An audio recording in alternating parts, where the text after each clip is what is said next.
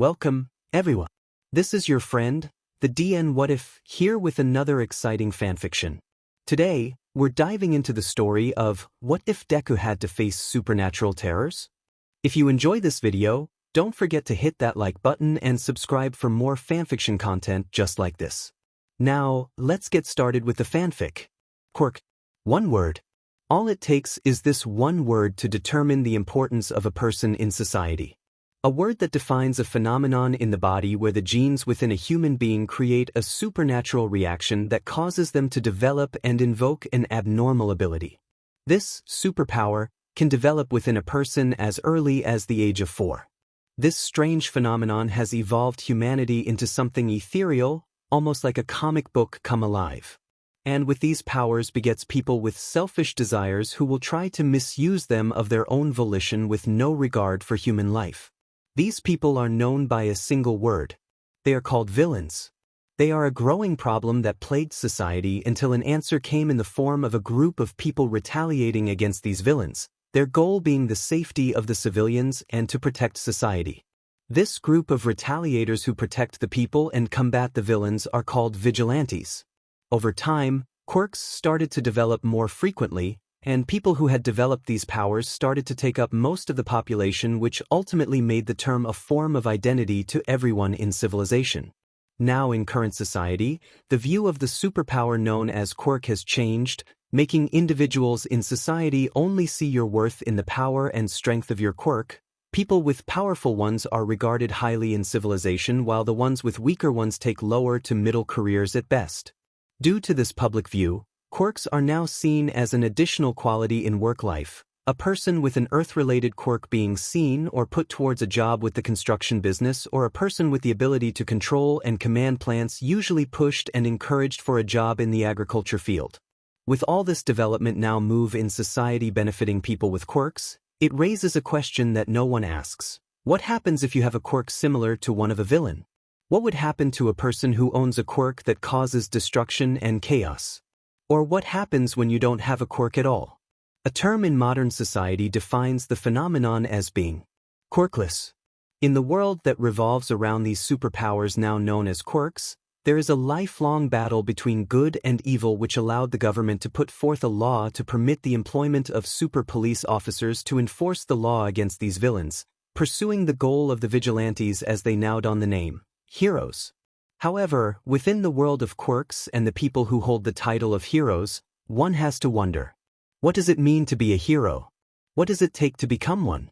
What does it take to have an identity in this world? Izuku, lunch is ready. A green-haired woman of average height and a slim figure with her hair in a ponytail yelled as she came out of the kitchen with a tray of dishes. This woman, Inko Midoriya, was introduced to silence, which made her worried until she heard some squeals from her young daughter, a baby with emerald hair that was tied into pigtails, her big, black eyes sparkling when she was eating food messily, which made the mother put down the plates and run to the child. "Oh, you're messing up your dress. Stop that." Wiping the food from her daughter, she called for the boy's name again, but once again received no answer before she turned to a tall black-haired man who was coming into the kitchen while glancing at his phone. "Sashi, is he in his room again?" "He's been holed up in there since Friday. Tried to get him out of his room but nothing. I'm not sure if he's sleeping," Hisashi remarked in a worried tone with his arms crossed as he sat down by the table. "Alright, nice as new." "Hi." Inko smiled at her daughter before she looked upstairs with a worried expression on her face. "I hope that everything's alright." At the upstairs of the house, there was a locked door with the name tag Izuku on it. Within the room, the air is silent as the place is shrouded in darkness with a slight source of light coming from the window. The bedroom is fairly average and empty, with a brown mat along with dumbbells by the closet and some posters of heroes plastered around his room's walls. At the table in the room was a pale, raven-haired teenage boy who was sitting down in a chair, his long black, curly hair covering his face before he raised his right arm to his head, his other hand squeezing a muscle cruncher. This teenager, Izuku Midoriya, was looking at the dirty and wrinkled paper that rested on his table with a dead look in his big, dark green eyes. Inspecting the paper again, the teen let out a huge sigh when he looked at the top of the paper. Dreams and aspirations. Izuku's shoulders started shaking upon seeing the title, his head bumping on his wooden desk before he turned on his computer, seeing a list with most of the options showing a red X beside them. Letting out a sigh, he lifted his hands to get ready to type before he paused, his hands resting on the desk as his lips curled downwards. It's no use, huh? No matter what I suggest or which profession I go for, I keep getting rejected. What can I do? The teen mumbled to himself, in deep thought about the options that he had on the screen before he spun in his chair and looked outside. Maybe a jog could get me an answer. Turning off his computer and getting up from his chair, Izuku went to his closet, taking out a green and black hoodie along with black pants and red high tops before he went out of his room. His parents were surprised to see him, the teen taking a moment to smile at them as he greeted his baby sister. Izuku, are you okay? Inko asked, which he responded with a nod. Yeah, I'm alright, just gonna take some fresh air. Inko looked at him, a bit worried before she went to him and straightened his jacket and hair, a smile on her face as she did so. Okay, please stay safe. And make sure not to stay out late, okay? Yes, Mom. Izuku nodded before he heard his father on the table. Oh, come on, Inko. Izuku knows what to do. Kid's pretty much grown. I don't care, he's still my baby. Along with little you, is that right? Izuku heard a muffled sound from his sister, seeing her mouth covered in food, much to Inko's dismay as Hisashi got up and wiped her mouth. Alright, I'll go. Izuku waved at them. The raven-haired teen left the house and then went on a jog, unaware of the worried stares from his parents. On his way down the street, Izuku observed his neighborhood, seeing people on the street doing their jobs, some of them using their quirks and powers to aid them with their occupations, which made him look down at the ground and put his hoodie over his head. I really need to clear my mind, he said, gritting his teeth as he nonchalantly avoided the bins, garbage bags, and dumpsters as he crossed the road. At least the breeze felt nice. After several minutes of jogging, Izuku arrived at a beach, passing a sign that said, Takoba Municipal Beach, before he decided to sit on the sand and watch the horizon. Feeling the wind passing through him, Izuku rested his arms on his knees as he allowed the breeze to put down his hoodie. Hey, come on bro. Use your quirk. Okay, let me charge up first. His attention was caught by a few kids who were playing on the beach with their quirks. Watching the kids use their powers, Izuku could not help but feel jealous as he looked at his hand in pity before he let out a heavy sigh. What career path can I follow? Is there anything that can I do? What should I do now? His mind recalled some memories at school as he looked at a crushed and dirted piece of paper in his hand. His eyes looked at the title, Dreams and Aspirations. What can I do? Give up. These words have rung in Izuku's head after they left the mouth of the spectacled man sitting in front of him in the classroom, his forearms checking various papers on the desk. There's no future for you, Mr. Midoriya. What? Izuku's eyes widened when he finished processing the words of the teacher in front of him. Barely paying attention to the teen's anguish and pain, the man looked at the boy with disgust and frustration as he looked at another paper. I said give up, Midoriya. There's nothing for you. You don't need to come to career day. Izuku racked his brain for every possible reason for this outcome. He tried his best and studied hard to score the best grades in his year, which is shown in his reports, including the one in front of him. He has a fairly clean record and tried his best to avoid trouble. He even has decent grades in physical education. Gripping his hair, Izuku thought of any idea he could to persuade his teacher, but he failed, which made him begin to panic as he desperately asked. Why? The man ignored Izuku, continuing to read his papers before the teen asked again. Why? It's simple. You're quirkless. Izuku felt his blood boil, trying his best to calm himself. With his fists clenched to the point of his knuckles turning white, his shoulders shook in rage as his eye twitched before he tried his best not to glare at his teacher. He hated that word. That DMN word. That stupid status. There's got to be something that I can do. I'm even top of the class in year in some subjects, and I'm even studying very hard dash. But you have no quirk. No redeeming qualities, and you're not even a part of a prestigious family. The teacher cut him off, the old man rubbing his wrinkled forehead with a frustrated expression as he stamped some papers. His mind in a panic, Izuku looked to the ground with a frown, thinking about his remaining options before he asked a question on his mind. Teacher, are there any jobs that I can go for? How about scholarships? What do you recommend for me to do? There has to be something.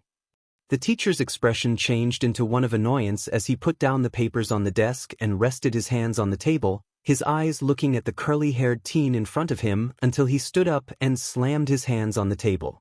Be quiet, you quirkless reject. You're lucky we even allowed you to attend this school for so long. You are just a waste of space, boy. You will not be anything. You will not amount to anything, and there is no place for you in this world. There is absolutely nothing for you. If you have put that through your skull, then leave this room at once. Izuku was shocked when he heard this, his eyes descending to the ground while the teacher ignored him and continued his work. With a heavy heart, he grabbed his stuff and exited the room with his shoulders slumped, a huge sigh leaving his mouth as he dragged himself outside of school. It's always the same. I have no place. What can I do? Is there a point to keep trying? His thoughts clouded his mind as he left school, the teen not bothering to look back as he let out a sigh and scratched his wrist. It's almost the second year of high school and that I don't know what to do. More like I'm not getting the chance to prove myself. I can't even mask some of my achievements or say I have a quirk because they take an exam to check your quirk factor. Who needs a quirk to do office work anyways? Well, a part-time job would be good. Some work experience could be good even if I don't have a quirk. Maybe. Izuku looked at his time as he made his way to the train station, making sure to check his surroundings. It's gonna take some minutes until the train arrives. Just in case, let's kill some time. After spending some time around the street and at the store, the raven-haired teenager quickly dashed to the station only to realize that the train was not there. What the? Where's the train? Izuku looked around, seeing on the screen that he would have to wait for an hour for the train to arrive due to delay, much to the teen's shock. I need to get out of here or else dash. Hey, Deku. The voice made Izuku's body freeze before a hand went on his shoulder. He slowly turned to see an orange-haired burly teenager who had an evil grin on his face which made fear grip the raven-haired boy. How horrible. Why are you going home so early? Don't you want to hang out with your friends? Keikarai. You? I need to go home. My dash. Izuku was cut off when he was lifted into the air and then slammed onto the ground, the teenager named Kumo Kurai standing over him. Grinning, Kumo's eyes turned yellow before 4 hairy, spider-like arms came out of his body. Who gives a shit about what a quirkless piece of crap like you have to do? Kumo's distorted voice echoed through the train station as he kicked Izuku into a wall. The latter tried to make a run for it only to be stuck on the floor by a string of webs. Not so fast, Det. You gave us the slip last time, but now, you deserve compensation. As the Ravenet tried to escape from his webbed restraint, he received a kick to the chest before he noticed a group of delinquents behind Kumo. Before Izuku could do anything, the gang began to pummel him, his screams of pain echoing through the empty place.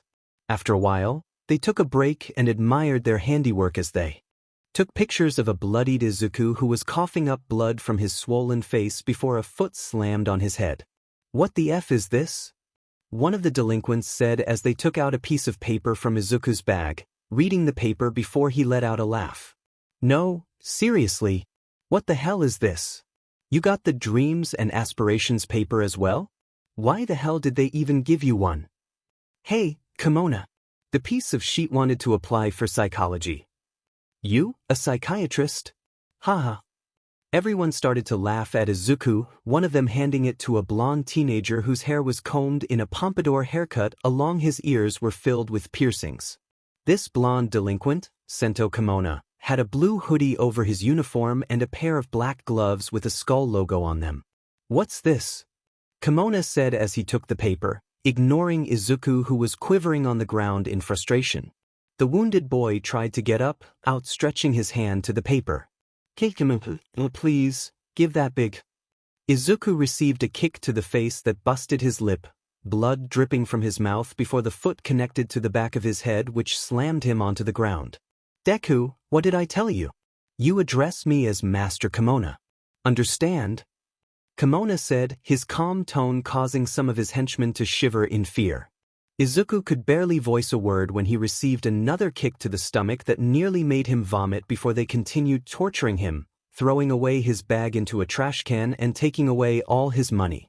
Geez. Well, that helped relieve some stress. Also, I don't know why you have this. You don't need this at all. Kimona crushed the paper and threw it on the ground before he stomped on it with the rest of the bullies. Izuku could only watch as they all laughed while destroying his stuff, the teen fighting desperately against his restraints, but it ended up in failure. After a while, they left him on the ground bloodied and beaten, the teen losing his consciousness as he heard the last words from Kimona. Face it, Deku. No matter what happens, you'll always be a loser. A quirkless piece of shit like you has no future. Quirkless? All because I'm quirkless. Izuku thought as the memory flowed through his head. His frustration grew as he started gritting his teeth and balling his hands into fists. His body began to shake as he looked towards the sea. All because I'm quirkless. Nothing I do, nothing I try, nothing matters. Rubbing his black, curly hair, he looked out at the sea, his frustration changing to depression as he traced his fingers along his wristbands. I just want to be something. To do something. Why does it have to come to this? Izuku spent an hour gazing at the sea as he had those thoughts, the scenery being able to soothe some of his depression as he enjoyed the comfort of the gentle breeze hitting his skin.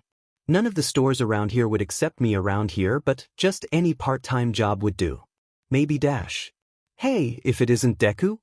Izuku's eyes jumped up quickly at the sound, turning to see Kumo and his gang who were approaching him. It's nice to see you. We need your help with something. Hearing that sentence and getting up, Izuku quickly sprinted as fast as he could, the delinquents chasing after him. He sped through the street, trying his best to lose his pursuers as he hid within the crowd.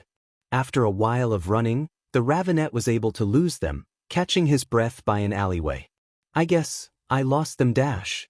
Motherfucker. You're a faster BSTRD than I thought.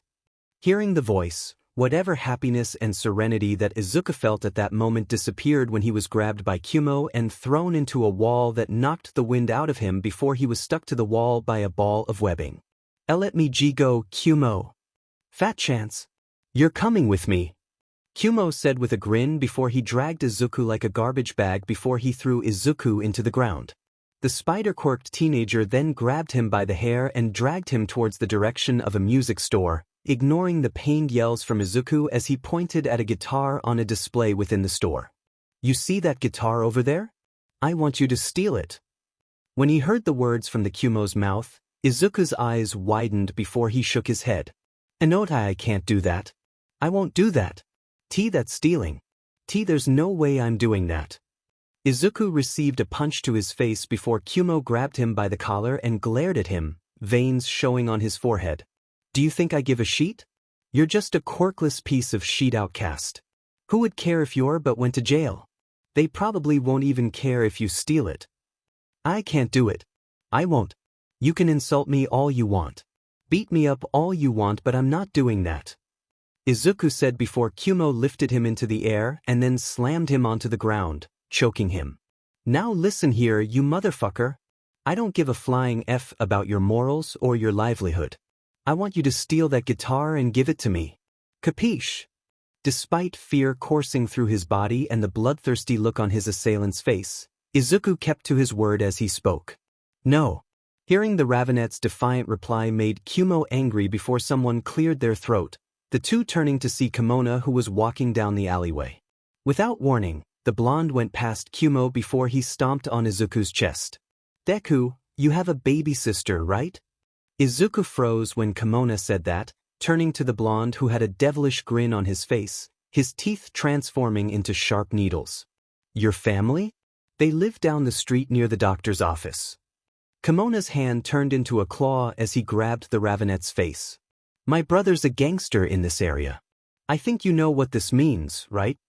But Izuku stuttered out of fear for his family's safety, his breathing becoming haggard, much to his tormentor's joy. No buts. Unless you want your family's house to be covered in red, do as I say. She's about to turn one, right? Kimona smirked before he took out his phone, which made his captor break in a cold sweat. Wait, okay, I'll do it. Just leave my family alone. Izuku conceded, much to the joy of the delinquents as Kumo and Kimona smirked, the two returning to normal. That's what I wanted to hear. Now be a good Deku and steal the effing guitar. The delinquents snickered as Izuku gazed at the ground before he slowly went to the store. He tried to go to the store owner to explain his situation, which ended in vain when he saw Kimona dialing on his phone from his peripheral vision. I can't have my family getting hurt, not them. The black-haired teen was in deep thought as he dragged his feet towards the guitar. A wave of guilt hit his body which made him sick as he struggled to hold the bile in his stomach. I don't want to this be but. Each step felt like an eternity as Izuku's sense of guilt weighed onto his body down like gravity, making it seem like the item was too far. As he went in front of the guitar, his hand shook with nervousness as he outstretched it towards the guitar. Why does it always have to be like this? As he picked up the guitar, Izuku started sweating as he looked at it, moving from the owner's field of vision to find the best path to dash out of the store. Why do I have to do this? Starting to breathe heavily, Izuku clutched his chest as he started panicking, a bunch of thoughts going through his head. I can't do this, but I have to, for my family. Stop! A voice thundered through the place. Upon hearing the voice, Izuku froze, his body breaking into a cold sweat when he saw a bulky, blonde-haired man dressed in a blue and red superhero suit. Seeing the man, Izuku's eyes widened as his mouth worded his name. Shaking in fear, the raven-haired teenager was overwhelmed by pure despair and fear as the hero entered the store. All Might then started laughing with his hands on his hips before one of the people in the store fell to the ground, roaring in pain as he transformed into a huge lizard. Damn you, All Might! The lizard said as it attacked the hero who vanished. Izuku was caught off guard before he heard several men getting knocked out around him, which caused some of the people to cheer and celebrate. What the hell is happening? It's All Might. We're saved. Taken back by the strength of his opponent, the lizard man observed the place for any hostages until he saw Izuku, lunging at Izuku, who nimbly dodged his attack. He continued trying to attack the teen, who dodged a few more strikes until he jumped to the side, making his pursuer hit the wall. Not wasting any time, Izuku quickly sprinted until a shelf fell on his leg.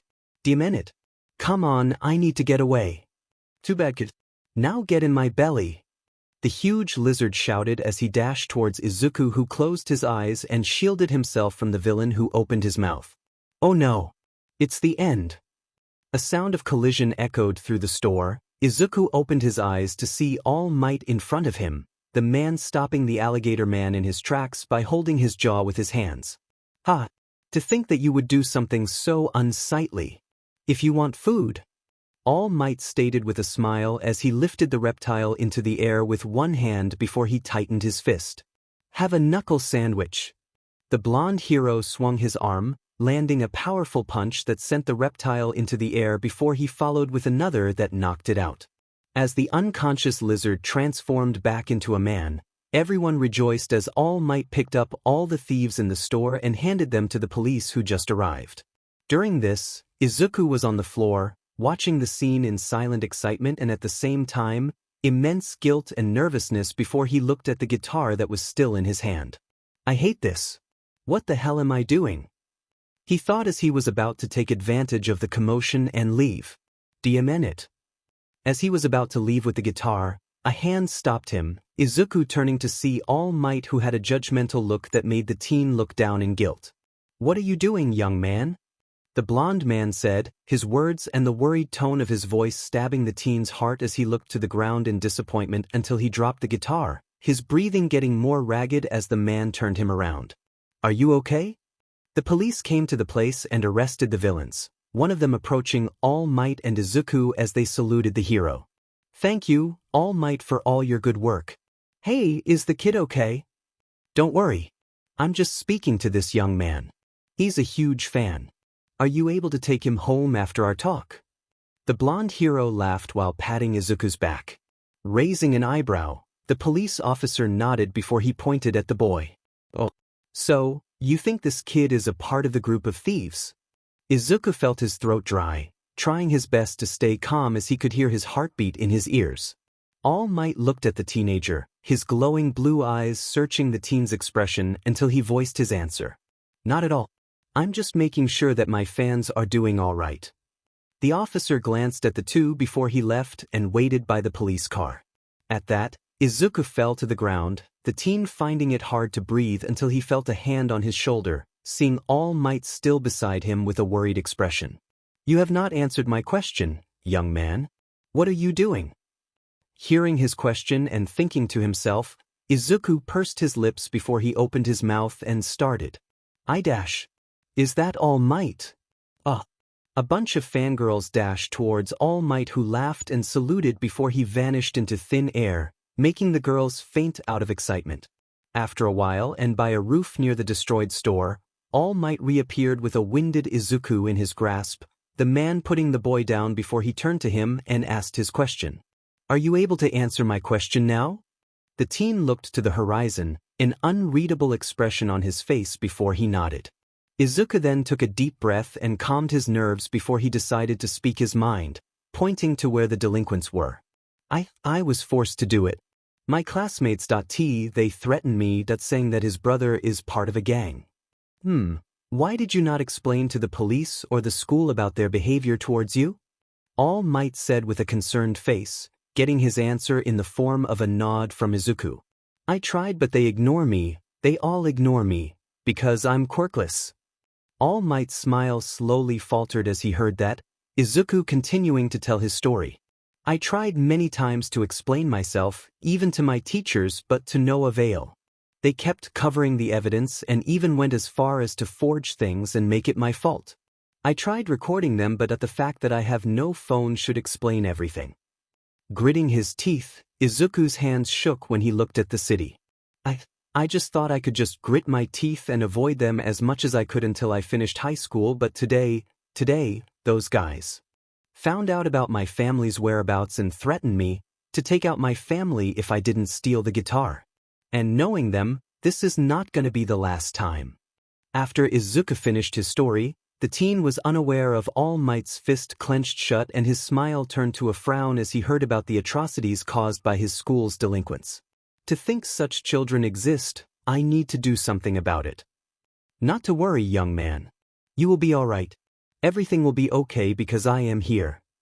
All Might said as he patted Izuku on his back. The black-haired boy looked up at the man who gave him an inspiring smile. Keep holding your head high and never give up. All Might then took him back down to the police officer, who was surprised by their presence as the hero gave the teen to them. Guide this young man home, please. Oh, okay, sir. The officer saluted as he directed Izuku to his car. All Might, sir. I have a question. Izuku turned to see nothing, much to his surprise. Turning at the sunset, he went into the police car before he was driven home. I didn't even get to ask my question. After a few hours of driving, Izuku arrived home with the police only to come face to face with a worried Inko, the woman panicking as she spastically searched his body for any injuries. Izuku, are you okay? I heard about the accident near the jewelry store. I hope that you're okay. You're not hurt, are you? It was close to the Takoba beach. Don't worry. He's fine. He has sustained no life-threatening injuries. He's a lucky kid. The officer explained, much to his parents' relief as Inko hugged her son. Thank you, officer. You're welcome.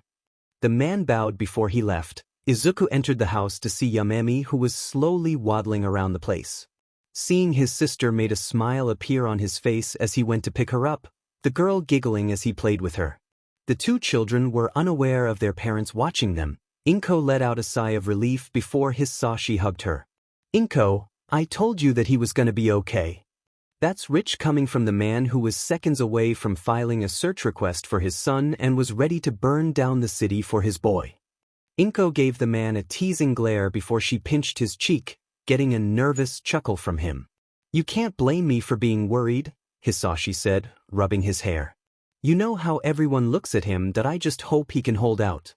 I know, and I'm just happy he's okay. Let me get out his dinner, Inko said as she rushed to the kitchen. Hisashi smiled as he joined them, laughing at Yamemi who sat on Izuku's lap and watched her favorite show. After having dinner with his family, Izuku stretched his arms before he caressed his sister's hair, the two siblings unaware of their parents looking at them with worried expressions. "Hey, Izuku," Hisashi spoke as he leaned up in his seat. "Tomorrow, we'll be going shopping, so how about you come with us? I'll buy you anything you want." "Good idea." Inko clapped her hands. "Especially since we were too busy to get one for your middle school graduation from Aldra Junior High. We were planning to go to Natsuha, your favorite restaurant." "What about it? You could get that special edition All Might card you wanted." Hisashi nudged Izuku, who was cradling a sleepy Yamemi, an unreadable expression on his face before he nodded. "All right, that I'll come along. I hope you're coming to spend time with your family and not for the Katsudon." Hisashi grinned at Izuku. Inko picked up Yamemi and put her in her crib. "Well, it's time to go to bed. We're going early tomorrow." "Got it," father and son said in unison before they went to bed. The next day, they all got ready and went to the store. Izuku felt a little better as they drove to a 5-story shopping mall. They all spent time in the shopping mall, Inko buying groceries, and Hisashi buying clothes and tools for his work and the house respectively. Meanwhile, Izuku was wandering around the place with Yamemi, his eyes gazing at the hero merchandise on sale. During their trip around the shopping center, he felt the carriage shaking, Yumemi's eyes sparkling as she pointed at one of the stores. "You want something in there, you?" the raven-haired teenager asked as he pushed her carriage into the store. Entering the store, Yamemi energetically pointed to a stand where a blonde-haired chibi dragon doll which Izuku recognized. "Oh, you want the Ryukyu doll, huh? She likes dragons, so it makes sense," Inko said as she entered the toy store. "Don't you?" The little girl cooed happily as she held out her hands towards the toy. "All right, I'll get it for you." Hisashi pumped his chest, grinning ear to ear before he bought the doll. His attitude confused Izuku before he leaned towards his mother. "Is it okay for Dad to be like this? I mean, you's about to go to preschool soon when she turns 2. Let him be. He just got a huge bonus, so he's feeling good right now. Surprisingly, he has her school tuition sorted, which in itself is surprising." "Oh," Izuku said as they watched Hisashi skip and give the doll to Yamemi, which made them share a nervous chuckle. Seeing his sister happy made Izuku feel elated until he noticed something in one of the stores, walking to see a metal bat that was colored blue and red, similar to the colors of All Might's superhero suit. He walked to the bat, tracing her fingers along the metallic bat, and seeing the symbols on the top section of the bat. "Don't you want anything for me to buy?" Hisashi said, knocking Izuku out of his stupor before the man noticed his son's hand on a bat, picking up the bat and inspecting it. "Is that what you wanted, Izuku?" "Honestly, I don't know." Izuku was in a daze, looking at his reflection on the bat before he put it down. "Not sure, maybe this bat?" Hearing his response, Hisashi grinned and Inko clapped her hands together. "You want to go back to playing baseball again, Izuku?" "I'm not sure," Izuku said as he looked at the metal bat before he practiced some swings with it. The store clerk was surprised by the strength behind the swing. "Whoa, kid, those are some super swings there. Careful you take someone's head off with that." "Sorry." Izuku apologized as he tried to get a good grip on the bat before he put it back on the shelf. "I don't think I need it." Hisashi looked at his son's expression before he picked up the bat. "Hey, Izadash." Suddenly, the place began to shake violently. Izuku looked around the place in shock as it happened. Everyone in the mall started to panic. The guards trying their best to stay calm as they inspected the place and escorted the people out of the shopping mall as a precaution. "What happened? Is it an earthquake? Seems like a slight tremor. An attack?" Izuku turned to his parents to see that they were okay, Inko holding a scared Yamemi while Hisashi was carefully searching the place. Letting out a sigh of relief, the teen smiled until he noticed something from the distance out of the window coming towards them. "Is that a giant fist dash?" Suddenly, the shopping plaza was struck by a fist which destroyed part of the building, causing everyone to lose their balance. Seeing the ground about to give away, Hisashi grabbed Inko and took her and Yamemi to a safe place before he called to Izuku. "Izuku, come on. We need to leave." Suddenly, a huge piece of rubble descended towards them. Hisashi's mouth lit aflame as he shot a wave of flames that did nothing to the falling piece of earth. "Damn it!" he cursed, carrying Inko with him as they hurriedly ran away. Seeing the situation, Izuku's heart fell as he saw the debris coming towards his family. The black-haired boy began to panic as he saw the situation, multiple memories of his family going through his mind as he watched. Without thinking, without reason, Izuku gritted his teeth as a singular word came out of his mouth. "No." Everything was in slow motion as the debris was a few meters from Hisashi's face, the man trying again to charge another fire blast until he was pushed out of the way along with Inko and Yamami, the parents turning to see Izuku behind them, which made their faces pale. "Izuku! All right, they're out of the way," Izuku thought as he tried to retreat. Within an amount, Izuku felt a sharp pain coursing through his body before he saw a metallic pole stabbing through his arm. The piece of debris pierced through his arm, which caused him to yell in pain. "Ah!" Before he could do anything, the ground broke apart underneath the debris, which made him lose his balance. The weight of the boulder bent his arm in an unnatural position, his ears hearing the sickening crunch that followed that made him shout in pain. "Demon, my arm. It hurts." The raven-haired teenager clenched his teeth to ignore the pain, tears welling from his eyes until he noticed multiple people falling along with him, some underneath him who were on the ground before he yelled at them. "Run now!" Everyone underneath him looked up and ran away in fear and panic. Izuku tried to move but failed when his head collided with the floor, which nearly made him unconscious. "Damn it, it hurts."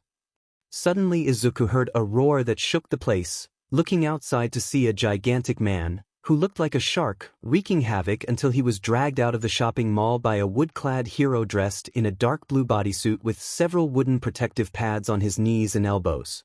"That's Kamui Woods," Izuku said as he saw the hero, Kamui Woods, fighting the shark villain. During their brawl, Kamui Woods noticed that the villain was destroying the shopping mall. The hero unleashed a barrage of wooden tendrils that wrapped around the villain. "Get this sheet off me," the shark villain said as he tried to fight against his bindings. Despite his struggle, Kamui pulled him into the street, other heroes escorting the civilians away from the shopping mall while saving some people from the falling rubble in the process. "It's Kamui Woods." Some of the fangirls on the roadside squealed as they watched the wood hero hit the villain with an enlarged wooden fist before grabbing him by the neck and then pulling him further into the street. "Now, Mount Lady." Canyon Cannon. A huge, blonde-haired woman descended from the sky and landed a dropkick on the villain, knocking him down. She was dressed in a purple and tan skin-tight bodysuit with a pair of purple boots and gloves. The woman wore a domino mask with a pair of purple horns on the sides of the mask. As the villain fell to the ground, Mount Lady quickly transformed into her normal form before she went underneath the villain and then enlarged herself to catch him. "Hold on. You can't be falling for me now. We'll have to add property damage to your bill if you do." "Shut up, you beach," the villain said drowsily as he tried to regain his bearings. "I'll kill you." Recovering from the attack, he tackled Mount Lady, who withstood his attack. The shockwave from their collision caused the shopping mall to be unstable, which did not go unnoticed by the heroine. "Kamui, I'll hold him off. Help the other heroes with the civilians," Mount Lady said as she punched the villain in his face. Kamui Woods nodded as he swung over to the shopping mall, using the tendrils from his arms to lift some of the rubble that was trapping the civilians along with stopping some of the falling boulders from hitting some of the people on the road, who thanked him. "Thank you, sir. It's no problem. Now please go before you get hurt. The ambulance is over there," the wood hero said before he went to the other side of the building. Meanwhile, Mount Lady was fighting against the villain, the heroine managing to land a couple of blows and then putting him in a headlock before she noticed veins appearing on her foe's body, the man beginning to increase in size. "What the? Why can't you just stay down and comply?" She voiced her complaint, her opponent screaming angrily. "Shut up," the villain said, trying to slash her, which failed thanks to her evading his strikes before she grabbed his hands and twisted them behind his back. No. Now please stop. Let me go." "Sorry, but I can't let you cause any more damage," Mount Lady said with a grin. Meanwhile, Kamui Woods tried his best to reinforce the damaged building, transforming his arms into wooden poles to keep the infrastructure stable. After he was finished, he noticed a few villains about to shoot Mount Lady before he lunged towards them. "Not on my watch," the wood hero said, quickly binding the group of villains before he knocked them out by slamming them down on the ground. He then turned his attention to the fight between the two giants, seeing Mount Lady dodging a few strikes before she held her opponent in a chokehold to prevent him from damaging the surrounding buildings. Despite her best efforts, the villain managed to break out of the heroine's grip before he went on a rampage.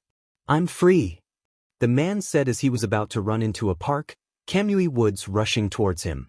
Before the man could crash into the park, the wood hero immediately rooted himself onto a rooftop using the branches coming from his boots as his arms began to get bigger. Lacquered chain prison. Without warning, multiple branches shot out of his arms and wrapped around the villain, binding him in place as he struggled to move. "Now Mount Lady!" Kamui shouted at the heroine, who smiled as she dashed towards the villain with her arm put forward.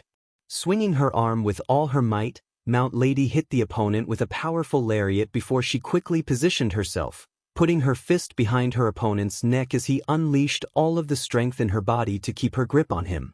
Gridlock. Keeping their hold on him for a while, the two heroes let out a sigh of relief when the villain lost consciousness and began to shrink in size, resulting in Mount Lady doing the same while Kamui Woods dragged the thug to the police, much to the civilians' joy as they all shared the same thought. "Good riddance. Hisashi." "Ha!" Hisashi let out a sharp exhale, jumping up before he felt a slight pain in his head. "What the hell?" He looked around the place before he noticed that he was under a pile of rubble with some other civilians, some of them being wounded. Beginning to panic, Hisashi searched the place until he saw Inko and Yum-Emi beside him, the two having slight bruises on their bodies. "You're okay, Inko?" "Oh, thank God. I'm okay. I thought you were going to die," Inko said, her eyes watery as they both hugged each other. After a while, Hisashi looked around the place with a serious expression. "This isn't good. Yeah. It's a miracle that we aren't hurt. Luckily, the ground didn't get destroyed and some poles helped us from being crushed," Inko said, cradling Yum-Emi as she started panicking. "I'm just worried about Izuku. Is he gonna be okay? I don't want my baby Izuku to D-dash." Inko stopped as Hisashi looked at her with a gentle expression. "Izuku is gonna be okay. He's our son and he's a strong kid. We need to focus on getting out of here so that we can be able to find him." They then heard some sounds above them, hearing Kamui Woods and other heroes calling for people as someone pushed away the rubble with a blast of water. The people saw a man in a red outfit similar to a water hose looking at them. "There are some more people here. Keep calm, we'll get you out." Everyone started to celebrate until the rubble started to lower on them, which caused some of the people to scream and panic. "Steve, we don't have time. Everyone, please move," Hisashi announced to everyone. The civilians moved out of his way as he took a deep breath and held his breath.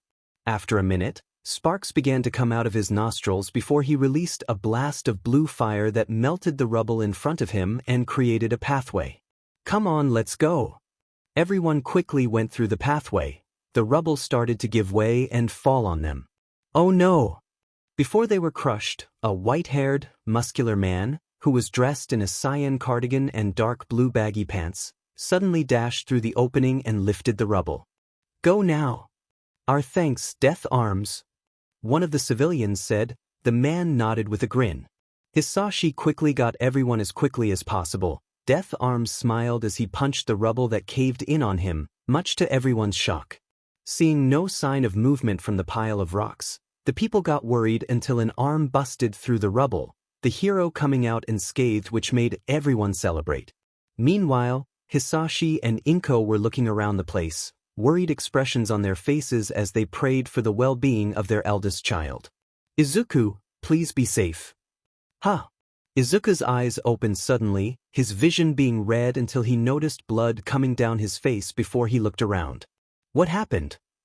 As he tried to move, he felt an intense pain coursing from his left arm, which made him grunt in pain.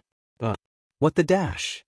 His eyes widened when he saw his bloodied arm that was bent unnaturally, noticing a gash that went from his elbow down to between his middle and ring finger.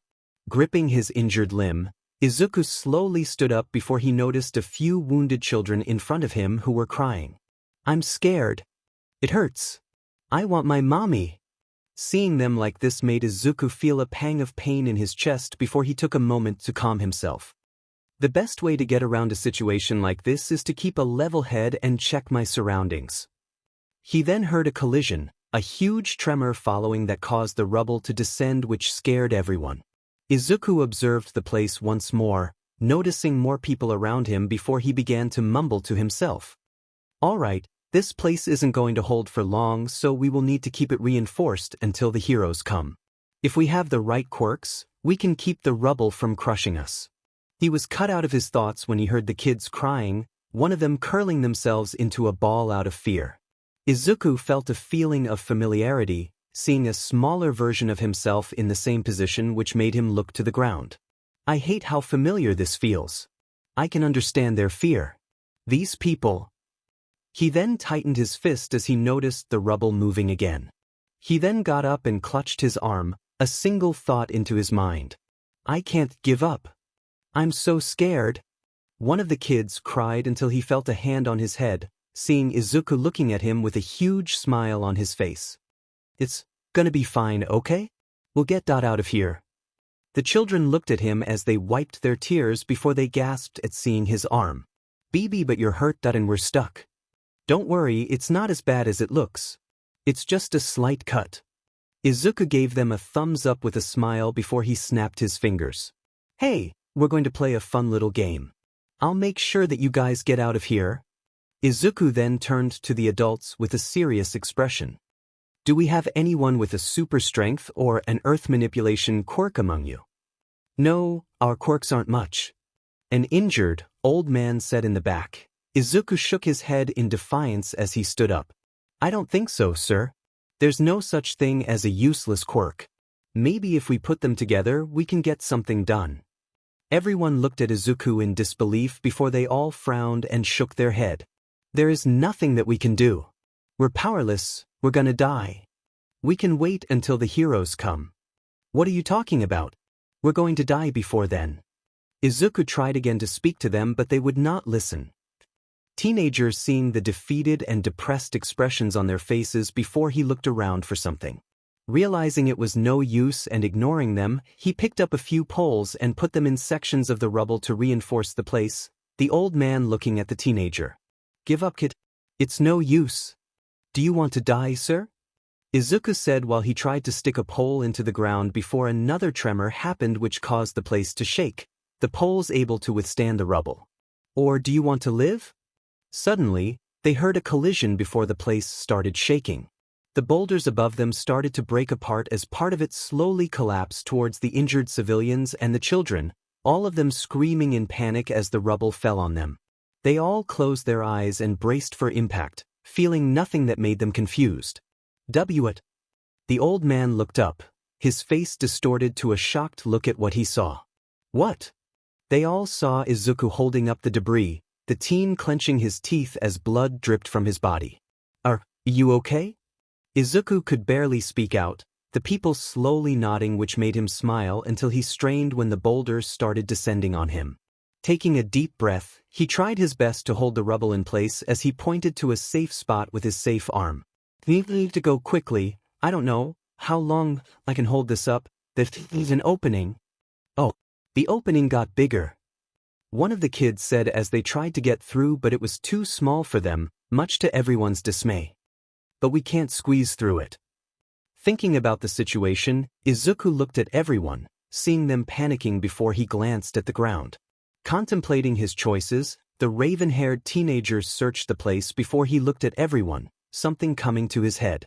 What are your quirks? Everyone looked at him, the adults panicking a little while the kids looked at each other before they shared a courageous look and turned to the teen. I can throw things very fast. One boy with purple hair said with a determined expression. I can harden everything I touch. A blonde girl with a ponytail added in before another child with brown hair jumped behind her. Anything I spit on blows up. It has to be small though. Izuku nodded before he searched the place, seeing a bunch of rocks. Those are wonderful quirks. I wish that I was as cool as you guys. The kids were happy to hear that before Izuku turned to some rocks that were around the place. Hey, why don't you try hardening those rocks over there? Oh, okay. The blonde girl touched the stones which made them glow. The teen then turned to the purple-haired boy. It's your turn. Yes. One of the adults noticed Izuku before he said, Wait, aren't you that quirkless kid? Everyone was surprised by this, but Izuku ignored them as he told the kids what to do. One of the adults crawled to him and grabbed him by the collar. You idiot! What are you making the kids do? What can a quirkless boy like you can dash? Yes, I'm quirkless. Izuku cut the man off, a glare on his face that frightened the man and the rest of the adults. But I at least want to live.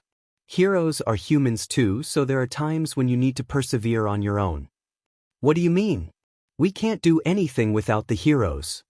The old man shouted. You won't understand. You're just a quirkless reject. Who the hell cares? Izuku shouted. Everyone was caught off by this, Izuku shaking in anger as he started to push against the rubble. Having a quirk or not having a quirk does not prove your identity. You can be whatever you want despite this. Even you, sir. The old man paused in shock as Izuku turned to the kid with a smile on his face. You can do this. Time for Operation Hero. Nodding happily, the kid then threw the stones with all his might, all of them moving at the speed of a bullet as they hit the boulder. After they pierced and embedded into the boulder, the last kid did not waste any time before he looked at Izuku, who took a deep breath and he parted his legs. Izuku looked at everyone as he braced himself. Okay, everyone. I'm gonna push the boulder, and once I do, all of you get out as quickly as possible, okay? Everyone looked at the teen with shocked expressions, one of the kids hugging his leg. But what about you? Are you going to be okay?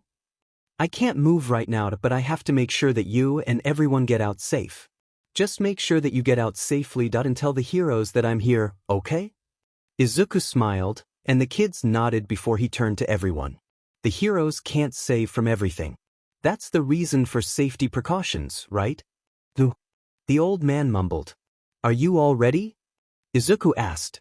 As soon as he saw everyone nod, Izuku pushed the rubble with all his might, veins appearing around his body as he managed to move the boulder a little. Ignoring the blood spilling from his broken arm, he felt a spark of energy coursing throughout his body, everyone noticing the rubble beginning to rise as the entrance got bigger. Come on, Izuku. You can do this. The teen's body started to feel like it was on fire, especially his hands as he pushed against the debris.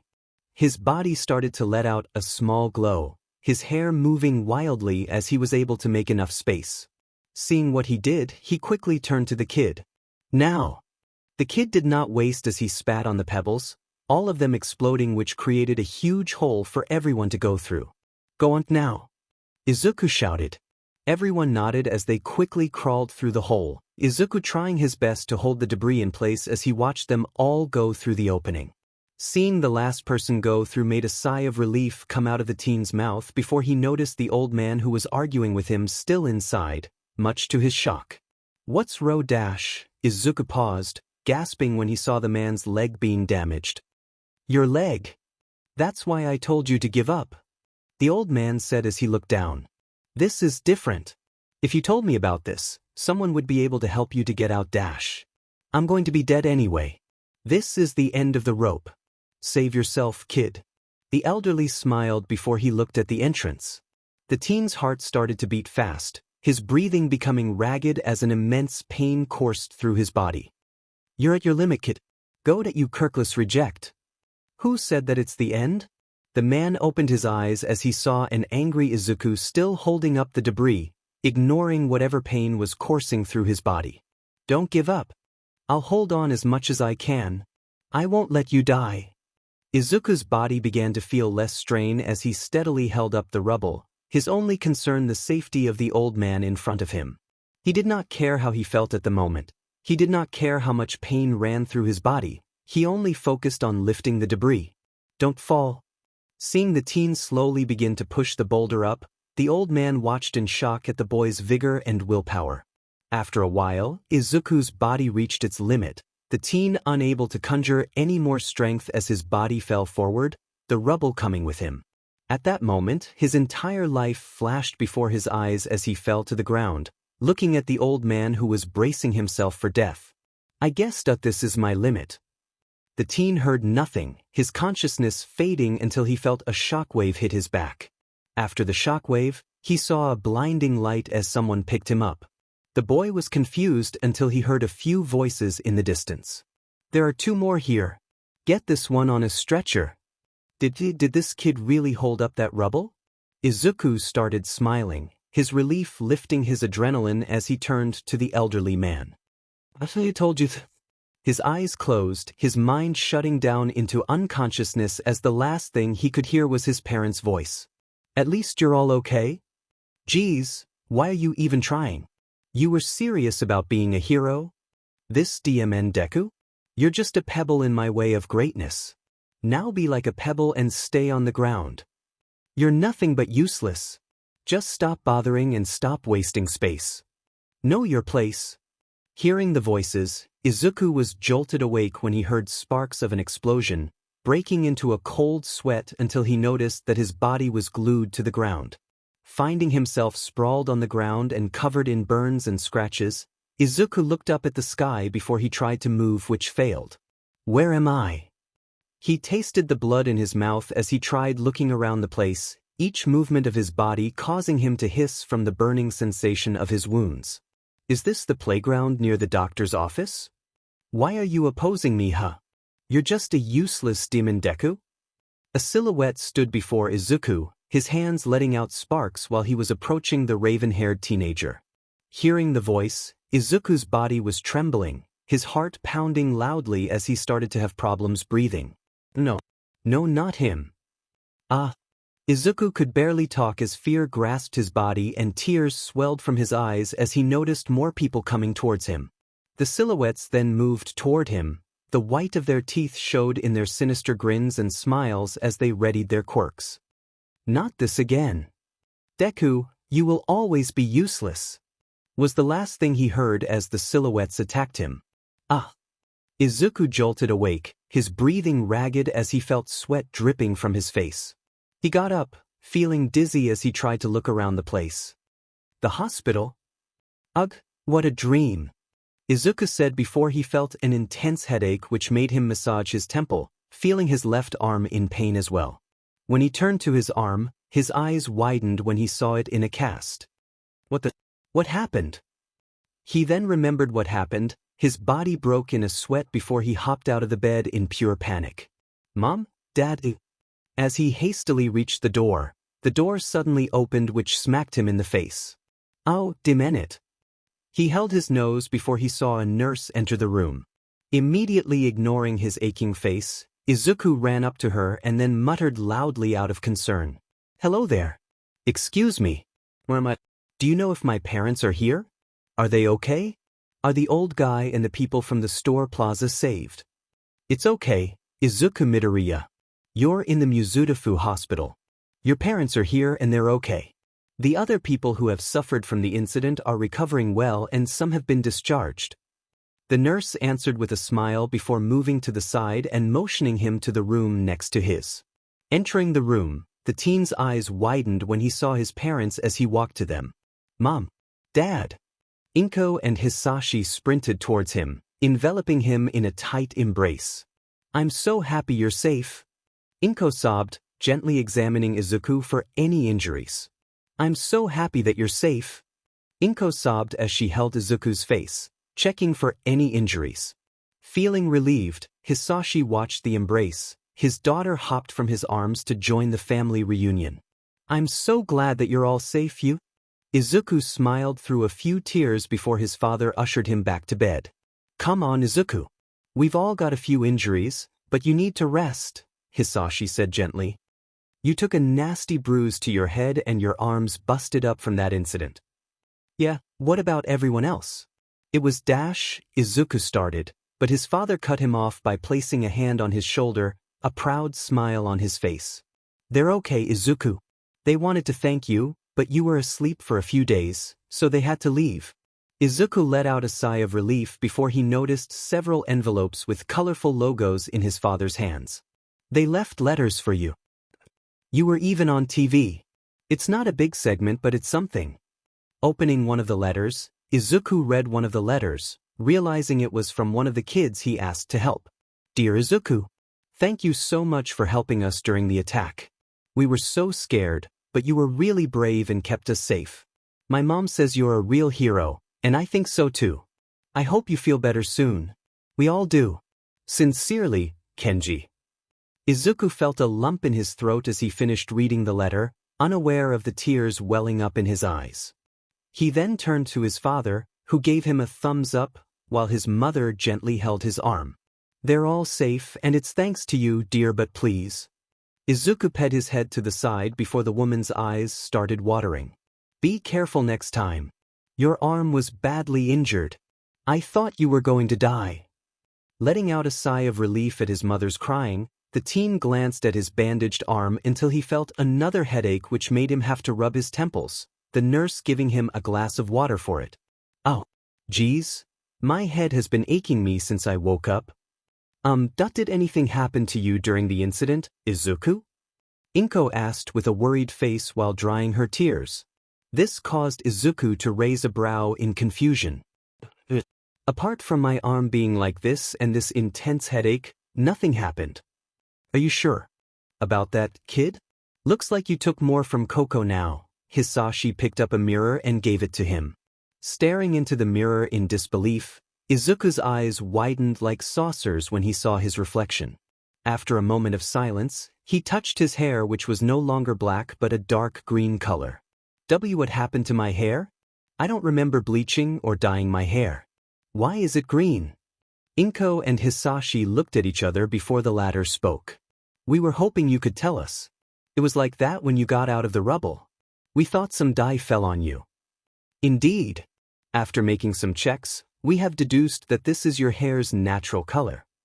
A bald, bespectacled doctor entered the room, holding a dark green hair strand between his fingers. It has not changed even when removed. It's possible that it could be a change to the hair in later ages. It's possible that it could be hereditary. Seriously?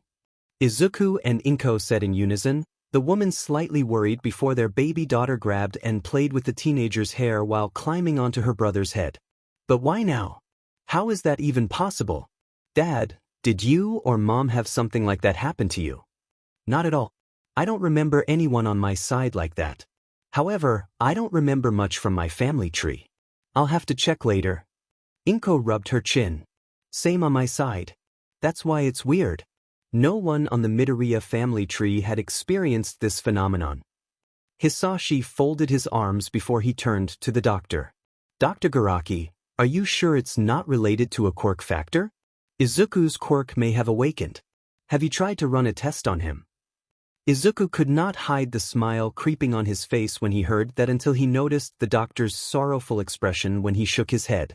We have tried. When it comes to his body composition and skeletal system, it is a clear indicator. Also, there seems to be no sign of quirk activity in his body or a quirk factor in his body. It may be possible that it could be a side effect of being in close proximity with another quirk. Hearing this, Izuku looked down to the ground. His hopes fell, which did not go overlooked by his father. I understand. How long until he can leave the hospital? I don't want him to miss too much of school. He will be discharged today. The nurse walked up to Izuku with a stethoscope. After we run a few more checks on him, he'll be free to go. We should be finished in an hour. We will need for him to visit again to get regular checkups on his arm and head. Alright, we'll wait. Izuku, there is a bag on the ground with a fresh change of clothes. Inko said, picking up Yamemi, who was thrashing to go back to Izuku as they left the room. We'll be waiting for you, Izuku. Yes, Mom. The teen nodded. After a few tests and inspections on his injuries, he was left to his lonesome in his room, closing his eyes as he took in the silence of the hospital room. Seeing the clothes on his bed from his parents, he changed into them, the teen now wearing a blue All Might hoodie and a pair of black shorts along with his red high tops. After he finished changing, he heard voices outside of the door. Is that the room for that quirkless kid? Yeah. I don't know why the old doctor wanted him here, but I'm glad that he's leaving today. And his hair at IT changed. It's just .ugh. Quirkless patients make me sick. The doctor was so adamant on having one last inspection, but I think it's a waste of resources. He heard the nurse from earlier at the other side of the door, the toxicity dripping from her tongue. Exactly. I respect him and admire his enthusiasm to help, but sometimes I just wish that he doesn't have to be so kind to those quirkless scum. In my opinion, they should just die. They're cursed defects. You saying that makes me feel filthy. I'm going to have to disinfect my hands. Hearing their hurtful comments, Izuku's expression dampened before he stuffed his clothes in his bag as quickly as possible. I'm not even surprised anymore. At least everyone is safe and that's all that matters. But why does Dr. Garaki want me anyway? The eldest child of the Midoriyas hastily walked out of the hospital room when all of the doctors were not looking, the teen unaware of the veins on his head. He already said I don't have a quirk. Finally able to get outside, Izuku smiled gently when he felt the breeze hitting his face.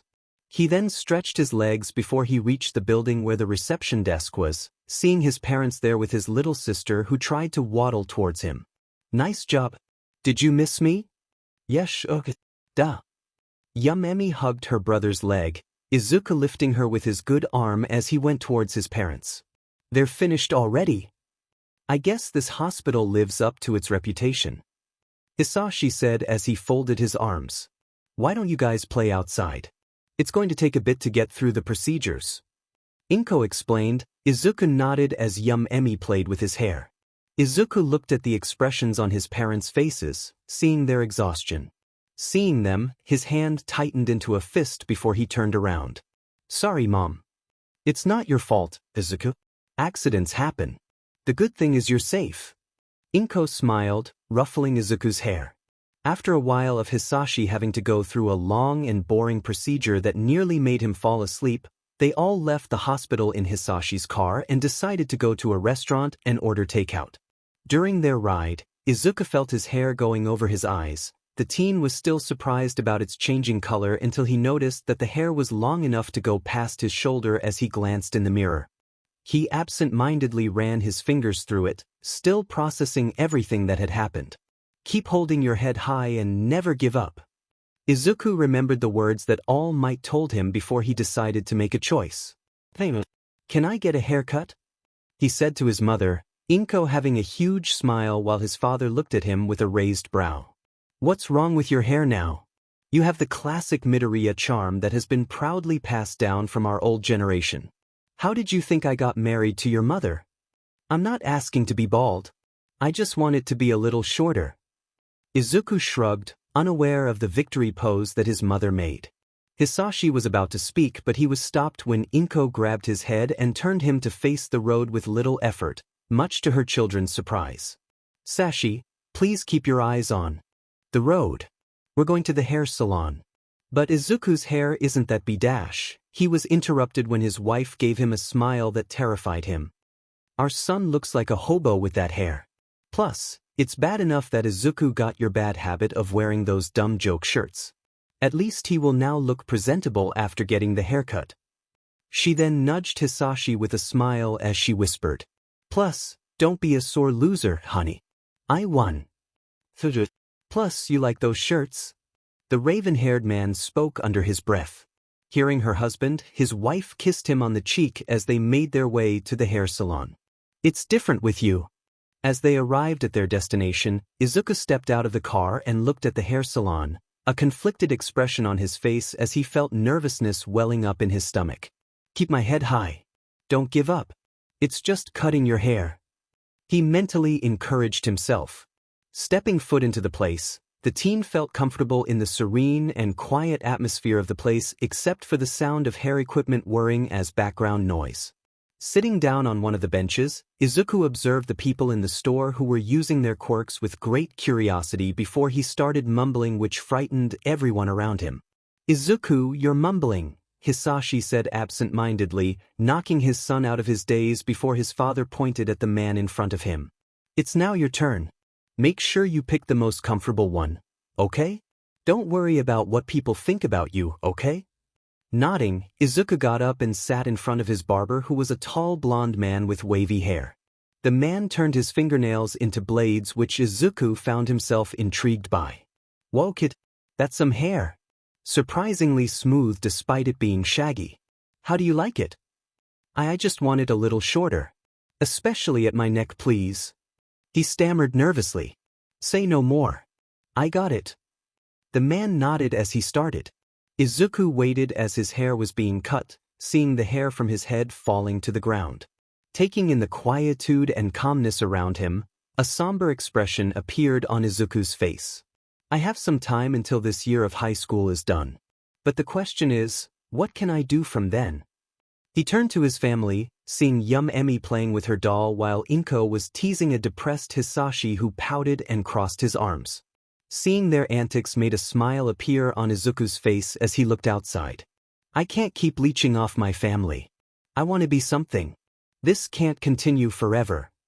He then looked at his cast, a solemn look on his face before he traced his fingers along the wrist section of his cast. He then looked at his other arm, seeing his wristband. I promised to be better for them. But I wonder if I'm able to do any job. I can't even participate in a baseball tournament. I'm not even able to start a business if I want to due to me being. Remembering the nightmare from this morning, he felt an uncomfortable feeling in his chest before he calmed himself as he remembered the incident. Hearing those words, the teen took a deep breath before he closed his eyes. I may not know how right now, but I'll think of something. All Might could have put me in jail that day. Not sure why he didn't. I could have been lying to him. I don't deserve. We're finished. How do you like it? Izuku was taken out of his thoughts before he looked in the mirror, his hair now shorter but still curly, his green eyes and freckles now visible. He was surprised at how much a haircut could change his appearance. A small smile came across Izuku's face as he touched his hair before giving the man a thumbs up. It looks awesome. Thanks.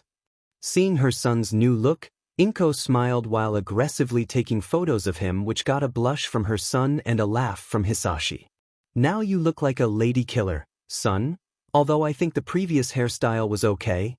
Oh hush, Sashi. Look at our baby. He looks so handsome.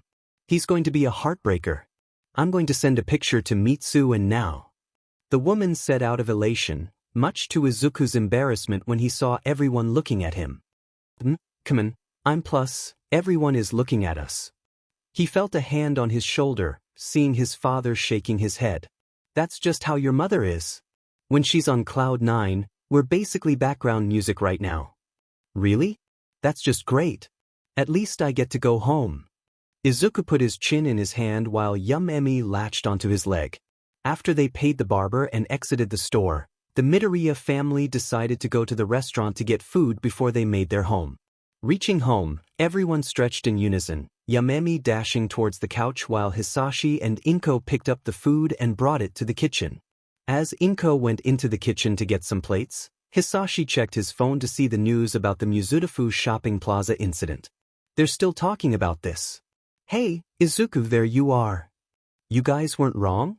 Izuku mumbled when he saw the news on the phone, which made his parents. Did you think we were lying? Izuku looked at the news to see the old man he saved talking to the news reporter about his heroics, a picture of him showing on the screen. It was a small portion that was being shown on the news, and it was nothing compared to the headline about the heroes, but it felt like a birthday present for Izuku. Hisashi clapped a hand on Izuku's shoulder, breaking him out of his thoughts. See, son? You made a difference. That man is safe because of you. Inko came in from the kitchen with plates and smiled warmly at Izuku. We're proud of you, sweetie. You did something really brave. Izuku nodded, a faint smile tugging at his lips. Seeing the expression, both parents felt a sense of elation before Hisashi nudged Izuku. Oh, come on. Have more confidence in yourself. You did great, Izuku. Don't let anything get you down, okay? Yet it just feels so surreal. I thought it was a dream. The teenager scratched his cheek, getting a poker face from Hisashi. Your arm is like that and you think it was a dream? Come on. Stop talking and let's eat dinner, Inko announced from the kitchen. Hisashi and Yum-Emi went into the kitchen. Izuku must be hungry after being asleep for so long. After they finished their dinner, Izuku got up and was about to wash the dishes, but he was stopped by his mother. Izuku, Don't work yourself too much. You just came from the hospital, so focus on resting now. Okay. He nodded before he put the dishes in the Izuku then went to his room, seeing the bleakness of the place when he strolled into the empty room. Back to reality again. Feels like forever ago despite it being a few days. Izuku looked around the place, seeing his notebooks and school bag, which made him a bit uncomfortable. He then picked up his job notebook with a weary expression on his face, seeing the marked-out professions in it. I hate this. I hate being useless. I can't keep being a burden on mom and dad. Izuku felt a tap on his head, turning to see his father, who handed him a glass of juice. Drink. You're not you when you're thirsty. The teen nodded before he took it and drank it as Hisashi looked around his room with a curious expression. Your room changed? What happened to all your All Might and Hero posters? Izuku pointed to the closet with his hair covering his eyes. Hisashi noticed the teen's face, crossing his arms as he tried to think of the right words to speak to his son. Your hair is different now. Are you sure you don't feel any changes? Your body may have changed. Izuku looked at himself in the mirror before his gaze shifted to the ground. Dad, you don't have to take care of me anymore. Izuku. Hisashi started, picking up one of Izuku's job notebooks. I know that you blame yourself for a lot of things that I can't possibly know how you feel, but people can say what they want. They don't know you, Izuku. You are smart, you are strong. You can start anew. You will find a way to make this work. To find your spark, your path in life. I'm trying. But. Hearing this, Izuku's shoulders began to tremble as he grimaced. And that's good enough. You're making an effort to change again. Even if it's a little. That's not something a weak person would do, Izuku. Hisashi patted him on the head before he went to his closet, seeing a blue poster that was titled, Hero Workout. Remember when you trained your butt off to be a hero for years despite everyone not believing you? Even then, you didn't care. You trained and trained. Day in and day out. And look at you now. You're stronger than me. The man took the notebook from his son's hands, skimming through the pages. Even now, you're trying. You may think you're useless, but your actions say otherwise. You made me believe back then that you could do it, and there is no difference now. Perseverance itself is a gift. I'm not sure, Dad. Izuku thought as he glanced at the notebook with a frustrated expression. No. Think positively, Izuku. Maybe. Izuku, you have a lot of talents. Maybe you need to try and combine those talents to make something of yourself. Just take your time and make your choice. I'll be rooting for you, little mite. Izuku felt something else in his hands, seeing the All Might metal bat at the store, which made him shocked before he looked at his father, who was smiling. Whatever choice you make and whatever you will become, know that we will always be proud of you. Gripping the bat, the teen looked at his reflection on the bat before he saw his father bump him on the chest with a smile. Keep your head up, Izuku. That's right, what your father said is right. The two males turned to see a worried Inko by the doorway. The woman held Izuku's face and caressed his cheeks before she smiled at him, the teen seeing some tears welling from her eyes. Keep being strong. And know that never in my life have I regretted giving birth to you. My baby, Izuku Midoriya. Izuku, you're our son and we are proud to have you in this world. The two people said in unison with smiles on their faces. Looking at his parents, Izuku put on a determined expression on his face as he embraced them, the three staying like that until they heard a snap, running down the stairs to Yamemi, who was sobbing with her broken toy in her hands. Oh no! Your toy! Inko ran to the child, Izuku and Hisashi sharing a laugh before Izuku remembered something. What happened to the Ryukyu doll? You got the bat, so shouldn't you have gotten the doll as well? All of them got destroyed in the incident, Hisashi replied with a disappointed tone. The good news is we're going to get a replacement, but it's going to take a while. Seeing his crying sister, Izuku rubbed his head before he had an idea. I got an idea.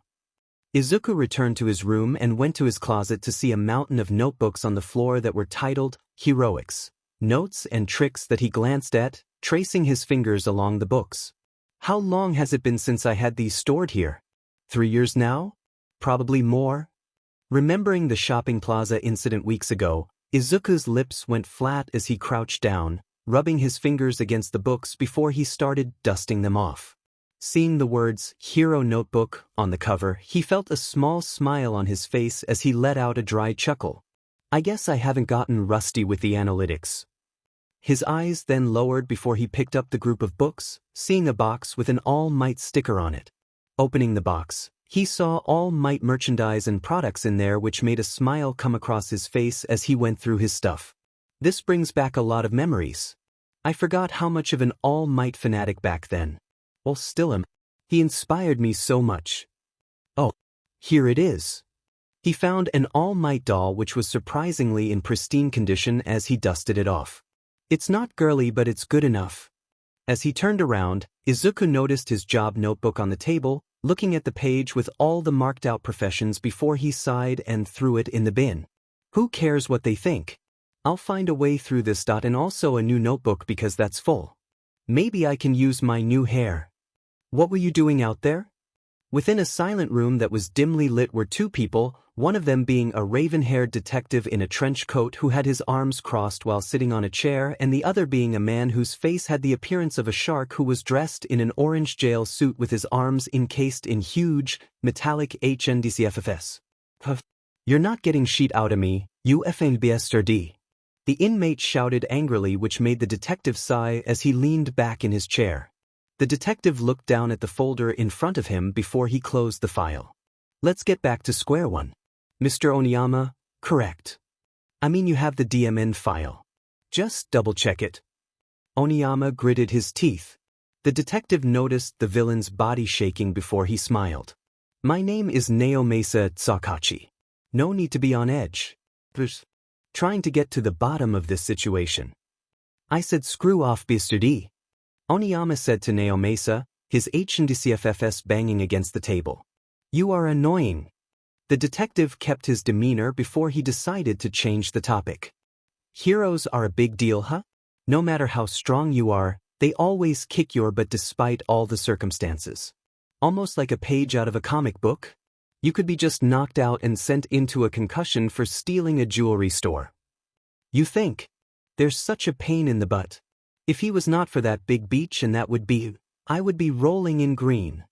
The inmate slammed his hands on the table. And even though I went through the effort of getting that drag dash. Oniyama hesitated. Naomasa had a serious expression on his face as he leaned forward. What drag? It's none of your business. You effing tricked me, you demon bisudi. Mr. Oniyama, you need to calm down. It is a possibility that you could get a lowered sentence if you do. Oniyama kept silent, his mind completely in deep thought as he mentally pondered his options. The detective patiently waited as the man in front of him recollected his thoughts before he rubbed his head. Ah, shit. What's it going to be? Naomasa asked, squinting his eyes. The shark man clicked his teeth before he made a frustrated expression. All right, I'll tell. At the outside of the room, two guards were supervising the interrogation intently, one of them in pure disbelief as he heard Oniyama starting to provide information on the situation. How? Even with all the options that we have tried, it wouldn't let him budge. What made this different? The other guard smiled as he leaned back in his chair. It's his quirk. It allows him to understand and detect the emotions of others. That paired with his experience as a detective makes him dangerous. That's where he gets his nickname, Truth Man, from. After several minutes, they noticed that Naomasa was leaving the room while jotting down his notebook. Closing the door, the detective was greeted by one of the officers who accompanied him outside. Thank you for your time. Naomasa bowed in appreciation to the officers. I've gotten some information about this situation. The two officers nodded and left before Naomasa opened his car door.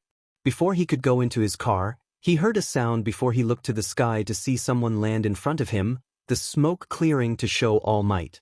I am here. There was a moment of silence between the two men before the hero spoke in a meek voice. How did it go? A lot more than expected, Toshinori. The plot thickens. Naomasa answered as he went into the car with All Might and drove off. All Might read the notebook, his expression turned to shock. You're kidding. Do you think that could be possible? A drag that enhances the power of a quirk. Yes. However, it seems that it causes them to lose their mind when the quirk is being enhanced. Naomasa said, driving past a sign named Miyazaki Prefecture. All Might rubbed his forehead as he looked at the information once more. A berserker drag? That's worrying. Yes, but this answers a lot of questions on how villains can go toe-to-toe with the heroes recently, Naomasa grimaced. One question is answered and multiple questions take its place. Do you have a report of the event? All Might asked. Tsukachi nodded as he turned on the radio and pressed a button. Earlier today, there was an incident at the Mizudafu shopping plaza. The place was attacked by a gigantic villain who was identified as Dosu Oniyama. He was defeated by Mount Lady, Kamui Woods, and some heroes. Have you seen that fight? It was exciting. Some of the victims have made testimonies about being saved and helped by a quirkless teenaged boy by the name of Izuku Midoriya. Hearing the report, All Might's eyes widened at hearing the name before a smile came across his face. Good job, young man. He then took out a piece of paper from his pocket. Oh yeah, can I ask for another favor, Naomasa? What is it exactly? You could just read the paper, but oh well. I'm looking for a certain mafia group in the Mizudafu. They've been causing trouble around Mizudafu, and it seems that there was a group of missing people in the area that looks to be linked with them. They could be linked with the mission I was assigned. Anyways, I was trying to track them, but they have covered their tracks very well. Alright, I'll see what I can do. But why the sudden interest? I made a promise to someone, and they seem to be having issues with people from that group. All Might frowned as he looked ahead, his blue eyes glowing brightly. And I want to see them prosper in this world. I believe everyone deserves a chance. Naomasa smiled before it turned to full-blown laughter. All these years and you haven't changed, old friend. The hero crossed his arms with a raised brow before he sighed. Come on, give me some credit. I just want a society of peace. For everyone to be able to smile. Aye, Captain. The two then shared a laugh as they went into the darkness of the night. Izuku groggily woke up from his sleep, the teen half asleep before he felt the sudden urge to use the restroom. Bathroom. Getting up, he clumsily made his way to the bathroom. After he finished relieving himself, he accidentally hit his left arm on the wall, which caused him to hiss in pain when he felt the ache course through his appendage. Ow! Izuku clutched his arm and retreated. His body started glowing as veins pulsated around his neck and arm. My arm! His head then collided into a cupboard, which made a huge bottle of soap tip over and fall towards him. Noticing the item coming towards him, Izuku immediately raised his right arm over his head and braced for the impact that never came. What? The bottle then fell beside him, much to his confusion as he pet his head in confusion. Maybe it's just my imagina. Izuku felt extremely dizzy and exhausted as he collapsed to the ground, his body feeling extremely fatigued as he struggled to get up. What just happened? It took everything in his power for the green-haired teenager to lift himself off the ground and drag himself back to his room after washing his hands. I can do up to 50 push-ups, but my body is having issues now. That accident may have hurt me a lot more than I thought. Izuku mumbled to himself until he plopped himself on his bed and quickly went to slumber with the last unanswered question on his mind. Why am I so tired? His head throbbed with pain, making him clutch his head as he tried to scream, but nothing would come out. Izuku's body started jerking uncontrollably, his energy depleting before he fell asleep. Inko, are you okay? Are Aizu and you okay? A frantically violent voice said on the phone to Inko, who was feeding Yamami. We're all okay, Mitsu. You're worrying too much. Worrying too much. You nearly died. Inko's friend, Mitsuki Bakugo, a spiky, short-haired woman with red eyes, shouted angrily at the green-haired woman. Inko let out a small chuckle at her friend's antics. It's all right. The most I got is some scratches. Inko, you need to take care of yourself. And stop downplaying your injuries. And let me worry, it. I mean, I'm not wrong. Sashi and I got off easy. Izuku is the one I'm worried about, Inko said with a frown, wiping Yumami's face. Putting down her daughter, Inko watched the toddler waddle to the couch and pick up her All Might doll with a big smile. But I'm wondering if I'm worrying too much. You're always worrying too much. Which reminds me. How is Izuku? Mitsuki calmed down and folded her arms. Izuku is okay. He's doing surprisingly well for someone with a cast. Inko joked before her expression slowly dampened, which Mitsuki noticed. What's wrong? Did something happen to him? I saw your last picture of him, and although he is adorable, I saw that he started dyeing his hair. I hope he's not a part of the wrong crowd. That's not dye, Mitsu. After the accident, his hair suddenly changed color. Inko stated, glancing at a picture of a raven-haired Izuku in his middle school graduation gown. That's my worry. I just hope he's not sick. His hair. Mitsuki raised a brow, a concerned expression on her face. That's strange. Amid their conversation, Masaru, a brown, spiky-haired man with a mustache, appeared on the phone screen with a worried look. Is it a quirk? Inko shook her head and let out a sigh. No. We checked with the doctor, but they said that it was a weird condition in the body and they gave him a shot for it. Odd and stupid. That's the first I heard of that. Mitsuki put her chin in her hand. At that moment, Hisashi came downstairs, letting out a yawn which made him unleash a small fireball. Who's that, Koko? Hisashi asked while putting on his jacket, picking up a loaf of bread and biting it, using his fire to turn it into toast. Inko answered with a smile. It's Mitsu and Sar. They want to speak to Izuku. Oh, tell them I said hi. Oh, is he there? Hisashi said with a serious expression. Inko worriedly looked at Mitsuki and Masaru, who shook their heads, which made him let out a sigh of relief before he called for Izuku, who came downstairs. Yes, Dad. Go and say hi to Mitsuki and Masaru. Hisashi said, gesturing to Inko, who was talking to Masaru and Mitsuki. Hearing that made the teen twitch uncontrollably before the man gave the green-haired teen a small hug. He's not there. You can say hi. Izuku looked at his father before he nodded, walking over to the phone with a small blush. Hey, Aunt Mitsu, Uncle Masaru. Mitsuki gasped before she waved at Izuku. Look at him. He's grown so much. He looks so much like Hisalamander but more handsome. Not like that's an achievement though. Hearing that, Hisashi's eye twitched before he matched towards the phone. It's Hisashi, you blonde pinecone. Why don't you do something about that hairstyle, woman? Huh. You wanna fight, you DMN gecko? Mitsuki said, the phone shaking. Anytime, you DMN porcupine. Izuku watched as the two argued, letting out a small chuckle before Emi dragged him to play with her. Seeing his family like this, the teen smiled as he enjoyed the warmth of his home. I don't want to go to school. Izuku exhaustingly mumbled to himself while lifting his dumbbell weights in his room before he rubbed his head. At least there was no headache last night. That's good. My head has been aching for days. It's weird. He then inspected his bandaged left arm, smiling as he felt the freedom of movement from his cast being removed despite having a few aches when he moved it. It has been several weeks since he was dismissed from the hospital, and today is the dreadful day that marks his return back to high school, which is something that the teen is not looking forward to. Why does school have to exist? Why did there have to be a doctor with a quirk that reconstructs bones?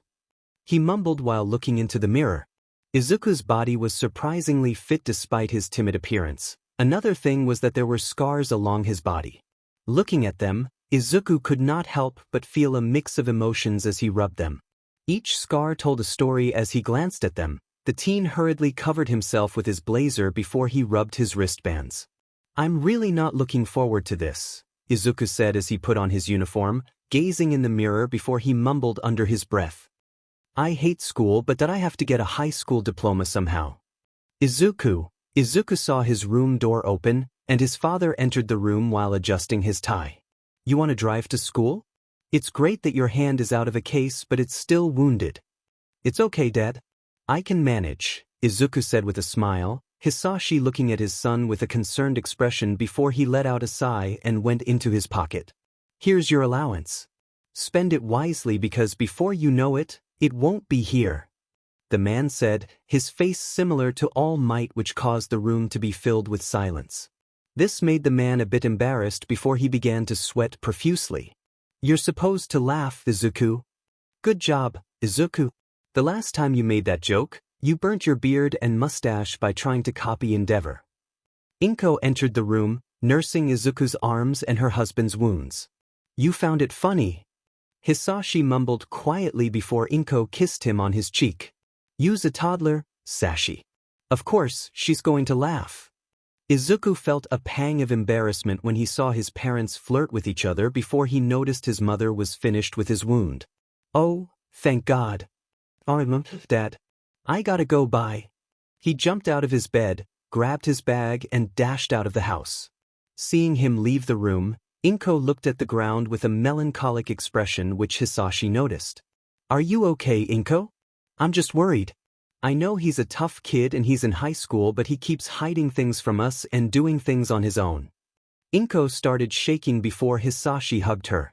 I don't like it when he's like this, Sashi. You baby Izu. I can't get over the fact dash. Inko, you are not to blame. It's not your fault. Maybe if I was a better father. He stopped, caressing his wife's head before he rubbed her back.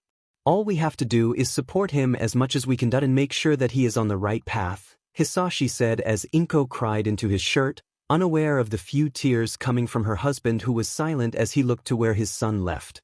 Izuku, stay strong. No matter what happens in your life, stand tall and face it. And remember that we will always love you. What they did not know was that Izuku was by the doorway, hearing their conversation. He bit his lip and balled his hands into fists as he thought about all the pain that he caused his parents. He walked quietly to the front door and left, saying goodbye to a sleeping Yamami as he looked back at the house, feeling an uneasy emotion in his stomach. Mom, Dad, I'm going to be okay. He thought before he closed the door. Don't worry. Izuku walked briskly down the street, the weight of his parents' conversation lingering in his mind. Reaching the train station, the teen was in deep thought as he wondered about his career choice while he was boarding a train, looking at the job options listed on his phone before he saw a news notification. Another kidnapping around this area, huh?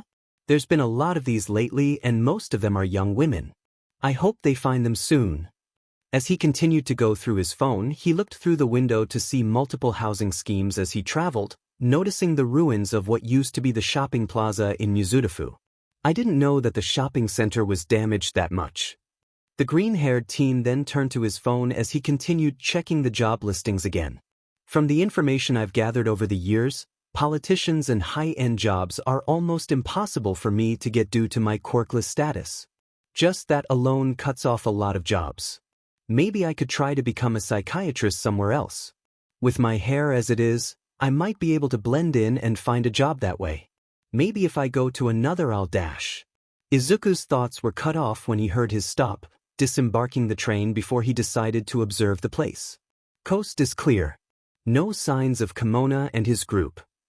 Izuku's walk to his high school has been a fairly quiet one. The teen noticed some of the kids from his school giving him confused stares. What? Did I do something wrong? Why is everyone looking at me? Did we have a student like that at our school? One of the students, a girl with a squirrel quirk, whispered as Izuku went through the Aldera High School gate. I don't know, but he looks a lot like that quirkless nerd. He does look like Deku. But that quirkless BSDRD's hair is longer, I think. Bizarre. Probably his doppelganger. I wouldn't have a problem if that piece of sheet dies. I'm surprised he wasn't killed in that shopping plaza attack. The people on the news called him a hero. Bullshit, right? Going to his class, the dark green-haired teenager sat down in his seat and waited until the bell rang, a bit elated that his classmates did not notice him. The teacher arrived in class, his multiple arms holding his materials as he went to his desk before he squinted in Izuku's direction. Please ignore me, please. Please. Just one day. Izuku thought as he tried to hide himself from the teacher's line of sight. The teacher looked at him for a moment before he spoke. Mr. Midoriya? Is that you?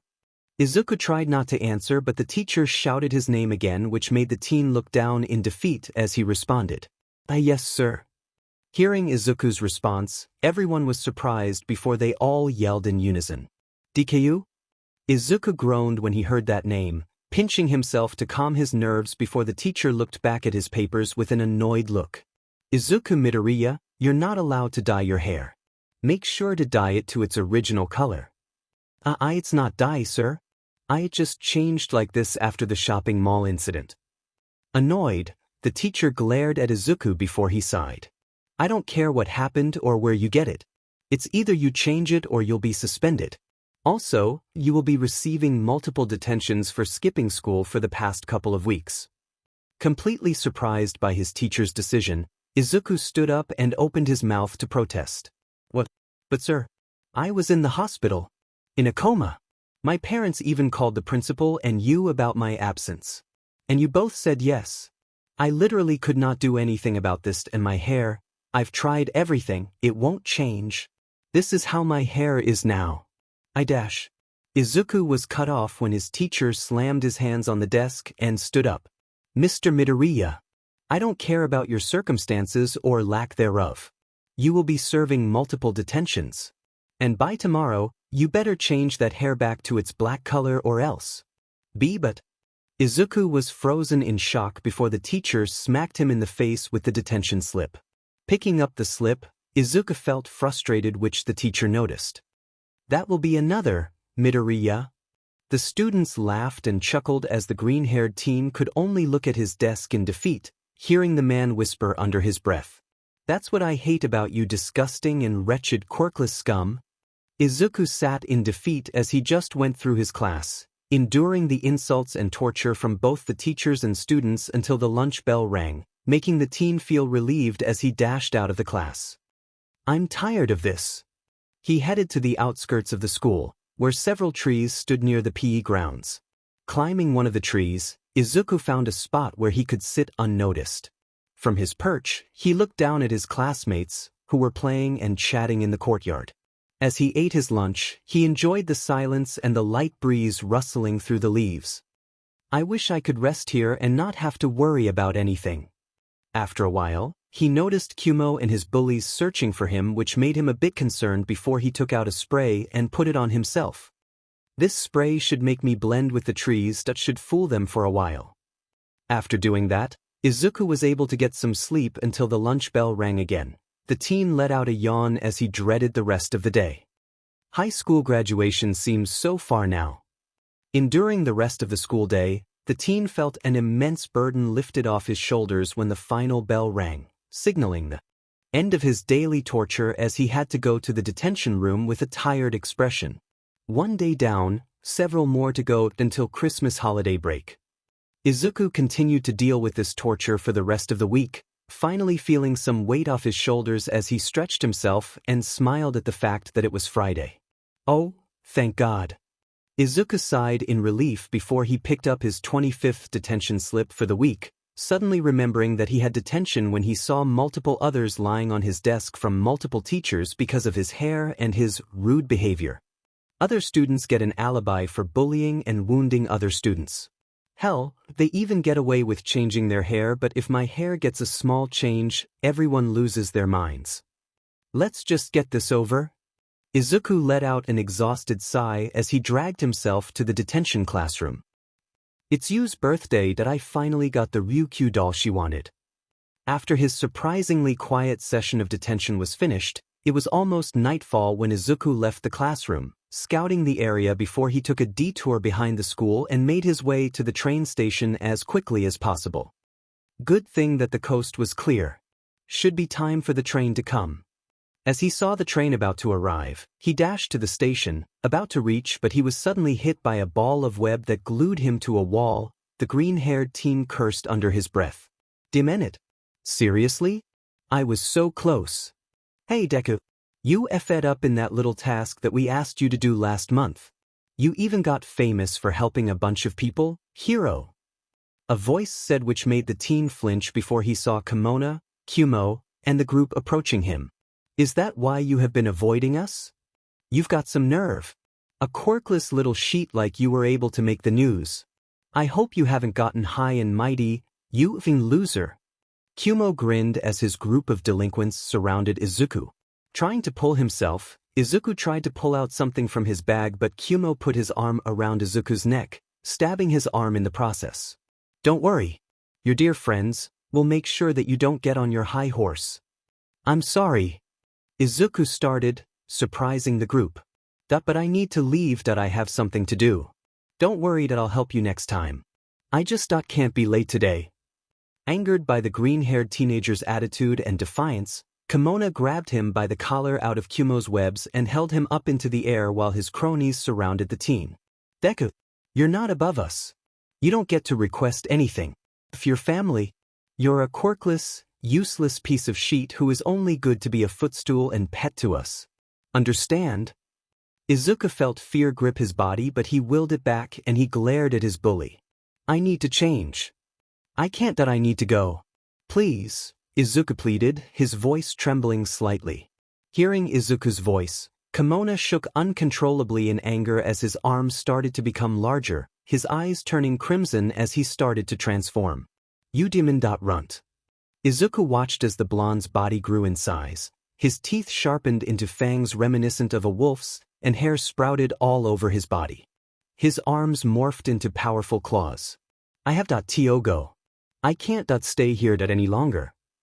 Izuku tried desperately to escape his restraints, but before he could react, he was flung out of the train station and crashed into a light post. Ow! Why the f not Deku? Kumo snarled, his body morphing into a grotesque half-human, half-spider form.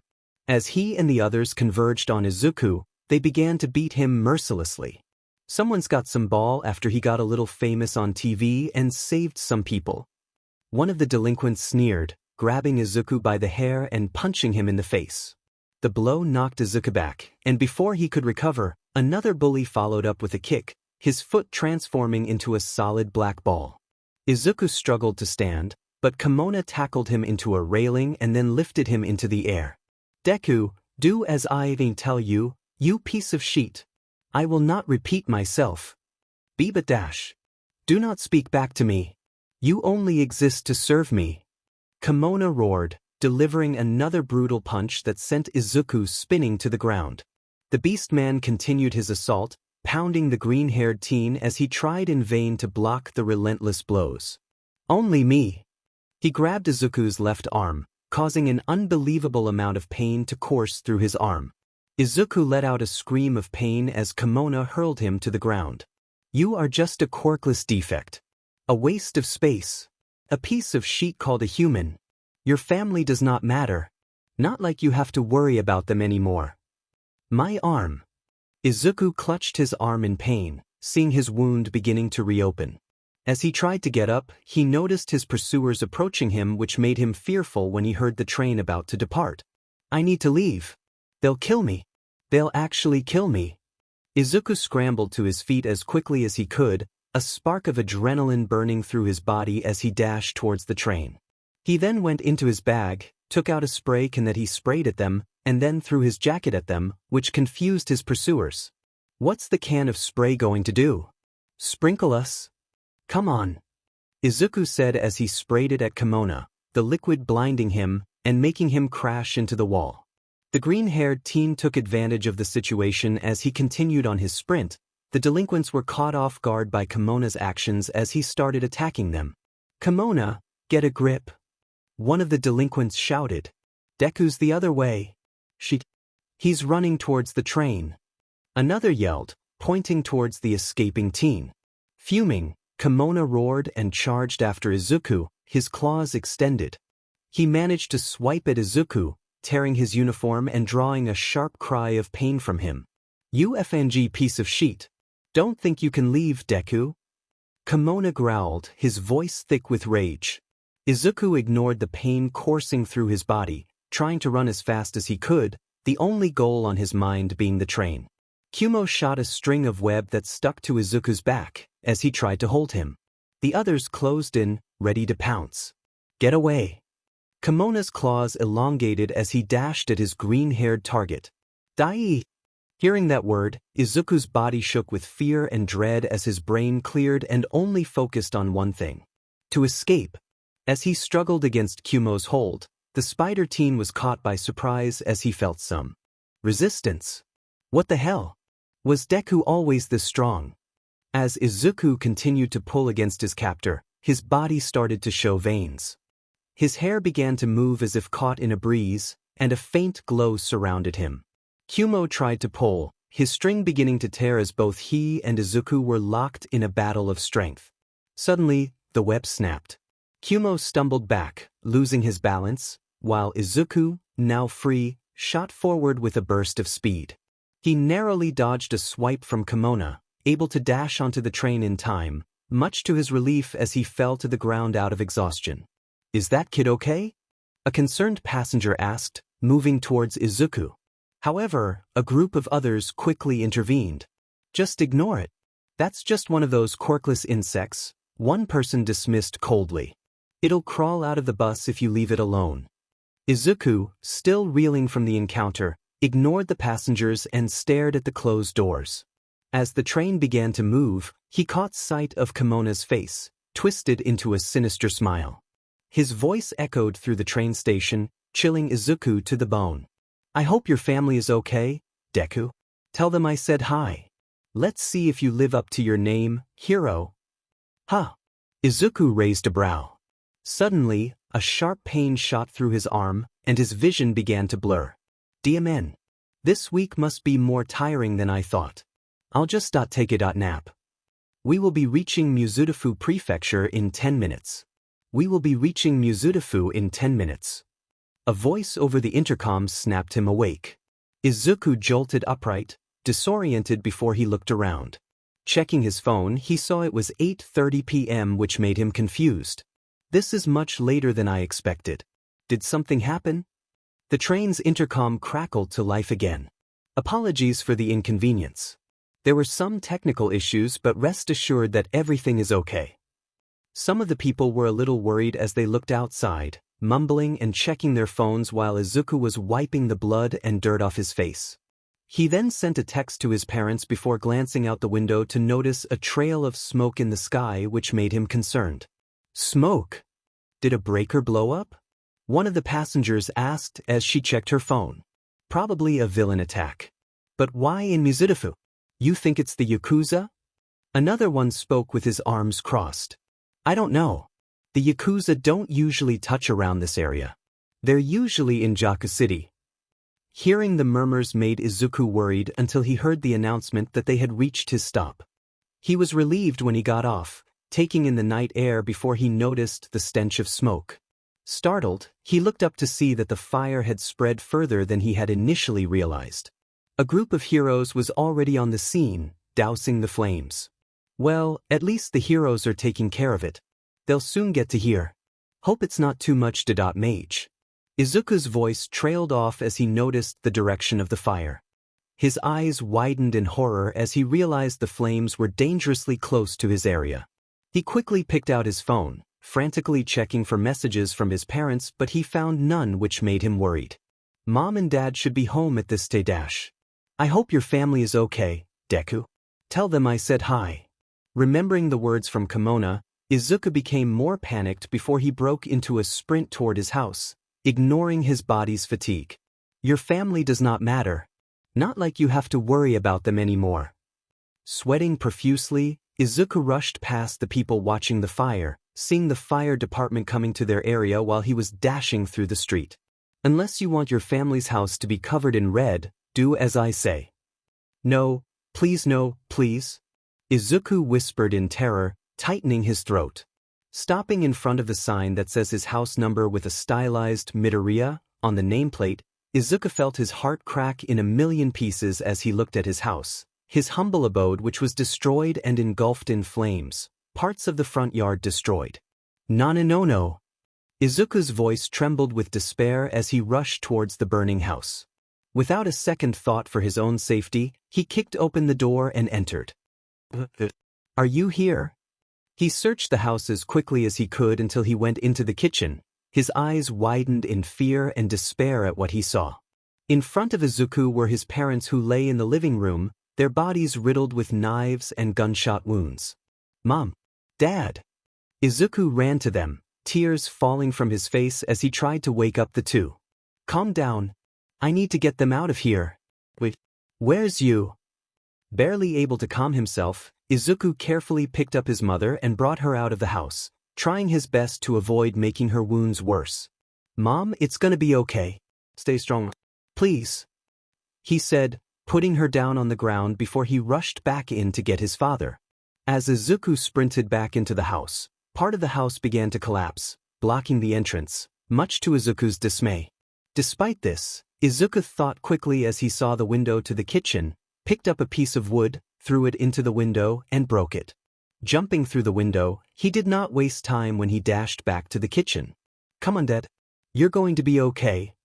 Lifting his father's body on his back, the teen noticed a knife embedded in his chest, which made the teen visibly wince at the unsettling sight. "I can't move him like this. Remember your first aid lessons, Izuku? This is gonna hurt, Dad. I'm going to remove this slowly. I wish I had fire powers to cauterize the wound." Izuku tried his best to stay calm as he searched the kitchen, finding a first aid kit in the cabinet. Not wasting any time, he carefully pulled out the knife, wincing at the blood before he used the bandages to stop the bleeding. Hearing another part of the house collapsing, the teen nursed the wound as fast as he could. "Faster, Izuku." After several excruciating minutes, he was able to finish before he lifted his father on his back and made his way towards the back door. Just as he neared the exit, a section of the ceiling above him gave way. A sharp pain shot through his shoulder as a glass shard fell, embedding itself deeply into his flesh. "Ow, I need to make a run for it." He bit his lip as he tried to avoid the falling debris from hitting his father. Suddenly, Izuku received a hit to the head by a piece of wood, knocking him to the ground. Getting up, he looked up to see the entire upper section of the house descended. In the distance were a bunch of gangsters who watched the fire spreading in the neighborhood, one of them being a muscular blonde man with a scar on his left cheek and above his right eye. He then turned to a smiling Kimona who was taking a picture of the scenery on his phone. "What the f are you doing, Kimona? Don't you just love how artistically pleasing a fire is, big brother Aguro?" Kimona said as he took another photograph. "I'm surprised that you called me during my trip to Mizudafu." The older brother, Aguro Kimona, spoke to his younger brother. "You must have had it out for the kid if you're willing to go this far, Sento." Hearing his brother's words, the blonde teen got furious, his hands transforming into claws, nearly crushing his phone. "I don't think you understand, big brother. I dislike weaklings and scums that do not follow the status quo. They must be reminded of where they stand if they decide to disobey." Within the ruins of the Midoriya household, Izuku's body began to glow as he crawled his way out of his house, dragging his father along with him as he slowly made his way to his mother. As the glow dissipated, Izuku started to feel exhausted as he crawled to his mother. "What the? My body? Why am I drained this much? Come on. I'm the Izuku collapsed to the ground, slowly losing consciousness as he heard voices in the background. "Come on, please." After a while, his body ceased movement no matter how hard the teen tried. He then heard the sounds of the ambulance coming near, which made him relieved as he struggled to stay awake. "Thank God that we're right at here. Please save my family." This kid again, why is he here? Izuku could barely hear the voices before he jolted awake and looked around the room. Spotting one of the nurses, he hurriedly ran to her. "My mom and dad. Do you know where they are?" "They're in the next room," the nurse said in a bored tone and pointed to the room across from his. "Thank you," Izuku said before he dashed to the next room. Opening the door, his heart fell when he saw his parents in their hospital beds and linked to life support machines. "No." He slowly walked to the side of their beds, his hands shaking as he held theirs. "Dad." He then heard the door open, revealing a tall, raven-haired doctor and a blue-haired nurse who were surprised to see him, the nurse doing a check on him right now. "Impossible." "What is?" Izuku said. "More importantly, will my parents be fine?"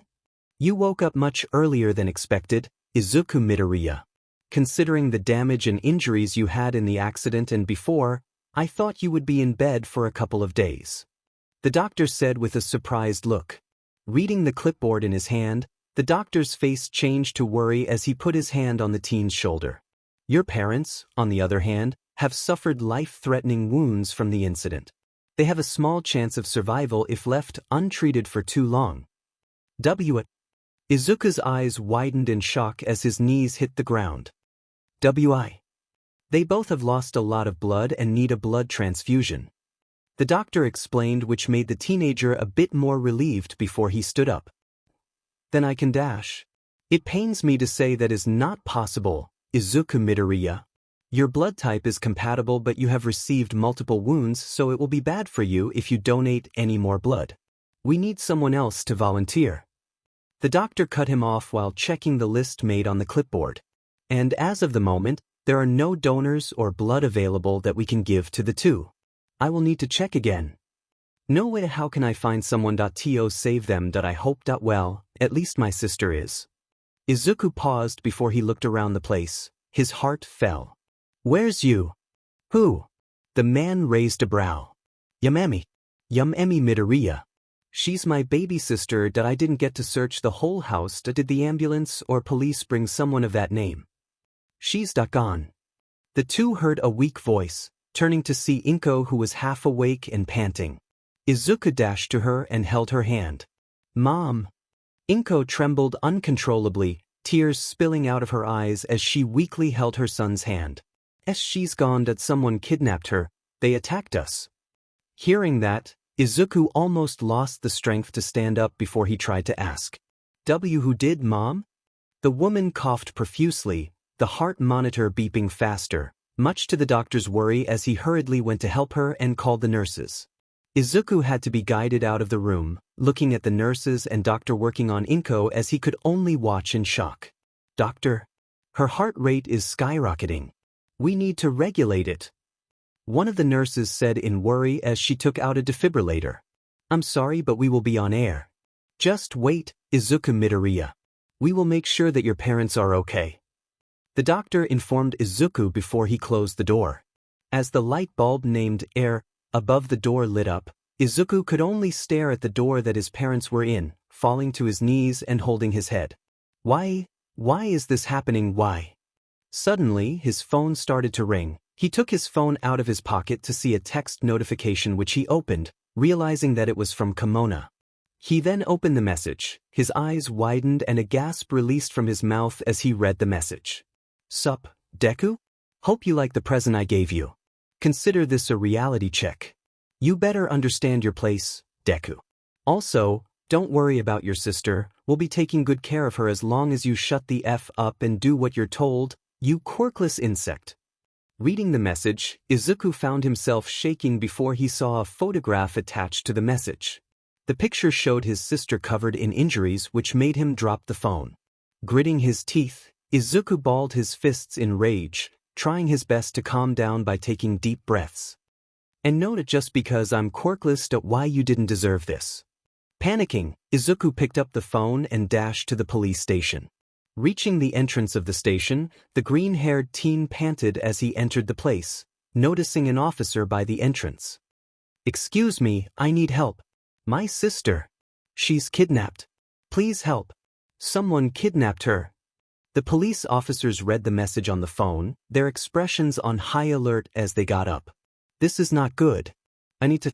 Before he could speak, the door to the back room opened, revealing a blue-haired male police officer whose arms had spikes all over them. He looked at Izuku before turning to the officer. What is going on here, Private?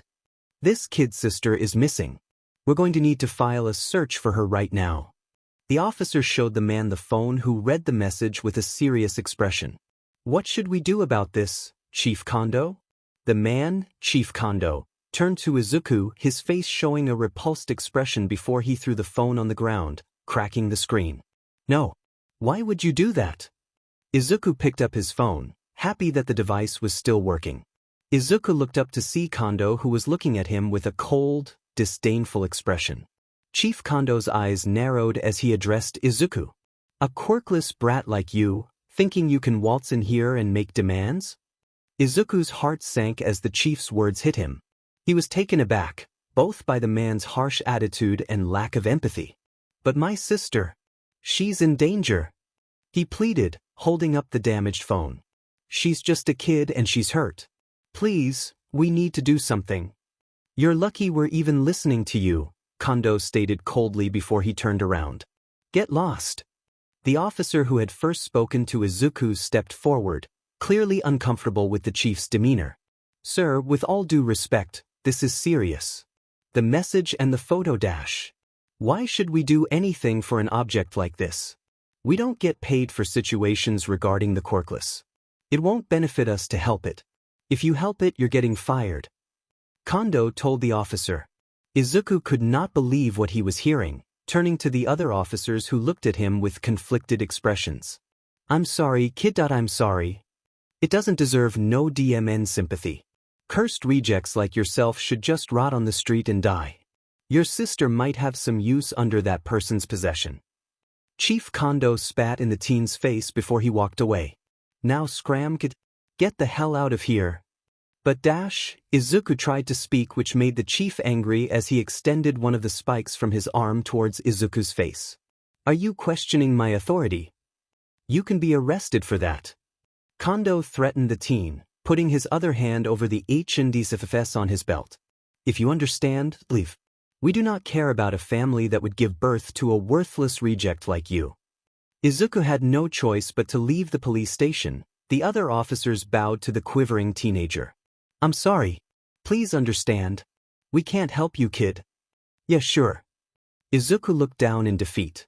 As he walked out of the building with a heartbroken expression, the teen could hear the laughs from the police officer chief, which made him more hurt. The teenager then sat down on a bench, feeling the cold breeze as he gazed at the night sky, realizing the weight of the situation. Why?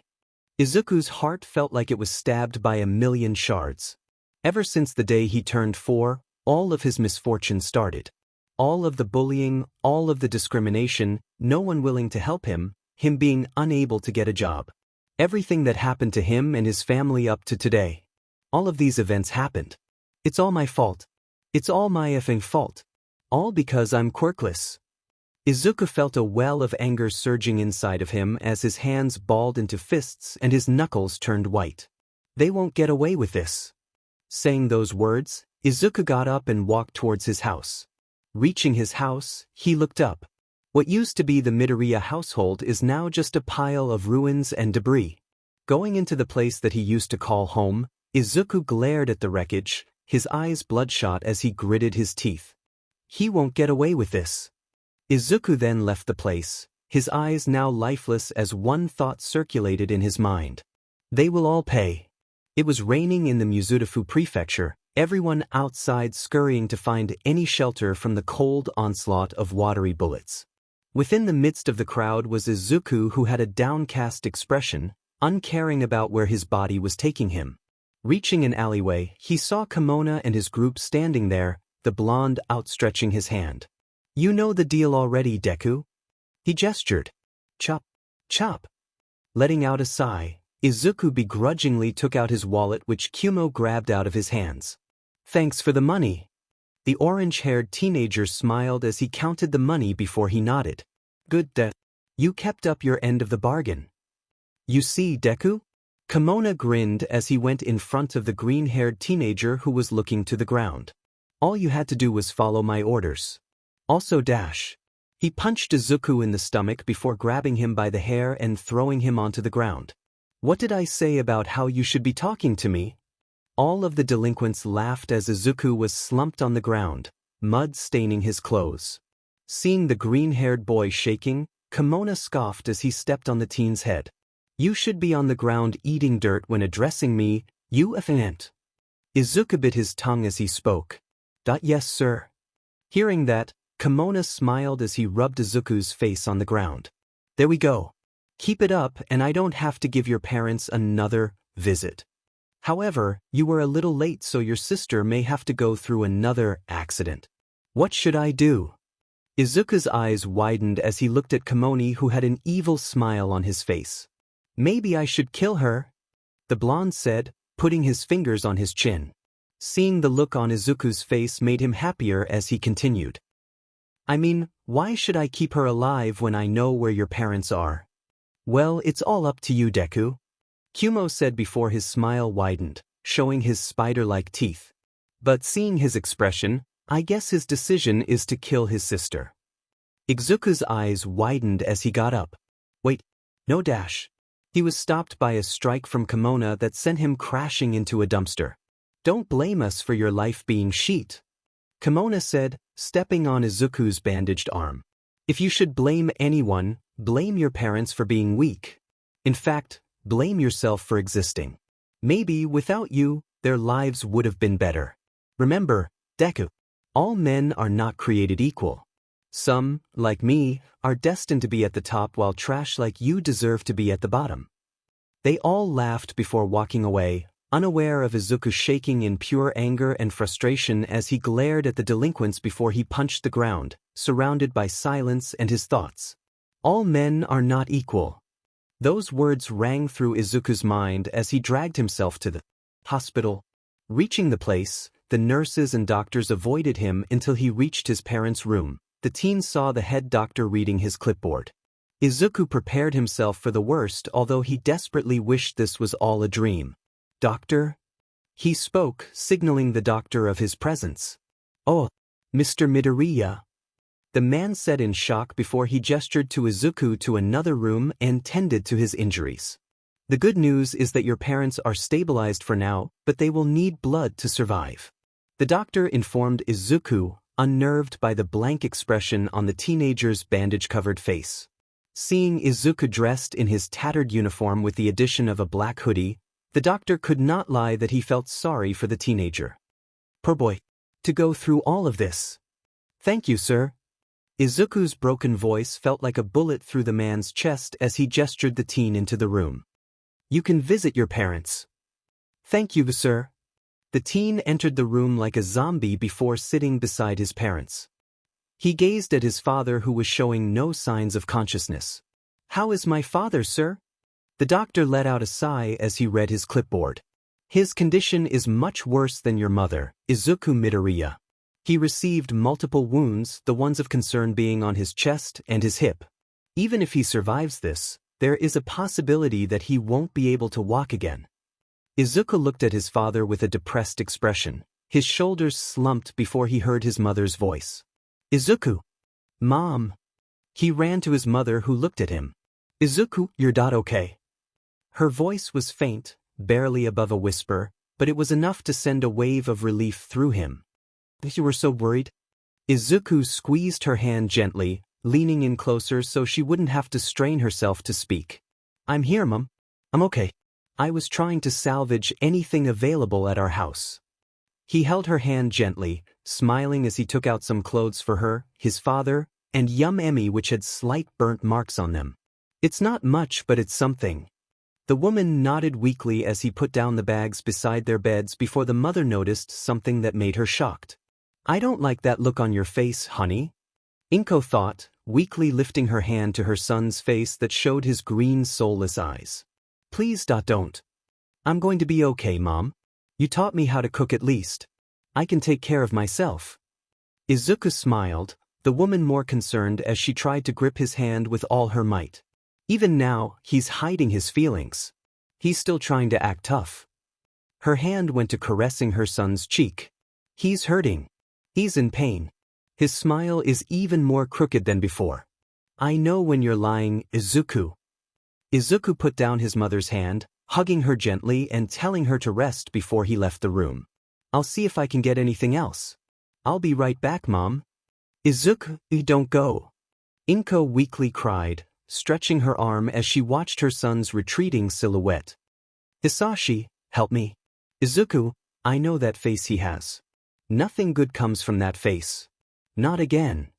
Leaving the room, Izuku closed the door and let out a sigh that did not go unnoticed by the doctor. The doctor placed a reassuring hand on Izuku's shoulder.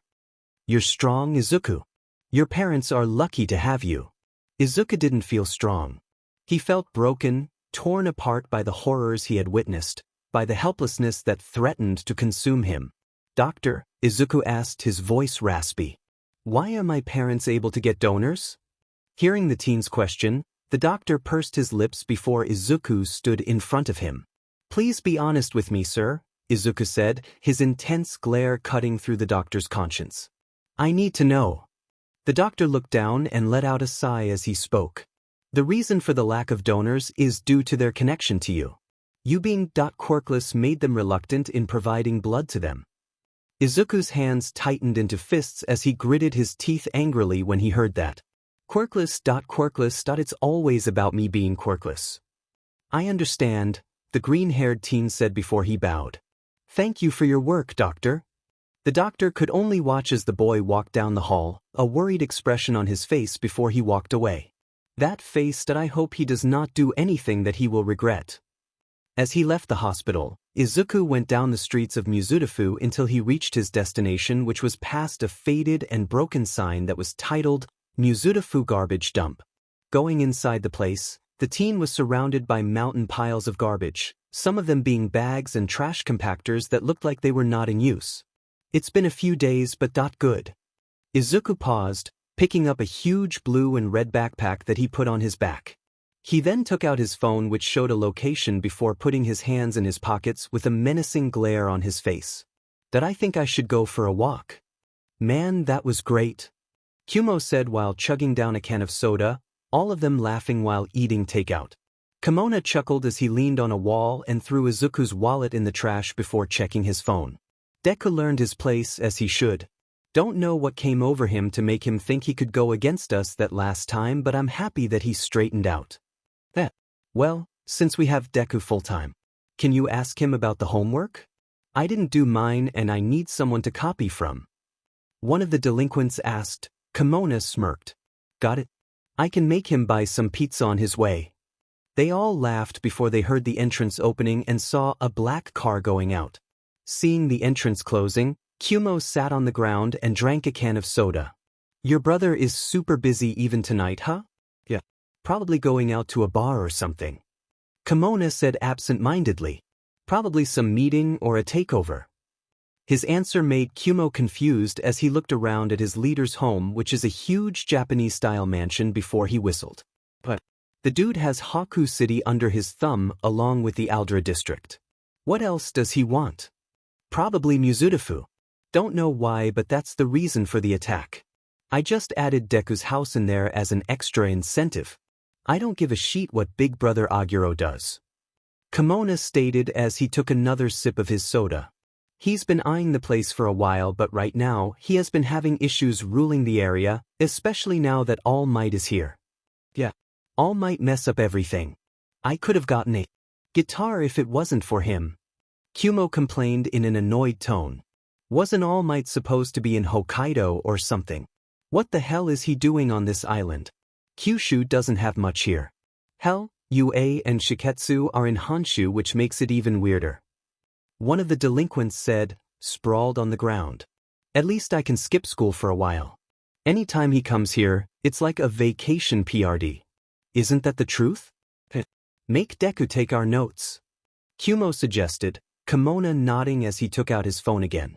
All of them continued having fun until a sudden sound broke through their laughter, causing Kimona to perk up. What was that? Kimona asked, his eyes morphing into slits when he scanned his surroundings. I'll go check. You guys sit down. I needed a little relief. Alright, boss. Don't come back too bloody now. Kumo joked, getting a chuckle from their blonde leader. Kimona then sniffed the air, walking towards the darkness as he listened for any noise. Reaching the source of the sound, Kimona looked around only to see a piece of wood lying on the ground. What the hell dash? The blonde was cut off by a strike at the back of his head. What the F was that?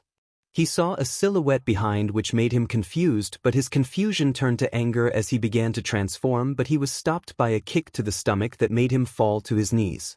F dash. Who the hell are you? He coughed, looking up at the figure. The figure did not answer but instead rushed at him, much to his concern. You motherfucker!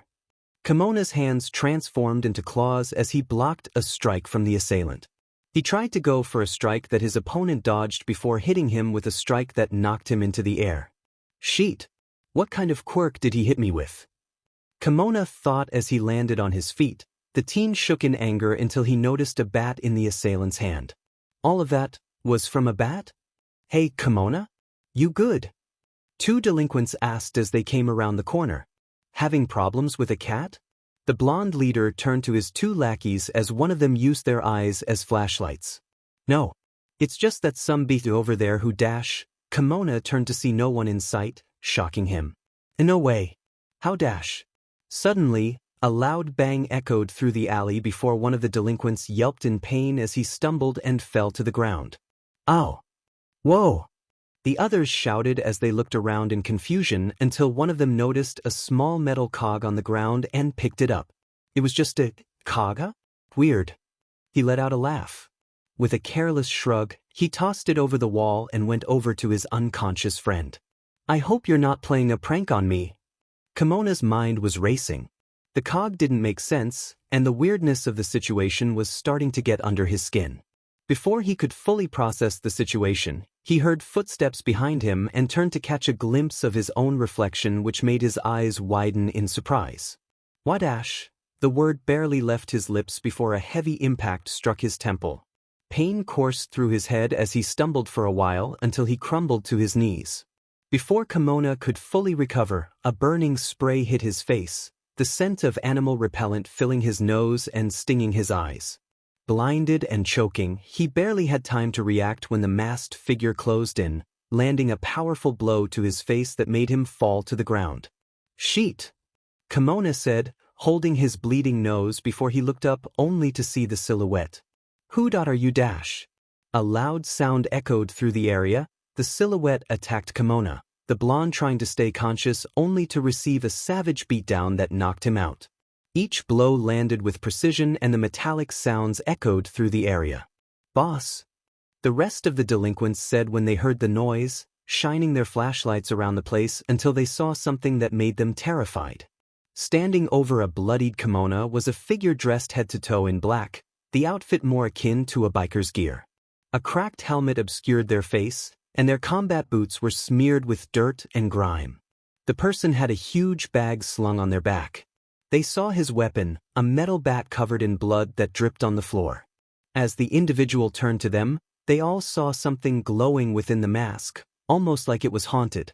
The sight was menacing, making some of the delinquents retreated in fear. As their masked assailant put his metal bat over his shoulder, the delinquents began to speak amongst themselves as they looked at their unconscious boss. What the hell? This guy is standing there menacingly. One of the delinquents said with a hint of fear. Who cares? He's a dumbass to take us all on our own turf.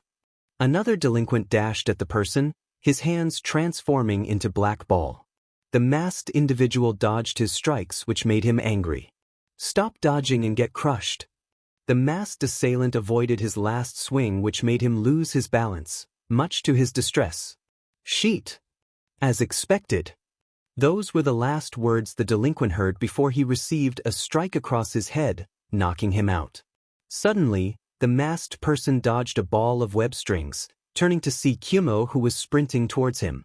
As the spider-quirk teenager went for another strike, the masked figure quickly sidestepped the attack before retaliating with a punch that sent Kumo into a group of delinquents. What the hell? Kumo said as he rubbed his cheek. He isn't even using his quirk at all, or is he? Everyone was frozen in shock as the masked assailant turned to them, running towards them with his bat raised. Before anyone could react, the bat came down hard on one of the teenagers, sending a tooth flying. F-dash! The injured teen shouted in pain. He's coming again. Crush him! Another delinquent announced, but he was swiftly defeated by a flurry of strikes to the head. The masked assailant continued on his rampage, brutally defeating every delinquent that was in his path.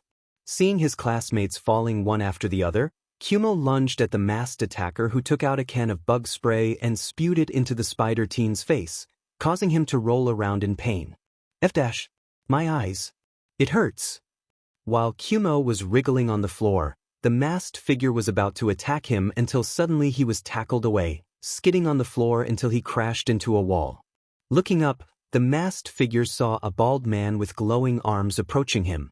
Looks like someone has some ball to be coming in here and trying to pick a fight with us. You trying to dance in the big halls? Let Big Brother Titan help ya. He let out a hearty laugh before he crouched in front of him with a smile. How does reality feel? Like a headache. The masked assailant answered. Let me show you.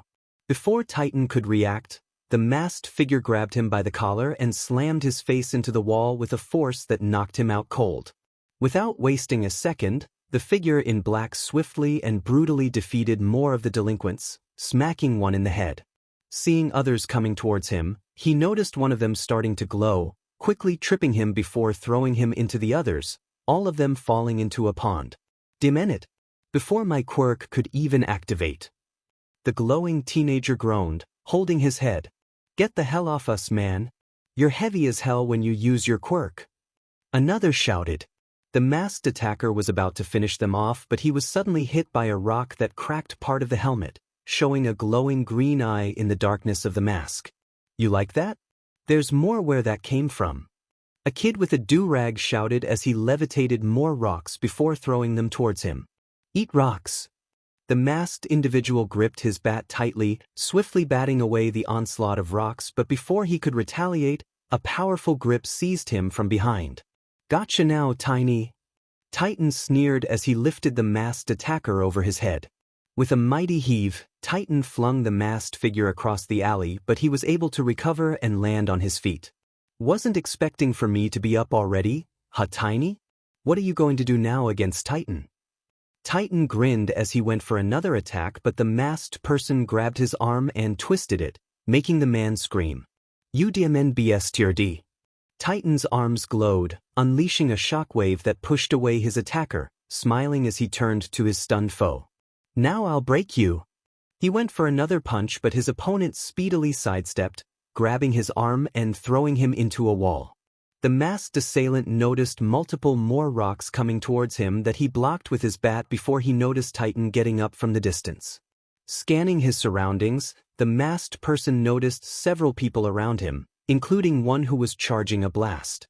Going inside his bag, the person took a part of a stop sign out of his bag and threw it towards the person charging the blast, causing it to explode and hurt several others before he heard other voices. Kill him. Mess him up. Continuing to block the stones, the masked assailant moved out of the way to make the stones hit Titan behind him. All of the people in the area dashed towards the masked assailant, who grabbed a few pieces of metal from his bag before throwing them into the air. The hell is he doing? One of the delinquents said with a raised brow. Focus. The masked individual said, his eyes watching the opponents before he lifted his bat. Now. He hit the pieces of metal, the scrap metal flying like rain as they battered the delinquents, some of them getting knocked out. What the? Someone said before they were grabbed by the face and slammed to the ground. Just die. The teen in a do-rag said as he redirected the stones towards the masked assailant, who deflected them, causing them to fly towards the group. As everyone was getting pelted by the rocks, the person in black started to slowly approach the person who was shooting the stones at him. Is he getting closer? Oh shit. The teen in the do-rag thought as he retreated. I can't let him get near me. His efforts were in vain when the masked person quickly dashed at him and was about to hit him when someone slashed the masked person on his back, which made him lose his balance and fall on one knee. Everyone grinned as they gathered around the masked man and beat him up, unaware of him going into his bag. Now. The masked person thought, quickly punching one of the men in his crotch before he rolled over and shot a wave of flames that burnt the group. What the hell? He has a fire quirk. One of the delinquents said in surprise. Why did he decide to use it now? Another person asked as they had to dodge another wave of flames. Kumo quickly regained his eyesight before he saw Kimona recovering as well. Turning to the fight, he noticed the masked person fighting them with a lighter and a can of aerosol in his hands. He doesn't have a fire quirk. Kumo gritted his teeth. He's using a lighter. The spider quirk teenager quickly crawled up the wall and shot ball of webs which were burnt by his foe, while Kimona sprinted and slashed the assailant who blocked it with his bat. Using the momentum, the attacker dashed at full speed, tackling one of the goons into the wall. Oh, he's fast. Kumo said as he tried to shoot him, but his target disappeared in the darkness. Kumo crawled further up into the air as Kimona tried to sniff him out. Anything, Kimona? Kumo asked. No, the motherfucker messed up my nose with that DMN repellent. Kimona cursed as he rubbed his nose. They searched the place in silence, trying to find their opponent until they heard a clanging sound and then one of the delinquents fell to the ground. How? The blonde wolf said before another fell. Where? Kimona and Kumo could only watch as their group was getting knocked out left and right by random projectiles like cogs, stones, and random pieces of machinery. Sheet. This isn't funny anymore. Show yourself. Kimona's eyes were red with rage as he dashed blindly into the darkness. As he tried to chase after his prey in the darkness, all of them were unaware of the fact that the masked individual was inspecting every house with a cracked phone in his hand. He then came across a huge storage room beside the mansion, approaching it with a rusty metal pole. It should be here. Before he could open the room, Kimona attacked him, which knocked off his helmet. He and Kumo grinned victoriously at what they had done. Finally, he was cut off by a kick to the gut that sent him back. Getting up, the two delinquents' eyes widened in shock when they saw the person. Under the helmet was Izuku Midoriya, his eyes devoid of light and bloodshot, a haunting sight that left the delinquents in shocked silence. Deku. The two muttered in unison, both caught off guard by the reveal. The person who took them apart like it was nothing. The person who was beating them ruthlessly and brutally. The person who nearly defeated everyone in their gang was Deku, the quirkless nerd that they always bullied.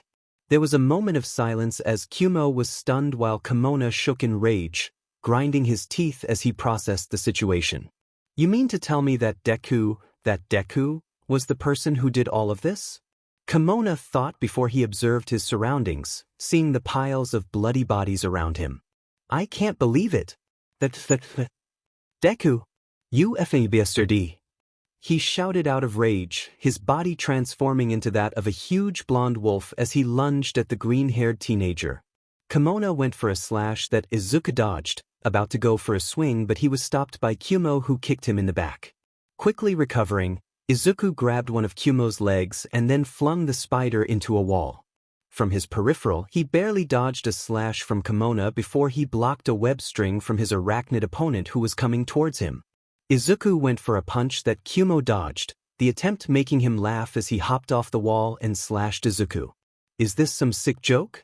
The spider teen said as he dodged another attack before shooting a web string at Izuku and throwing him into the wall. Pathetic. Izuku could barely get the chance to think when he was struck in the stomach by Kimona before being slammed onto the ground. You have the gall to do this. Kimona was cut off by a kick to the face, but he persevered and retaliated by biting Izuku's shoulder before tossing him onto the ground. You're going to wish you died. Izuku quickly took out a can of animal repellent and was about to spray, but Kumo knocked the can out of his hand and shot a ball of web that stuck Izuku onto the ground. Crap. This isn't good. I got a dash. Izuku was hit by a punch that made his head slam into the pavement, making his head ring in pain.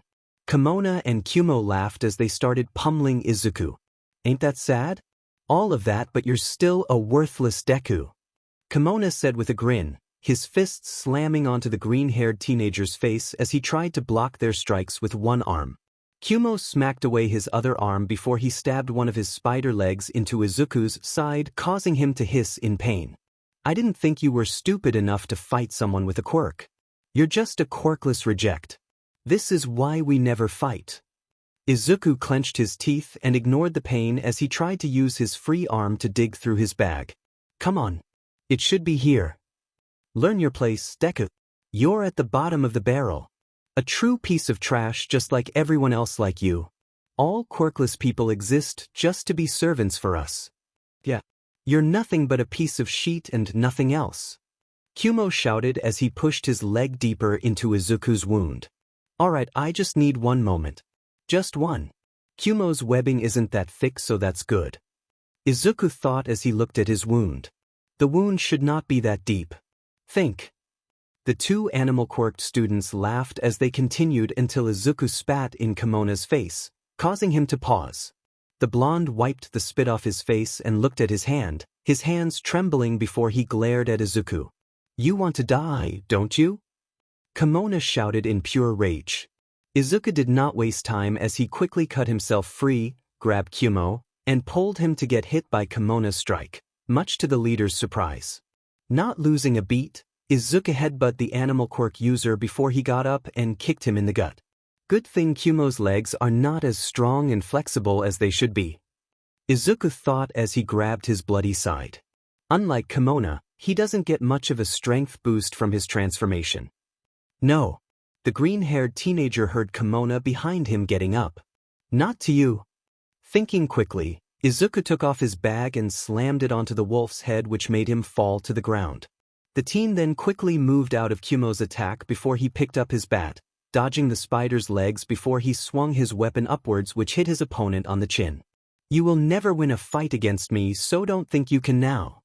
Kumo quickly shot strings of webs which Izuku avoided before slamming down the bat onto the spider's head, knocking him to the ground. I hate you. The words came out cold and steady, chilling Kumo to his core. He looked up, his eyes widening in fear as he saw Izuku advancing on him, the sound of the metallic bat dragging along the floor echoing ominously through the mansion. The eerie clanging seemed to amplify the tension in the air. Each step Izuku took sending shivers down Kumo's spine. I always hated you all. Izuku continued, his voice low and filled with deep-seated anger. His grip on the bat tightened, knuckles whitening as his eyes shone with rage. You guys don't hurt my family at all because I'm quirkless. The hatred in Izuku's eyes was unmistakable, a burning intensity that made Kumo realize he was facing a version of the green-haired teenager he had never encountered before.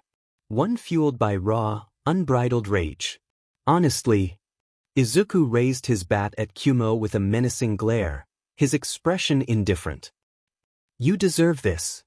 Growling with rage, the orange-haired spider looked at Izuku in pure malice before he lunged at Izuku. Izuku stayed quiet as he blocked Kumo's strikes before smacking away his legs. Just wait, Izuku. Not yet. His quirk allows for enhanced vision like a spider. He thought, watching Kumo's movements until he retaliated with a heavy blow that pushed the spider teen back. His legs are maybe sharp, but if someone's too close, he can't fold his extra feet too close. As the two continued their bout, Izuku started to move closer to his spider quirk teenager as the two traded blows with each other. Getting in close to Kumo, the green-haired teenager swung his bat with all his might, which made Kumo laugh as he went towards the weapon. Didn't you know I can block this? Kumo said as he tried to get his feet toward the weapon but failed when he noticed they were too far away. There's no way, how? Just as I expected. Izuku swung the bat with all his might, the weapon crashing into Kumo's face, knocking a few teeth loose and sending him back. Kumo struggled to push himself off the ground, his jaw shattered and blood dripping onto the cold pavement beneath him. As he managed to lift his head, his bloodied hands trembling, he was met with a sight that froze him in place. Izuku stood over him, his glare piercing through Kumo's very being. How? How is he so strong? How is he so dim and strong? Kumo's thoughts went awry as his body shook. With rage as Izuku approached him. He is just a pathetic worm. All you had to do was leave me alone, Kumo. Izuku panted heavily as he tried to balance himself on his bat. Do you enjoy hurting people? That I don't understand, that I'm so done with this. You're just a pathetic worm. Kumo roared, his distorted voice echoing through the place. And yet you're the one squirming. Izuku said as he went into his bag. You demon.nerd. The orange-haired delinquent shook in anger as Izuku braced for an attack. Remembering something, a smile appeared on Kumo's face before he glared at Izuku. Okay then, Deku. I guess it's time to let you know why you should obey us. Huh? Izuku thought before he had to block a barrage of web strings.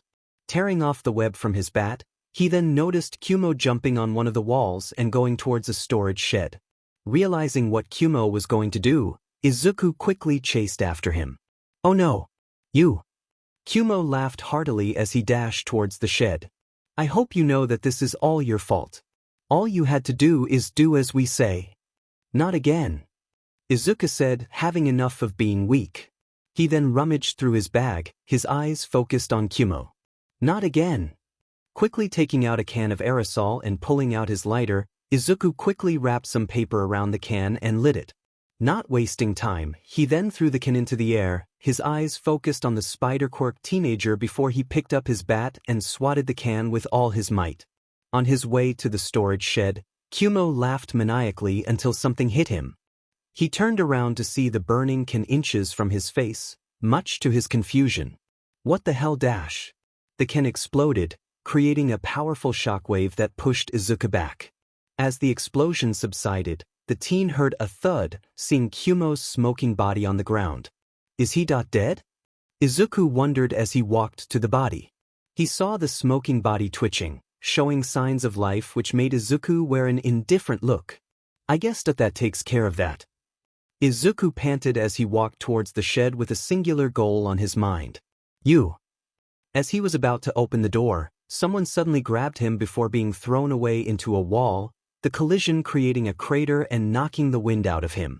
Clutching his aching head and feeling the pain coursing through his back, Izuku looked up to see Kimona approaching him, his face bloodied, jaw broken, and some teeth missing from his mouth. Disgusting piece of shit, you and your worthless family should all die. Hearing those words, Izuku tightened his fists and gritted his teeth, anger present on his face as his body began to illuminate. That's it. I'm so done with you all. Slowly getting to his feet, he put his bat over his shoulder and braced himself.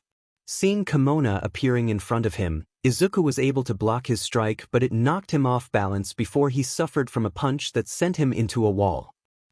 it. Do you see the difference between us? You're just sheet. Nothing more. I should have killed your family. Kimona shouted, going for a swipe which Izuku rolled out of the way of before the green-haired teenager retaliated by taking out pieces of metal that he batted towards the wolf. Kimona cursed as the metallic pieces battered him before he lunged at Izuku, going for a slash that grazed the freckled assailant's cheek and ear. Despite the damage he took, Izuku smacked the wolf-quirked teen in the face, knocking him back, but he immediately recovered and bared his fangs at his opponent. Die! Kimona roared, his voice dripping with murderous intent. He lunged forward again, mouth wide open, aiming to sink his teeth into Izuku. However, Izuku, quick on his feet, retreated just in time, narrowly avoiding the bite. With a swift motion, he unleashed a wave of flames that went directly into Kimona's mouth, causing him to cough profusely. Mother-fucker. Taking advantage of the situation, Izuku grabbed Kimona by the head and kicked him in the chin, making him fall back. Getting up, Kimona went for a barrage of slashes that Izuku blocked until he retreated.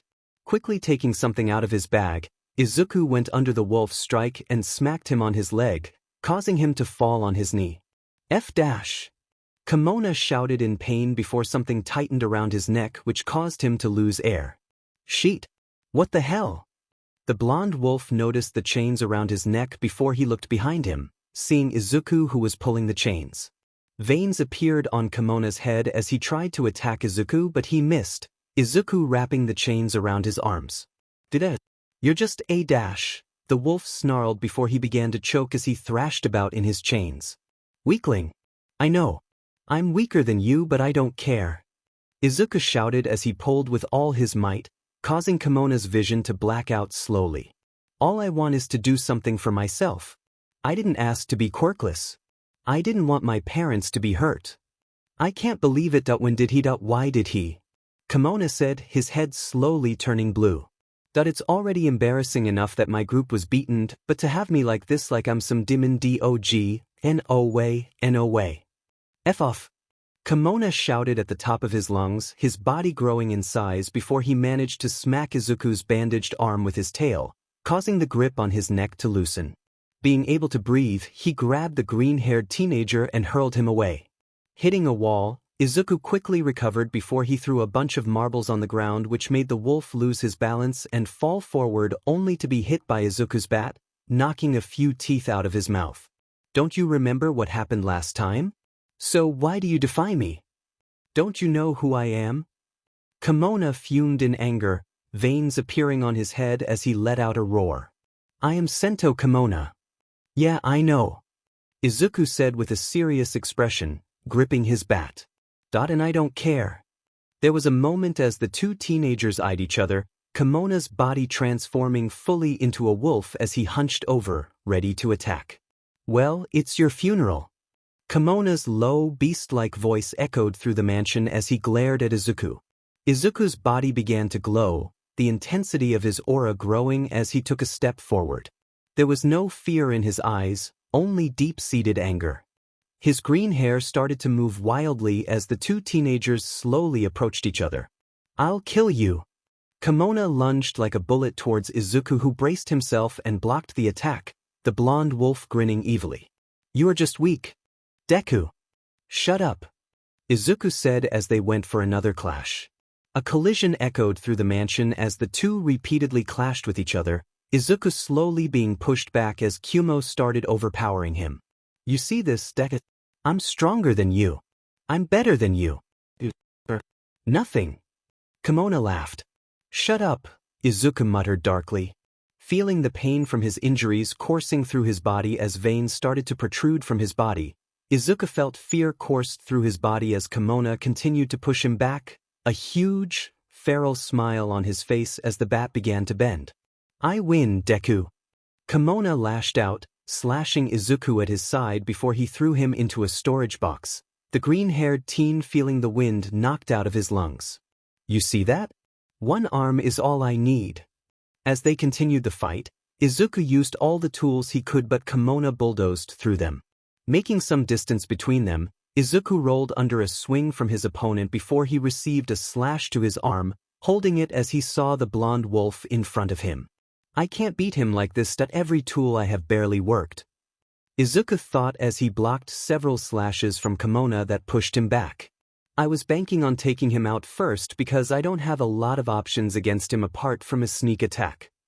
The green-haired teenager then jumped over a pond, trying to go into his bag, but Kimona was too fast, landing a slash across Izuku's shoulder that cut off his shoulder strap, making his bag fall to the ground. The delinquent did not waste time as he tackled Izuku, sending the teen flying away from his bag and his back hitting a wall. "Has reality hit yet, Deku?" Kimona spoke with a villainous smile, looking at Izuku's panting form. "You will never beat me. Quirkless people can never beat a quirked person. Never in the hero business and never now. Remember what I said, no men are created equal." Izuku's gaze was directed on the ground, pain screaming throughout his body as he noticed the blood dripping from his mouth. Looking up, he used his bat to push himself off the ground as his eyes glowed dimly before he lifted his bat. "People can say what they want. They don't know you, Izuku." Izuku remembered his father's words, seeing his reflection on the metallic bat. He then took a deep breath as he got up, hissing at the echoes of pain echoing through his body as he watched Kimona rushing towards him. "You are smart, you are strong. Hell, try to combine those talents to make something of yourself." Izuku braced himself as he observed his opponent's movements, gripping his bat with all his might as he started mumbling.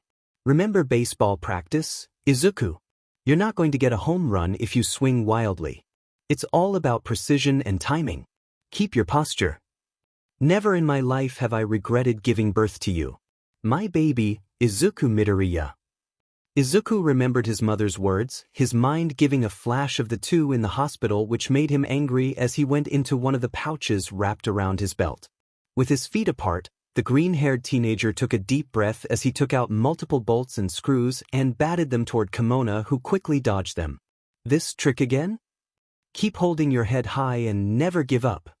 All Might's words rang in Izuku's head, fueling the fire within him as his body slowly began to glow. "Shut the hell up." Izuku's intimidating stare made Kimona's hair stand straight and his body twitch before the wolf noticed a black object in front of him. "Is that a flashbang?" An explosion of light illuminated the area, blinding Kimona before he felt multiple strikes around his body. Able to regain his sight, the blonde wolf noticed the bat coming at him like a missile. "My name isn't Deku. Izuku, you're our son and we are proud to have you in this world. My name is Izuku Midoriya." Izuku roared, pouring every ounce of his strength into the final swing. Within seconds, the bat collided with his face, which caused a loud, clanging sound echoing the place. Using the rest of his strength, Izuku used all his might to slam him into the ground, creating a crater. Kimona's body crumpled to the ground, unconscious. Izuku's glow faded as he dropped to one knee, using the bat to keep himself upright. Panting heavily and seeing Kimona's motionless form, Izuku wore a triumphant smile before he spoke. "I'd beat him."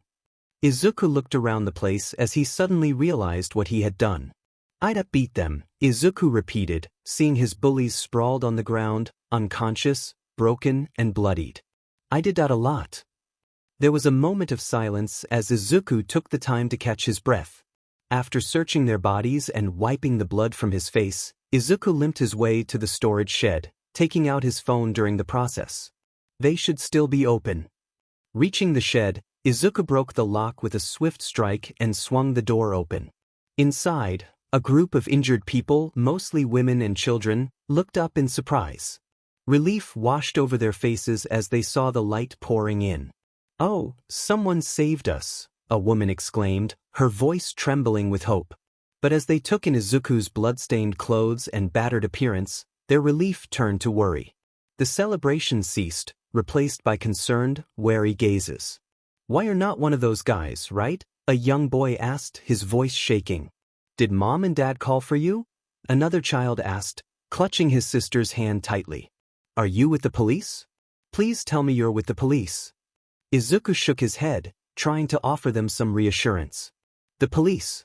They weren't dash," he corrected himself quickly. "I mean, they weren't well informed of the situation. They're not going to be of much help unless you call them yourselves."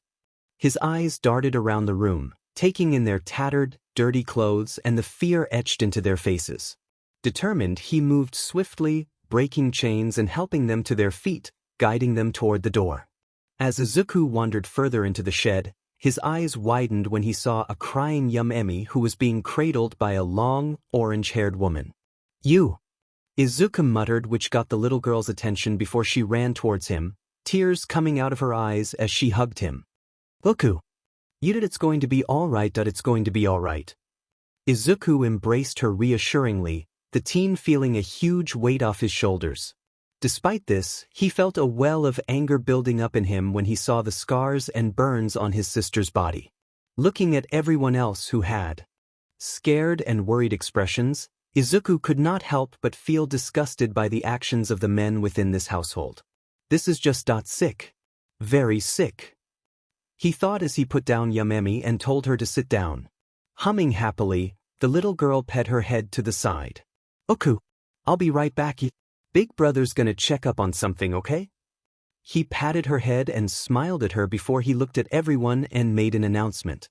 "I'm going to get you all out of here, but first, I need to make sure that the coast is clear. In the meantime here."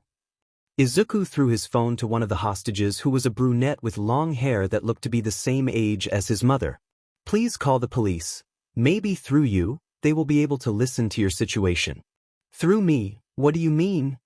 "It's complicated. And we don't have much time. Come on." Izuku told the girl, who nodded before she made her call, explaining the situation while Izuku dashed outside and looked around, chaining up any unconscious person and guard that he came across. "Good thing, they were my school bullies, so I have a good knowledge of their quirks." Finishing his quest, Izuku returned to the storage shed to see everyone preparing themselves. Picking up his sister, he noticed that the woman finished with her call, handing back the phone to him, which he refused. "If they call back, it's best if they talk to you." The green-haired teenager turned to everyone before he took a deep breath. "Alright, everyone. Gather up.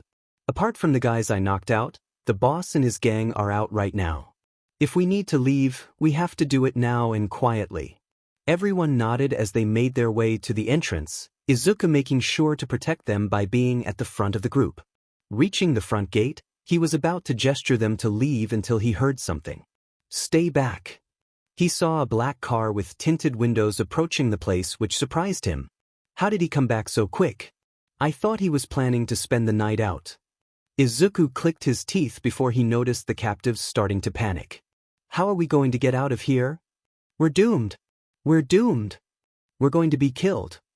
Izuku looked at their expressions before he observed the place, racking his brain until he stood straight with an idea as he opened the gates to let in the car. "Calm down, everyone. Just stay here. I'll act as a decoy and buy time. Use that chance to get away. Izuku went into his bag, taking out a tattered All Might doll and giving it to Yamemi, who was happy as she hugged it. Seeing the smile on her face, he wiped a smear on her cheek and kissed her on the forehead. Big brother has to go for a while. Be a good girl, okay? She nodded before he gave her to one of the refugees who took the girl. Seeing him walking out, the woman grabbed his hand, the teen looking back at her to see a worried expression. What are you doing? You'll die. Izuku looked at the bunch of men who were angered as one of them noticed some of their men being chained. I know. Trust me, but it's better for me to get captured than all of you. Please protect my sister. Look for someone named Inko Midoriya. She is her mother. I want her to be safe. I want you all safe. Now go. But the woman tried to protest. It'll be fine. I'll be okay. For the first time in my life, I feel like I'm worth something. Don't make my efforts be in vain, please. Izuku said with a huge smile. That was the last thing the woman heard as the teen ran towards the approaching group while he donned his biker helmet and bat. Izuku suddenly heard an alarm, hearing loud commotions before he heard Aguro's bellows in the distance. Those effing beaches. They escaped. How did they beat my men? Even my brother? There they are. One of the men pointed at the entrance, the whole of them seeing Izuku approaching them. Who the hell is that? Who cares? Kill him. Seeing the men dashing towards him, he took out a can of aerosol and wrapped it around with paper, then ignited it before he flung it towards the group. The can exploded, creating a wave of fire that stopped the men. Sheet. F-. Alright, this is it. Izuku made a mad dash towards them, knocking out some of the men as he used the flames as an advantage. While he was taking them on, the teen noticed that the refugees had escaped, which made him smile before he was suddenly hit by a pipe. Demon oof. The teen felt a heavy blow to his stomach from Aguro, making his eyes roll back before the other men laughed as they grabbed his hands. They all laughed as they brutally beat him up, causing his head to slump forward and become dizzy. C.RAP. I guess this is it. Izuku thought, pushing back his fear as Aguro's arms started to get bigger as he raised his fist. It's your funeral. Never fear. A voice echoed through the mansion before someone descended from the sky to the ground, which caused a huge shockwave that blew everyone back. Izuku's eyes barely turned to see All Might, who glared at the villains after noticing the injured teenager in their grasp. The hero's smile turned to a frown as his lightning blue eyes struck fear in their souls. For I am here. Police sirens could be heard in the distance. The men were frozen in shock when they saw the silhouette emerging from the smoke in front of them. Before the gangsters was All Might, who was frowning, his expression along with lightning blue eyes striking fear in the men. Despite the immense pressure they all felt from the presence of the number one hero, some of them picked their weapons as they went to fight him. Even if it's All Might, it's all of us against him. We can win. The number one hero suddenly vanished, and everyone was confused before he knocked out several of the goons, Izuku not noticing that he was on the ground and his captors were unconscious. What had happened? Aguro Kimona, the leader of the Ogre Mafia gang. You're under arrest for human trafficking and a multitude of kidnapping cases. It would be best if you comply. All Might stated as he walked towards the blonde leader. Izuku's eyes widened in shock when he heard the name. Wait, Aguro Kimona? That's Kimona's brother? I thought he was just a part of the gang, not the leader. Well, number one. I won't comply. But Aguro stabbed himself with a needle with a black substance inside of it, putting it in himself before he threw away the needle. His body began to show veins as he grew bigger, his eyes turning black and his hair becoming spikier as he towered over all. You're going to have to stop me, number one. His distorted voice caused chills to Izuku's body as he tried to will back the urge to vomit. The ogre sprinted towards All Might, throwing a punch that was stopped, producing a shockwave that resulted in the ground below them collapsing. He went for another punch which the hero clashed against, creating a huge crater. Holy shit! All Might is powerful. Every punch that he throws is a DMN hurricane. One of the grunts commented as he watched the fight, another pointing at Aguro. Yeah, but the boss is holding his own though. This continued for a while, Izuku getting up before he noticed the men being mesmerized by the fight, taking the chance to leave the place. I need to leave. Seeing that he was able to hold his own against All Might, Aguro started hollering, which confused the blonde hero. What's wrong, number one? Did you meet your match? All Might resumed trading blows with the huge ogre, glad to see that Izuku was able to leave the mansion before he stopped Aguro's punch with ease, much to his surprise. Sorry, sir. I was a bit distracted. Had to stretch before using my full power. Now hold on to your socks. This one's gonna hurt. You don't need to lie, All Might. Now die. Aguro laughed as he swung his other fist with all his strength. Detroit. All Might ducked under his swing before he retaliated with his own punch, his fist moving like a bullet toward Aguro's face. Smash! The punch collided with the ogre's face, causing him to be launched into the sky, the clash creating a blast of wind that sent the gang flying back. Seeing Aguro plummeting to the ground in his injured, normal state, All Might leaped into the air and caught the man before putting HFS on him while he landed in front of the remaining members of the ogre gang. You're all under arrest. All Might stated as he lifted several HNDCFFs. Do not resist. Seeing the situation, the men relinquished their weapons and surrendered to the blonde hero and the police. After the disaster was over, Izuku leaned on the wall and watched the men being arrested. The teen sighed before the orange-haired woman came to him with Yum Emi in her grasp. You're okay? That's great. You're okay, right?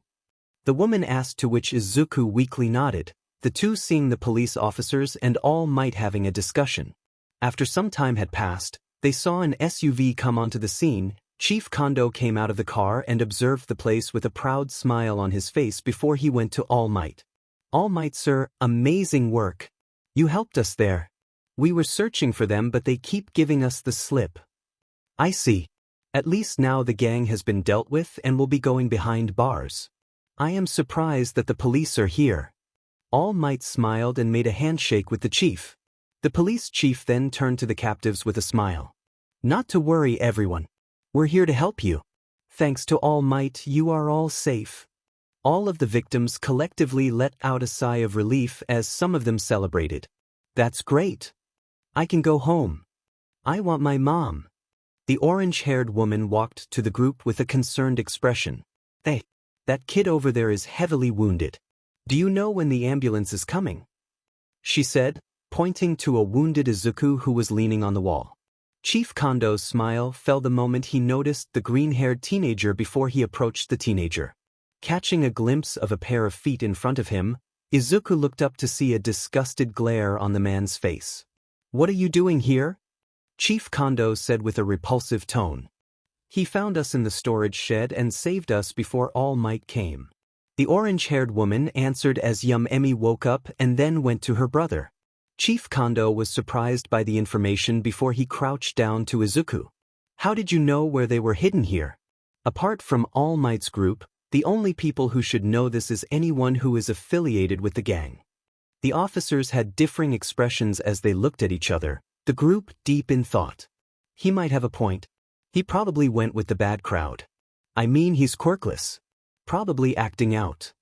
Izuku was surprised by their accusations. Some of the people gave him judgmental stares at him before he spoke. I told you a few days ago when I got the message dash. You got a message from them? Then that means you must be a part of their gang. Kondo concluded. Izuku was surprised by his sudden accusation before he saw the evil grin on his face. No. My family was dash. Oh, I see. You're trying to act innocent to escape us, huh? Shifting the blame to them to save your own skin. Smart but not smart enough. Take him away. The officers had conflicted looks on their faces before they went to the teenager. Izuku slowly moved Yum Emi away from him when he noticed some of them raising their weapons. The toddler stretched her hands toward her brother, quickly getting in front of Izuku, and then grabbed one of the officer's pants with a serious expression. Dara. What is this? The officers had conflicted looks as one of them tried to gently remove Yum Emi from his leg. Come on, little girl. I don't want to hurt you. Why you? Come here. To big brother. Izuku weakly said, trying to lift himself from the wall and enduring the pain that coursed through his body. The officers grabbed the teenager, and his sister cried as she ran to him. "It's okay. Please." He paused when he saw Kondo coming towards the girl with his foot in the air. His heart fell as his body let out a dim glow. "No." Naomasa noticed the man in the distance along with All Might. His eyes widened in shock as one of the officers grabbed the chief. "Chief Kondo." "No. Sir. You need to stop." The chief shook the officer off before he swung his foot at the toddler. Izuku's body started to pulsate with veins as he gritted his teeth. "Oh no!" The woman screamed as they heard the collision. After a moment of silence, Chief Kondo smirked until he noticed that his foot was stopped by Izuku, who was protecting Yamemi. The teen then gave him a menacing glare that made him step back. "Don't you dare to hurt that my sister." Izuku could barely word out, the glow on his body dissipating. Chief Kondo shook in anger. He then relentlessly kicked Izuku, the boy not moving an inch as he protectively hugged his sister, who started crying. "Izuku, you dare threaten a police officer, brat?" Kondo shouted in anger as he grabbed his gun, much to everyone's surprise. "Do you know? That is punishable by the law. I don't care what you do to me. As long as my sister is safe." Izuku answered as he took the beating, patting Yamemi, whose face was filled with tears. Shaking in anger, the chief turned red as he aimed his gun at the teen but was stopped by his fellow police officers. "Chief Kondo, sir, don't you think that is going a bit too far? He did come to us about this incident and regarding his sister's disappearance. You dare not listen? Who cares about a quirkless kid and his useless sister? For all we know, the sister is also a defect like him." Chief Kondo shook out of their grasp and was about to shoot the teen, who braced for it as the officer yelled at him. "Sir, don't." A gunshot sound pierced through the air, causing a moment of silence. For a minute, Izuku felt no new pain or discomfort before he noticed All Might in front of him. The blonde hero opened his hand, which made a bullet fall to the ground. "What is going on here, officer?" All Might said, his tone mixed with disbelief and anger. Kondo stuttered as he looked around the place, his fellow men sharing a shocked look before he decided to point at Izuku. "That kid obstructed police business. He threatened an officer. He's a part of the ogre gang." "Interesting for you to say that." Naomasa approached the two, having a notebook in his hands. "With my investigation on this group, there is no information or signs on their members' list of a quirkless student." The police chief started sweating bullets as the detective continued. "In fact, it is the opposite. Members of this group and their family members terrorized people and students of this area and started to set their sights on Muzutafu, one of the victims being this boy's family. The fact that the school buried the crimes because of his quirklessness is deplorable. Plus, All Might is aware of and present for one of such events of them bullying this student. It does not warrant him being here, but it explains his actions and reason of being at this place." Kondo thought about his words. "I believe we should drop this. We have done extensive research on this, and like Detective Naomasa said, neither the boy nor his family have any criminal records." All Might stated before he walked towards the group of kidnapped people and reassured them. Turning to Kondo, the hero's stare pierced through the police chief's soul as he spoke. "I will be reporting this to the higher-ups. This cannot stand." All Might then crouched to Izuku. His eyes widened when he saw the unconscious look on the teen's face, which made him crack a small smile. "Amazing. This kid that he has promise." As the ambulance came and gathered all the injured, the hero picked up the boy's unconscious body and put it on one of the stretchers along with Yamemi before he held a thumbs up. "You're amazing, young Midoriya," he thought before turning to see the piles of unconscious and broken bodies in the Kimono mansion. To think he did all of that by himself. It was morning when Izuku woke up to his sister crying. The teen jumped out of his sleep to see that he was in a hospital room, parts of his body wrapped in bandages. What happened? Where am I? He looked around the place before he heard Yumemi's crying in a smaller bed near him. He quickly rushed over to her, cradling her as he noticed the bandages on her arms and cheek. "It's okay. It's gonna be okay." Able to stop her crying, he noticed that she was hungry, which made him smile a little. "All right, let's get you some food." Looking around the place, Izuku took her to the cafeteria for breakfast, feeding Yum-Emi while he was munching on a loaf of bread. A feeling of happiness went across Izuku when he saw his sister hum in delight while eating the food, wiping the crumbs off her face before he remembered the events from yesterday. He remembered the things he did that night, the people he had beaten. Everything. Even though they deserved it. It was still not within his choice to do that. He was not a police officer. Izuku looked at his food and then at Yum-Emi. His hands tightened into fists. "I don't regret anything." After they finished eating, the two Midoriya children went to their parents' hospital room to see their parents sleeping. Yum-Emi waved at her parents. "Mama, Papa, our parents are sleeping. We're going to have to wait until they wake up, okay?" Izuku told his sister, who nodded happily before he went to his bag and took out her toys. As she played with her toys, Izuku held onto his parents' hands with a somber expression on his face. "This could be the last time I get to talk to you. I may get jail time for my actions, and honestly that I don't care." He looked at his sister, who walked up to him to play with her, a smile on his face as he obliged. "I don't regret saving your life one bit. But I hope that you will be safe, Yum-Emi." Suddenly, the door opened loudly before All Might popped his head through the room, which surprised the teen. "I'm here." Silently. "All Might? What are you doing here?" Izuku said in surprise, his sister hiding behind his leg. All Might gestured to the teenager outside of the room. Izuku picked up Yum-Emi and walked outside of the room. "It's okay. Sorry about her. She's not good with strangers." "I understand." The blonde hero bowed to the little girl, much to the teenager's surprise. "I also want to apologize as well." "Huh?" Izuku and Yum-Emi blinked in unison. "I promised you that I would make sure to keep you safe and deal with the Aguro gang, but I did not keep my end of the bargain as quickly as I should," All Might said with a sorrowful tone. Izuku was surprised by the gesture, but he took a deep breath. "It's not okay, All Might. It's not your fault. It's because of me that I know that being quirkless was looked down upon, but for my family to pay for this." "Your family?" The number one hero looked inside the room to see the teen's parents, their condition causing the man to feel a pang of guilt.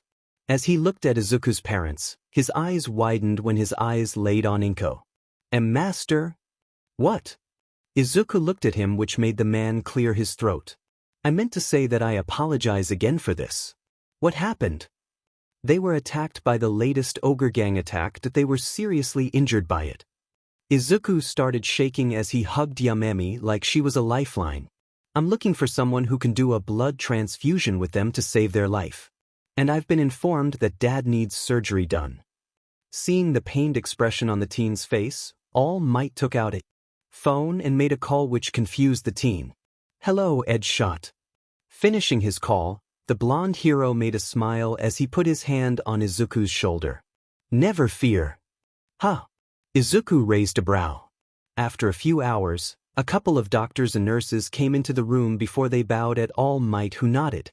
"Please do what you can." "Understood. It's going to take a while.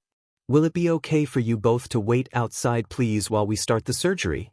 All Might nodded while Izuku was confused as he was escorted out of the room while the operation started. "What?" Izuku muttered in disbelief, pinching himself to wonder if he was dreaming. "What's happening?" "They're going to help your parents."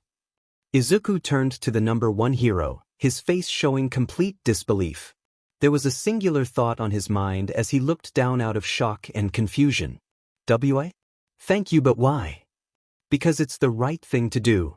All Might answered matter-of-factly, putting a hand on the vedette's shoulder. "And heroes always do the right thing." "The right thing?" Izuku muttered, which did not go unnoticed by All Might. Being a hero is more than beating villains and saving people. It is to ensure a society of peace. To lend a helping hand to those who truly need it. Izuku just sat down on the bench, rubbing his wristbands before he glanced at the ceiling. As his parents were going through the operation, the teen had an exhausted expression on his face before he leaned on the wall, a singular question coming to his mind. "That reminds me," Izuku spoke. How is my case for the incident? I'm guessing that they are either going to give me a big sentence for what I did, right? They will give you a light sentence. Nothing too bad to ruin your record. I pleaded for your case and that is what became of the conclusion. All Might explained, Izuku letting out a sigh while patting Yamemi who took a nap. It's okay. I deserve it. I was expecting worse. Young Midoriya. Izuku looked at the blonde hero who stood in front of him with a serious expression. Your actions were reckless, dangerous, and could have led to many casualties if not for outside interference. I know that I know but… Izuku's hands shook as he looked at his sleeping sister, pushing the hair out of her face. When Yamemi was gone, I had to go. I couldn't lose another family member. I couldn't just stand by while everyone ignored me and won't help my family. I understand how you feel, young Midoriya. And I must say that regardless of that, you made a valiant attempt and done great work in dwindling their numbers by exploiting their weaknesses despite your quirklessness. Although your pure intentions and heroic drive, it is good to think to rely on the police and heroes. Sometimes it is good to wait and not act quickly. Understand? Yeah. Izuku nodded with a small smile. Thanks. Young man, you have a long life ahead of you. You can't be throwing it away so quickly. Last night, you showed me that you are smart, athletic, you took your weaknesses into account, your eyes were clouded before but now, they have some shine in them. I understand how you feel about your family but sometimes, having the drive is not enough to win or save someone's life. Izuku nodded before he looked at the wall with a conflicted expression. How can I repay you for this? By living. Live and show this world that they are wrong about you. You have a bright future. Go seize it. Upon hearing the number one hero's words, Izuku felt like a burden came off his shoulders, leaning back in his seat. Feeling a wave of relief, Izuku closed his eyes, feeling something that he had never felt in a while. He felt happy. Thank you, All Might. Thank you so much. The green-haired teenager muttered sleepily. All in a day's work, young Midoriya. Those were the last words Izuku heard before he started to get comfortable and fall asleep. At the end of the day when the operation was completed, there was a beep from the room that woke Izuku and Yamemi up, the toddler stretching herself while her brother looked up to see that the surgery was finished. Oh, it's finished. It's finished, All Me dash. The teen turned to All Might but he did not see anyone there before he searched the place. After a while, Izuku then noticed a letter in his pocket. What the… Mr. Midoriya. The doctor called with a smile as he gestured for him to go inside the room. Come inside. Izuku then went inside the room. He then saw his mother sitting up in her bed, trying to move as much as possible before she noticed him. My children. Inko said with tears streaming down her face. Izuku's legs moved on their own as he approached the woman before he touched the woman. This isn't a dream. He fell to his knees, Inko wrapping her arms around him and her daughter in a warm embrace. Yamemi clutched onto the woman with tears spilling out of her eyes. Mama. I missed you too. Both of you. Inko cried with a smile on her face. Izuku did not notice the tears coming from his eyes until they hit the floor, unable to wipe them from his face as he cried loudly. Mom. Thank goodness that I thought I would never see them again. The teen thought as they all hugged each other. He then remembered something when he turned to his father, seeing the man still in slumber. Is Dad still sleeping? Yeah. But he is stabilized. He is in no life-threatening situation.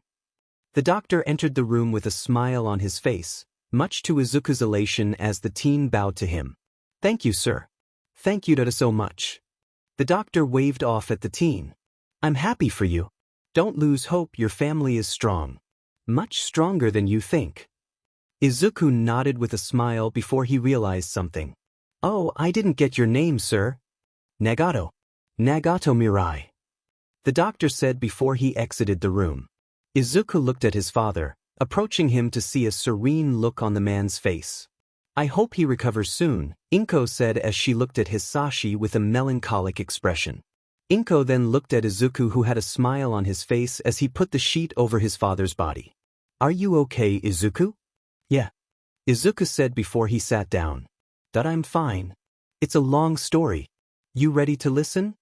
Inko was surprised by this, seeing light and hope in her son's eyes which made her happy before he turned to her with a smile. Izuku felt a burning drive before he picked up one of his burnt notebooks in his bag and wrote his new goal in the book before he explained what happened to his mother. His goal now is to be a cure. You're always helping people. That's so like you. Naomasa said to All Might, who looked at the sunset with his signature smile. I want to be able to save people. Plus, you saw that kid. He was on the edge, his eyes were dark when I first met him. Very dark. Naomasa hummed. All Might looked up to the horizon, checking on his phone, to which Tsukachi was beside them before they went into the car. I'm guessing the ogre gang was the last group that you have to deal with here in Kyushu. It's weird though, from the missing persons that we found, I did not see Hajime Tsubasa. I say we do another round before we leave Kyushu. It has been months since we have gotten this report. There is not much time that I have here anyway. I had to keep a low profile for them to slip up and get caught. All Might said before he started laughing before they both drove to the horizon, the man getting a notification on his phone. I need to return to Honshu soon. Well, we're going to need to keep our eyes peeled. Kyushu's research team is checking on the residue from that needle that the leader of the ogre clan used against you. Naomasa said with a serious expression. All Might looked up to the sky, which did not go unnoticed by the detective. Do you think that it might be him? I hope it's not. I truly hope it's not. All Might said, tightening his fists. It was snowing on the island of Kyushu. White crystals fell on the beach of Takoba, everyone enjoying the season as they went through their daily lives and prepared for the holidays to come. On the beach was Izuku, who was dressed in a green and black winter coat with red snow boots, the teen who was gazing at the water with his hands in his pockets. He looked at the suitcases beside him before he heard a loud voice. Uku! He turned to his sister, who was waving at him, with Inko, who gently smiled at him. It was a few months since his mother was discharged. It was a miracle that she was alive. The teen felt a bit dispirited when he saw the woman walk with a slight limp and a few scars around her left shoulder, but he was happy as he ran to them with the suitcases. You ready to go? Inko said. Izuku nodded before he turned to the hospital with a raised brow.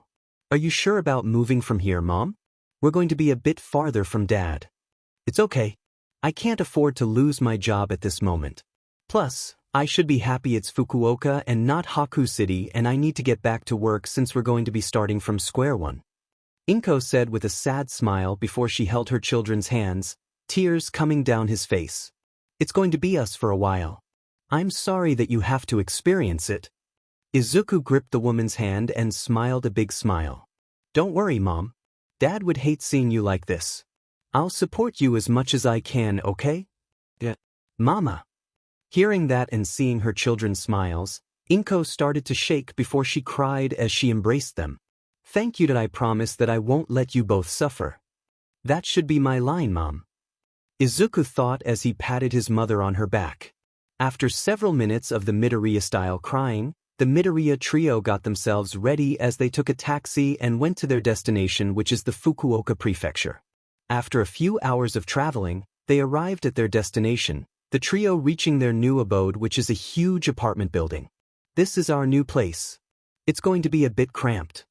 Inko said as she opened the door to their new place, Emi dashing inside as Izuku grabbed the suitcases and dragged them inside. After a few days of getting situated in their new home, Izuku was outside on the balcony with a piece of paper in his hands before he smiled as he had a new goal now. Maybe I should try for the hero course at UA College in Honshu? We have arrived in Honshu. We're arriving in Honshu. Welcome to the city of Nagoya. The words were announced as a plane just landed, multiple people disembarking it as the flight attendants led them to get their luggage and go to the receptionist center. One of the people within the crowd was a messy, green-haired young adult who had a lean, muscular physique and slightly above average height. He was dressed in a blue and black All Might hoodie with a red undershirt, black jeans, and red high tops. As he thanked the receptionist, the freckles adorning his face showed in the sunlight, along with a huge scar on his left arm as he went towards the exit.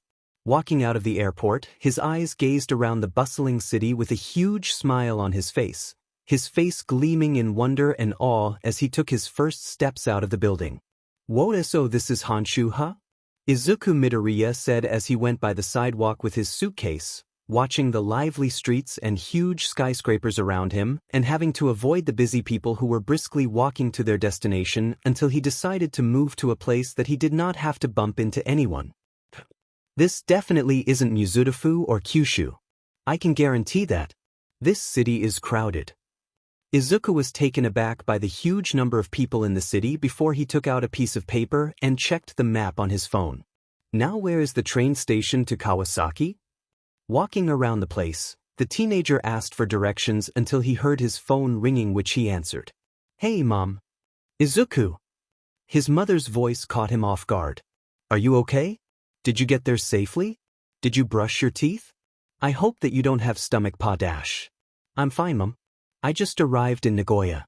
Trying to find a train station or a cab to Kawasaki." Izuku said, letting out a small chuckle when he heard his mother letting out a sigh of relief on the other end. "Thank goodness. It's too bad Now is unable to meet you because she's busy." "It's no problem, Mom. I can find it.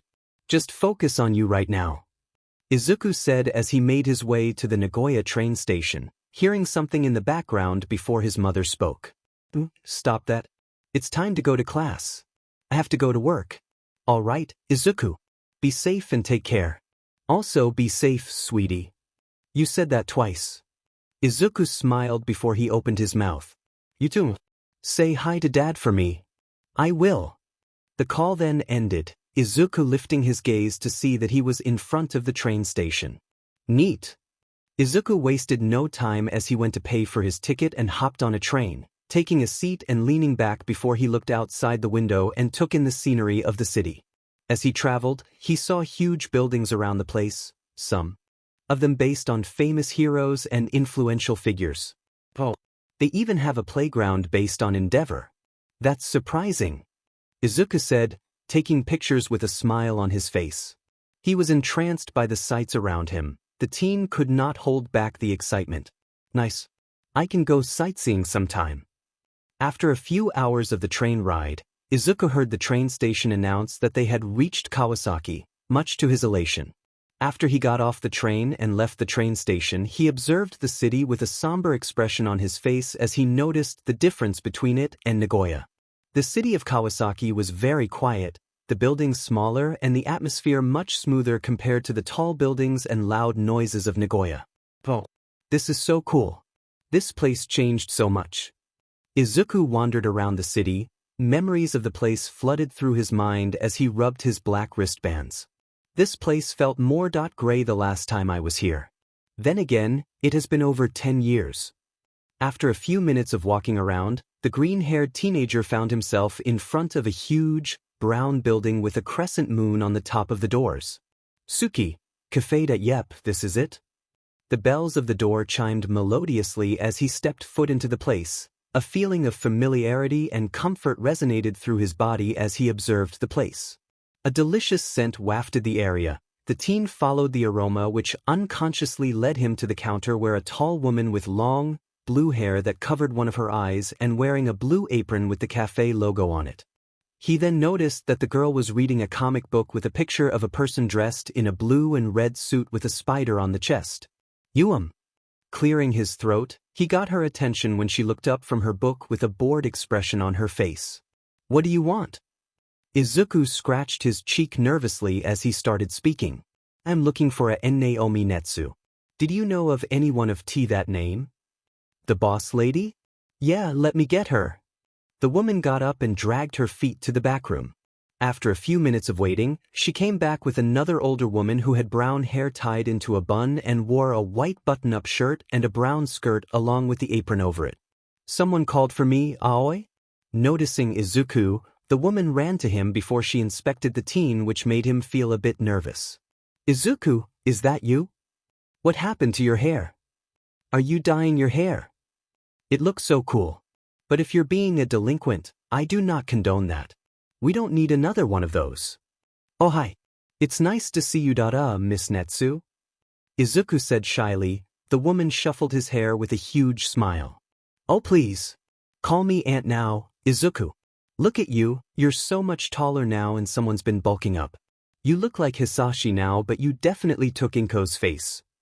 Naomi said as she squeezed and puffed Izuku's cheeks for a while before she clapped her hands.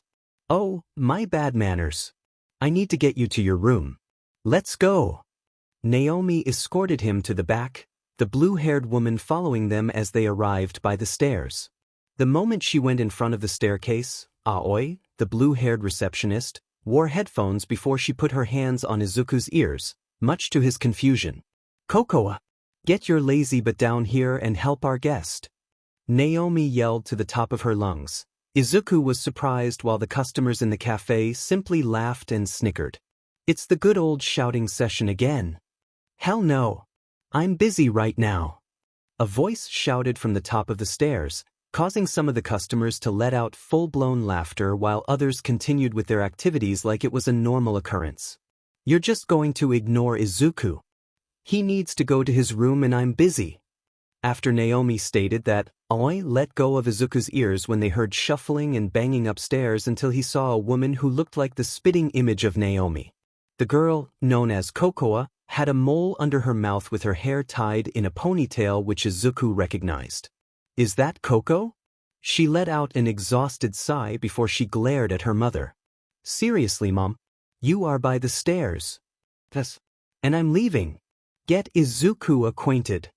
The older woman said as she left to the kitchen, leaving a confused Izuku, a bored Aoi, and an aggravated Kokoa. Thank you. Izuku turned to the blue-haired receptionist with a smile on his face. Aoi Akatsuki. See you later. The girl waved and left, which made him smile. Thank you again. Hey. Izuku shook uncontrollably at the voice before he turned to Kokoa, who glared at him before she picked up some of his luggage. Let's go, Izumi. Izumi? Izuku raised a brow which made the woman smile. It's a combination of your two names, Izuku and Midoriya. I called your mother Aunt Inmi, so you shall bear the name of Izumi. Did you forget I always call you that? I think. Izuku looked down nervously before Kokoa grabbed his suitcase and gestured for him to follow her, which he did. Come on. Your room awaits. She then gave him a tour of the rooms, showing him her and her mother's rooms before she took him to his room, putting down his stuff as she made a mocking bow. This is your room, Izumi. Perfectly distributed with a great view of the street. Well, a better view now since you're taller. Oh, thank you, he said, walking around the room before he looked out the window to see an amazing view of the city of Kawasaki. You're right. It is a great view. Hell yeah. Well, I did my job and I gotta go now. Just let Mom know when you're finished with your luggage. Duty awaits. Kokoa shouted before she went out of the room, leaving Izuku to his lonesome. Well, this is new. Izuku mumbled before he sat down on the ground and sorted out his luggage. After he had finished unpacking, Izuku changed out of his clothes into a white tee with the word, rest, on it and a pair of black jeans. As he went downstairs, he went to Aoi to ask for where Naomi was, the girl tiredly pointing to the kitchen. Just talk and your presence will be known. Got it? He said before he went to the kitchen to see Kokoa and Naomi arguing. What the hell is your problem? I'm working as you wanted. You should have gotten off your demon game sooner and helped.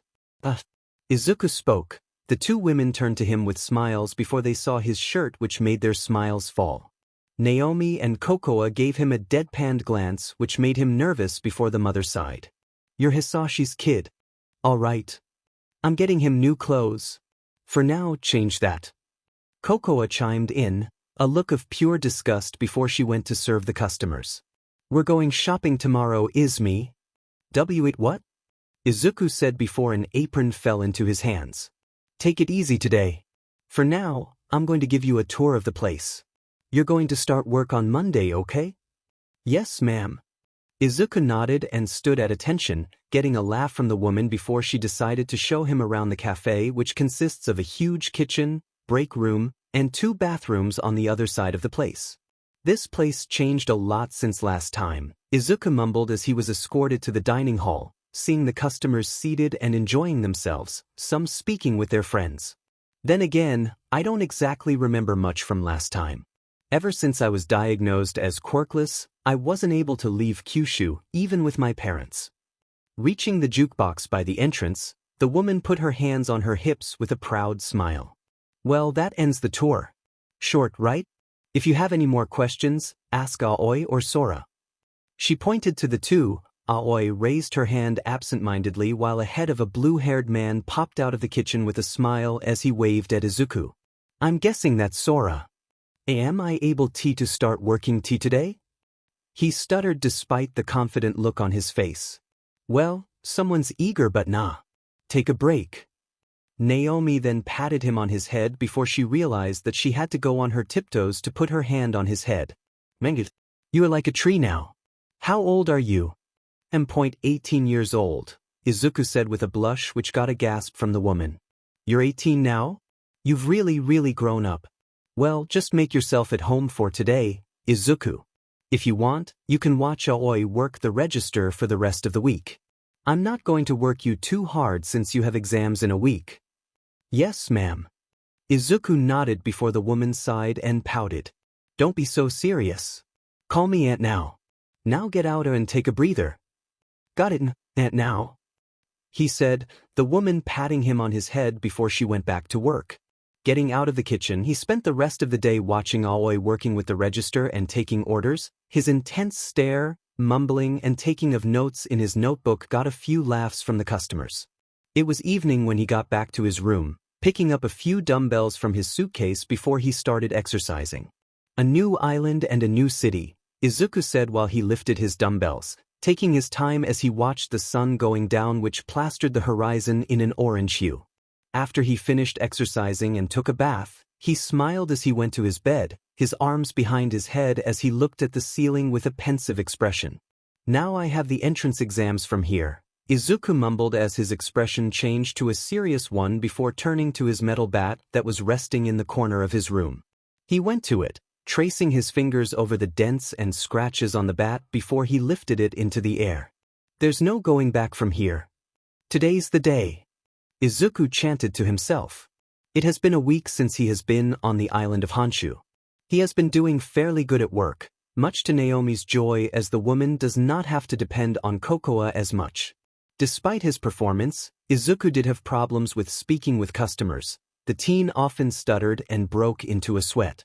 As the sun rose over the horizon, Izuku was out of bed, doing his round of push-ups and sit-ups until he heard the alarm go off on his phone. Well, that ends the warm-up. Time for a bath. He then took a shower, looking into his mirror to see a nervous and crooked smile on his face before he put a hand on his chest which was beating quickly. Not even a cold bath could cure this. Izuku checked his bag, doing a confident nod as he smiled until he heard his phone vibrating, seeing a text from his mother that said, "Do your best, Izuku," which relieved Izuku of some of his nervousness before he decided to reply with, "Thanks." Alright, Adam's chat. All Might smile? He turned to a mirror and made his signature All Might smile. I am here. Yeah, check. Izuku dressed himself in a black and green hoodie with a rabbit logo on the chest along with black jeans and a pair of red high-top sneakers. He then put a huge yellow bag on his back and his dragon wristbands. Can't forget my lucky wristbands. After he finished preparing, the green-haired teenager went downstairs to see Naomi preparing for the store to be open. Oh, hello, Izuku. That rabbit hoodie looks so good on you. At least that brat of mine has good taste in clothes. Thank you, Aunt now. Izuku blushed shyly before the woman gave him a bento lunchbox and patted him on the shoulder. Do your best, okay? Yes, ma'am. Izuku stood at attention which made the woman laugh. Got it? Now out of here and beat them up.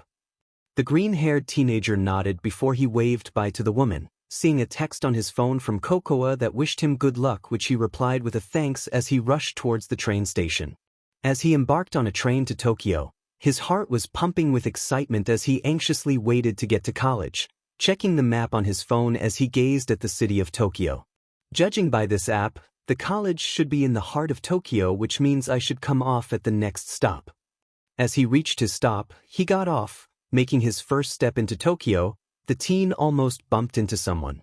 He stepped back towards an alleyway, a bit taken aback by how crowded the place was as he searched for the directions to the school, finding the place after wandering for a while. So, this is UA College? Izuku thought aloud while looking at the huge blue building in front of him, the letters, showing in gold at the entrance gate before he noticed many students entering the place, some of them coming in through cars. Izuku's interest was piqued when he saw their display of different quirks, the teen observing their powers as he excitedly took out his notebook from his bag. Whoa, that's so cool. Is that a tail? I wonder if it is regenerative. I'm guessing that a girl with long hair has the abilities of a frog due to how she looks. There are a lot of mutant quirk users taking this test. Did that just grow blades out of his arm and that other guy seems to have metallic abilities? Wait, I need to go. Making his way into the building while taking notes, the teen then stopped. Walking as he looked around him, scratching his head in confusion before he went inside. Why did I have the feeling I was going to fall in a spectacular, slow-motion style? Are my shoes untied? Probably just my imagination. Or my worrying. Going through the entrance, he saw the huge, spacious campus of UA, seeing only a few students coming to their courses until he went to a huge classroom with a card. Alright, my seat number should be.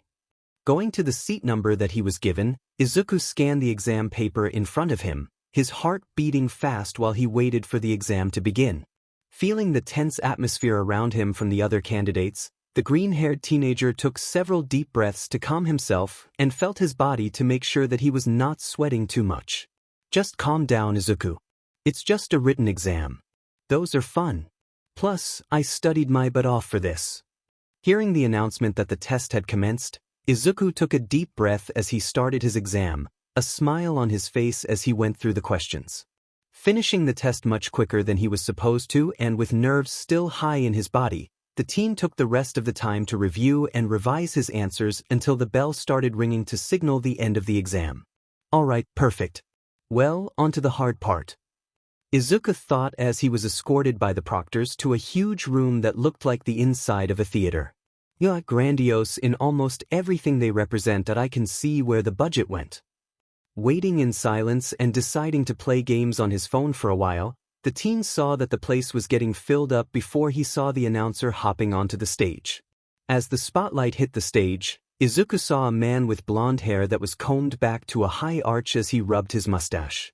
The man was wearing a black jacket, pants, and knee-high boots along with fingerless gloves and a speaker wrapped around his neck. Oh my gosh! That's Present Mike. Izuku gasped excitedly as he took a picture of the blonde hero. As the hero went to the middle of the stage, Present Mike took in a deep breath before he let out a scream that echoed through the room, causing some of the students to hold their ears. Welcome to UA little listeners. Hope you guys weren't too bored by the written exam because now it's time to sweat. So, show me your spirit. Everybody says yeah. Everything was quiet, the awkward silence getting to Izuku before he stood up and yelled at the top of his lungs, which surprised everyone. Yeah. The green-haired teen fell to his seat with a sigh, happy to feel some of his anxiousness going away. Present Mike looked around before he put a hand on his head. Tough crowd. At least one of you has spirit. No, I don't. I'm trying to yell out my nervousness. Izuku thought as he decided to smile at the compliment while ignoring the judgmental and confused stares everyone was giving him. Alright then, let's get started. I'm going to explain the rules out to ya, so get out your pamphlets. The voice hero said, everyone, taking out a blue pamphlet as he began to explain. Well, we have various villain robots scattered around the place. Each villain bot represents a point. The monitor turned on as it showed 4 robots before Present Mike pressed on a remote which showed one of the villain bot which resembled a spider that had a number 1 on its head as he made his explanation. We have our 1-pointer. These spider-looking guys are not that threatening, but they can pack a punch if you're not careful. He then changed the screen which showed another villain bot that looked like a scorpion, which made Izuku curious. Then we have our 2-pointers. Any Scorpios will be happy to see this robot, but yeah, these guys have weapons and they're not afraid to use them. Then we got our 3-pointers here. Dangerous be these guys, so be careful with them, and that's pretty much it. The goal is to get as many points as you can. Present Mike said while changing the screen to another robot that was armed to the teeth with weapons. The robot looking like a tractor, Izuku speaking quietly under his breath as he made notes on the robots. Alright, good. I need to aim for the 1 and 2 pointers. I probably can go for the 3 pointers, but I need to find a weak spot. Sir, I have a question. A hand raised into the air amongst the students. Present Mike gestured to the hand as a spotlight showed a tall, blue-haired boy with glasses and dressed in a flashy yellow suit who immediately stood up. My name is Tenya Ida, sir. You mentioned that there are 3 types of robots, correct? However, I see on the pamphlet that there are 4 types of robots. Was there a misprint? If there was, I must say that it is very unbecoming of UA to make such a mistake. Nice eyes, young listener, the blonde stated before he scratched his face. The last is meant to be an obstacle. It is worth 0 points, so it's not worth going for. Make sure to avoid it. Which leads to our last portion of the test. The rescue portion. You will need to rescue as many civilians as you can while avoiding this monstrosity. It's a disaster, so keep alert. Got it, sir. Thank you for answering my question and my apologies for my abrupt assumption. Tenya bowed robotically before he went to sit down, Izuku wondering if the teen's quirk was something related to his robotic movements. Any more questions? The blonde announcer asked, hearing nothing before he smiled and put his hand in the air. Good. Time to show us your mettle. Everyone got up and left for the site for the changing rooms, the practical exam getting started. Izuku arrived at the entrance of the second portion of the exam, which was a model of a city. Interesting. It looks like an actual city. How do they get the funding for this? Izuku said with an expression of wonder before he swung his bat over his shoulder, the weapon having a spiked covering around the tip of the bat that made it look like a mace. Izuku was dressed in an aqua-green tracksuit and his iconic red sneakers as he tried to keep a calm composure while he observed the place. After a while and noticing people arriving in the practical zone, he started stretching, much to the confusion and amusement of the people around him. What the hell is that guy doing? Is that bat part of his quirk? Does he know that this is a hero test and not a baseball exam?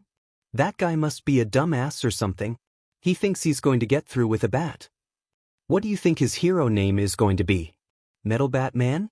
Swing Boy? I mean, is it wrong to have a bat? That dude over there has a quirk. Ignoring the voices that commented on him, Izuku practiced his swings before he heard Present Mike from the distance, which made him brace himself as everyone went to the starting line. Alright, like all robots, these bots have screws and bolts, so I will need to do is watch their movements and aim for their weak spots. Easy, right? I wonder if everyone else is feeling as nervous as I am. Izuku turned to the rest of the participants, seeing them having victorious smirks and grins as they waited for the exam to start, much to Izuku's confusion. They're that confident. Are their quirks really that powerful? I mean, from what I see, they are. Man, even that guy from the showcase of the exam looks diligent and confident. Wait, are those mufflers on his calf muscles?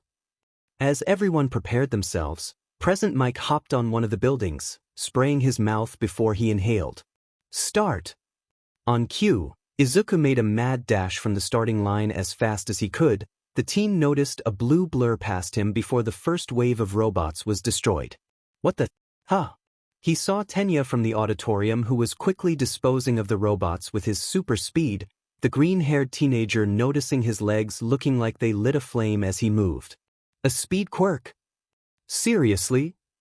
Coming across a one-pointer, he sprinted towards it, dodging its jabs and getting closer before he slammed his bat on the glass section where its eye was supposed to be. The spikes destroyed the glass, which caused it to malfunction, but it was still alive.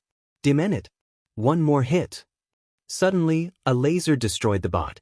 Izuku was dumbfounded before he saw a blonde boy with a weird smile and a chrome belt winked at him before leaving. Thank you, merci. Did he just steal my point? Why?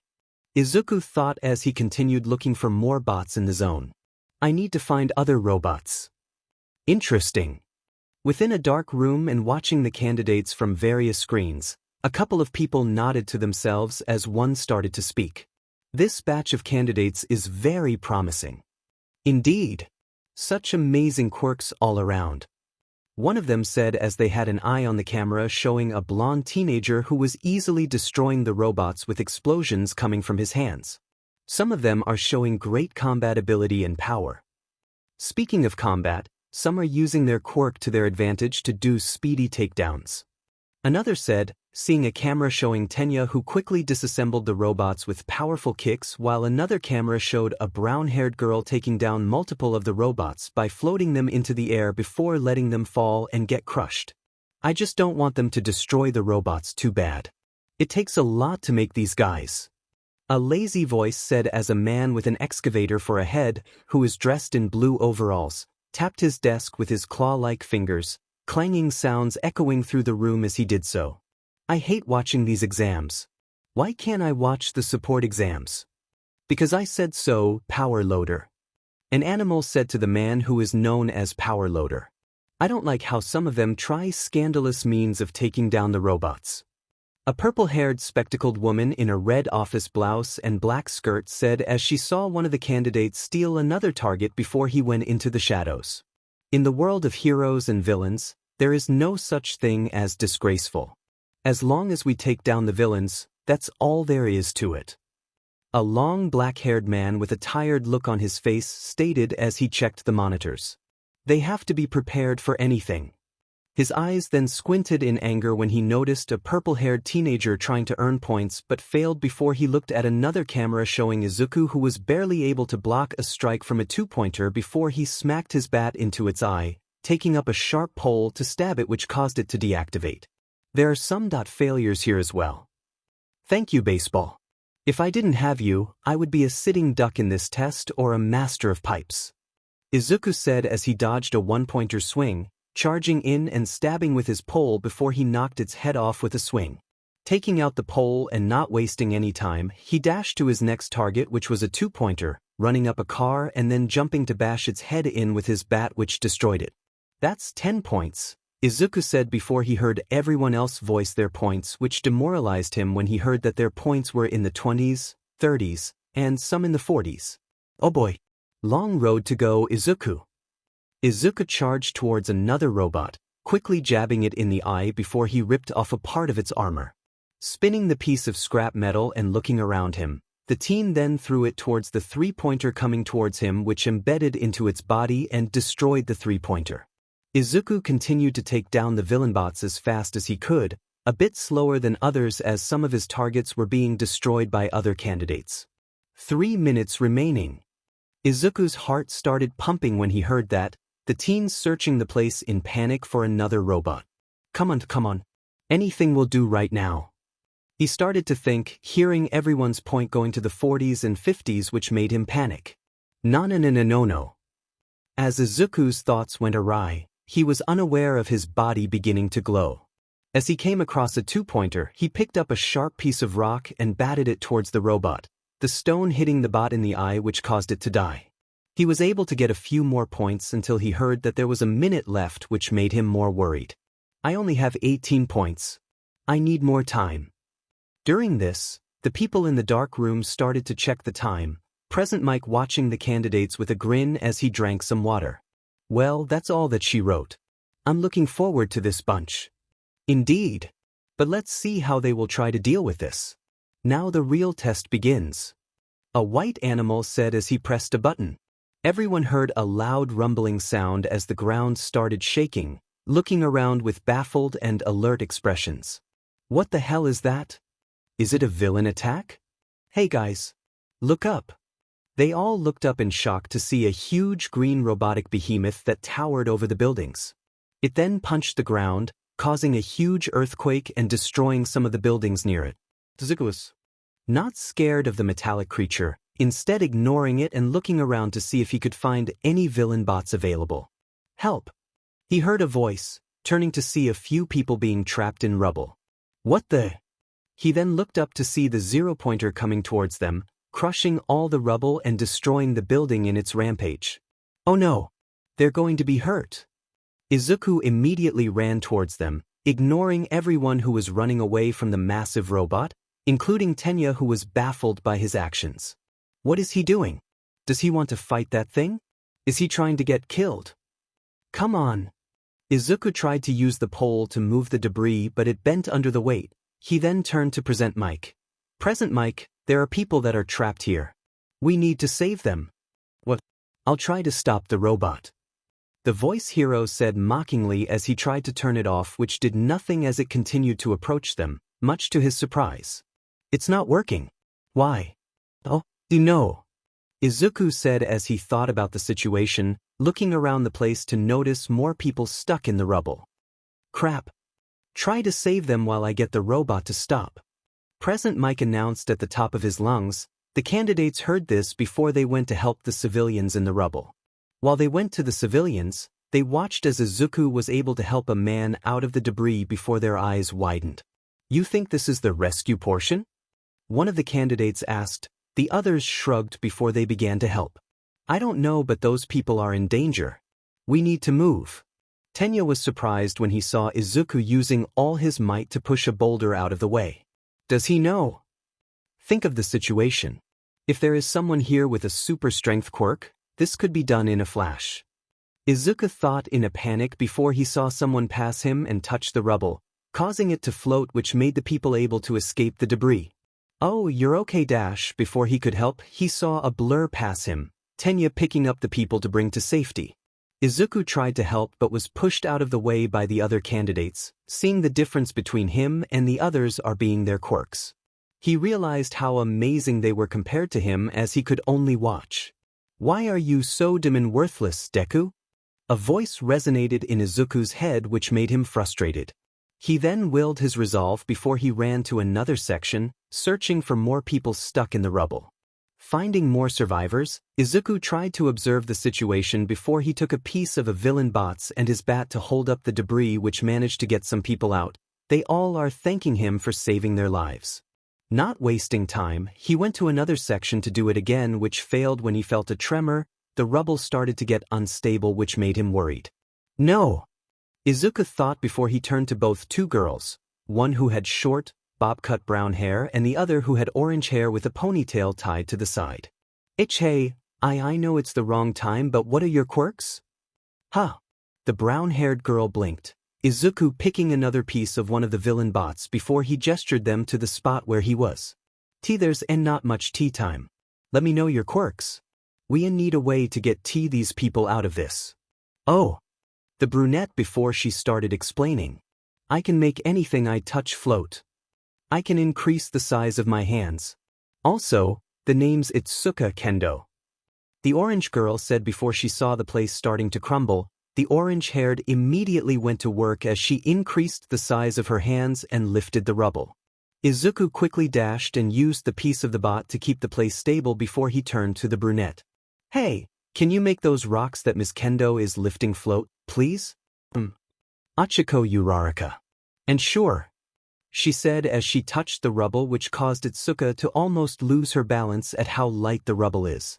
Steady, please. Lift them steadily. We can't allow for any of the rubble to be unstable. I'll go in and escort them. Ms. Uraraka, can you stay here? Your powers may be good for people who can't move on their own. Got it. Itsuka and Achiko nodded in unison before he grabbed some more villain bot parts and dashed into the rubble, much to the two girls' surprise. Going through the rubble, he noticed that the place was fairly secure before he saw the victims in the claustrophobic place. We need to leave quickly. There's a robot coming towards us. We'll lead you to safety. Oh, someone saved us. One of them said as Izuku led them towards the opening, noticing how Izuku secured the place from the inside through the use of poles and bits and pieces of the robots. Interesting ingenuity, amazing resourcefulness. The place then started to shake again. Izuku was happy that his plan to secure the cave helped until he felt another tremor. Ms. Kendo. What's going on out there? The 0-pointer at it's super close now. Itsuka said. Izuku then decided to let everyone move quickly, Achiko doing her best to aid the injured ones by floating them. As the three were able to successfully get the civilians and carry them to the entrance, Izuku was looking around the place before he noticed the robotic behemoth punching the ground, which created another shockwave that damaged the buildings around them, causing the debris to fly towards them. This isn't good. Move. We need to go, he said before noticing a stone was about to hit a civilian, quickly knocking it away with his bat. Seeing more stones coming towards them, he looked at the entrance, seeing Tenya at the entrance. The fast guy from the auditorium. That dude's name is Ida. He shouted, getting the spectacled teen's attention. Izuku noticed a few more rubble coming to him which he batted away, one of them hitting him in the arm, but he continued. Diamen, my arm. Save the civilians. Some of them are injured so they can't move as fast. The green-haired teenager shouted as he continued to ward off the rocks, ignoring the pain in his arm. Tenya nodded as he went to get the civilians, some of them helping the two girls, including a tall, masked dude with multiple arms, a raven-haired girl with long earlobes along with a purple-haired dude with a tired expression. Getting overwhelmed by the rubble, Izuku almost got hit by a barrage of pebbles before a wave of lightning destroyed the stones, much to Izuku's surprise before he turned to see a blonde-haired boy with a lightning streak in his hair. "You're okay, dude?" "Yeah." A dash. Izuku noticed a huge boulder coming towards them, worried beyond belief before he turned to the blonde dude who was crackling with lightning. "Hey, are you able to destroy that?" "Dunno. Let me try." "Have it ye." The blonde said before he charged up and shot a blast of electricity that collided with the boulder, one of the bolts barely missing Izuku. The beam hit the rubble, lighting up the entire area as it started to crack the rubble and create an explosion. "Oh, he's strong."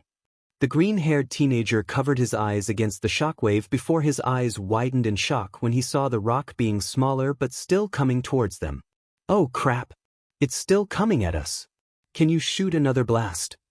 Izuku turned to see the blonde dude with a funny face as he put 2 thumbs up in the air before he fell to the ground. "Wee-hee. I beg your pardon." The freckled boy was surprised by this before he turned to the entrance, seeing no one willing to help and scared of the rubble coming towards them. Clenching his fists and getting frustrated, Izuku ignored everyone as he looked around the place. "So, you all are going to stand there and watch the boulder come towards you? Where the hell is Present Mike? This isn't a part of the test." Seeing no sign of the hero, he clicked his teeth before he dashed towards the boulder, picking up one of the sturdy shields from the three-pointer along the way and raising it in front of him with his bat in his other arm. "What are you doing?" Itsuka yelled, but Izuku ignored them as his body tensed up, a spark of energy flowing through his body which felt like an adrenaline rush. "This feeling again." The green-haired teenager thought as his body glowed intensely, veins bulging on his body as he collided with the boulder. Being pushed back by the huge stone, Izuku gritted his teeth before he noticed a hole where the lightning hit. "Maybe." The teen pushed the bat into the hole, making the crack bigger. "Come on. Slow down, you piece of rock. At least crack in 2 and go anywhere from the entrance." Izuku gritted his teeth as he pushed back against the rubble with all his might. "Come on, Yemenet. Come on. Yeah. A powerful sound wave destroyed the rubble coming towards them, much to everyone's surprise. Falling on his back, Izuku smiled when he saw Present Mike approaching them, his consciousness fading before his eyes closed as he heard the last words from the hero. "The exam is now over." "That was amazing," a small person resembling a mouse or bear cub said as he jumped off his seat.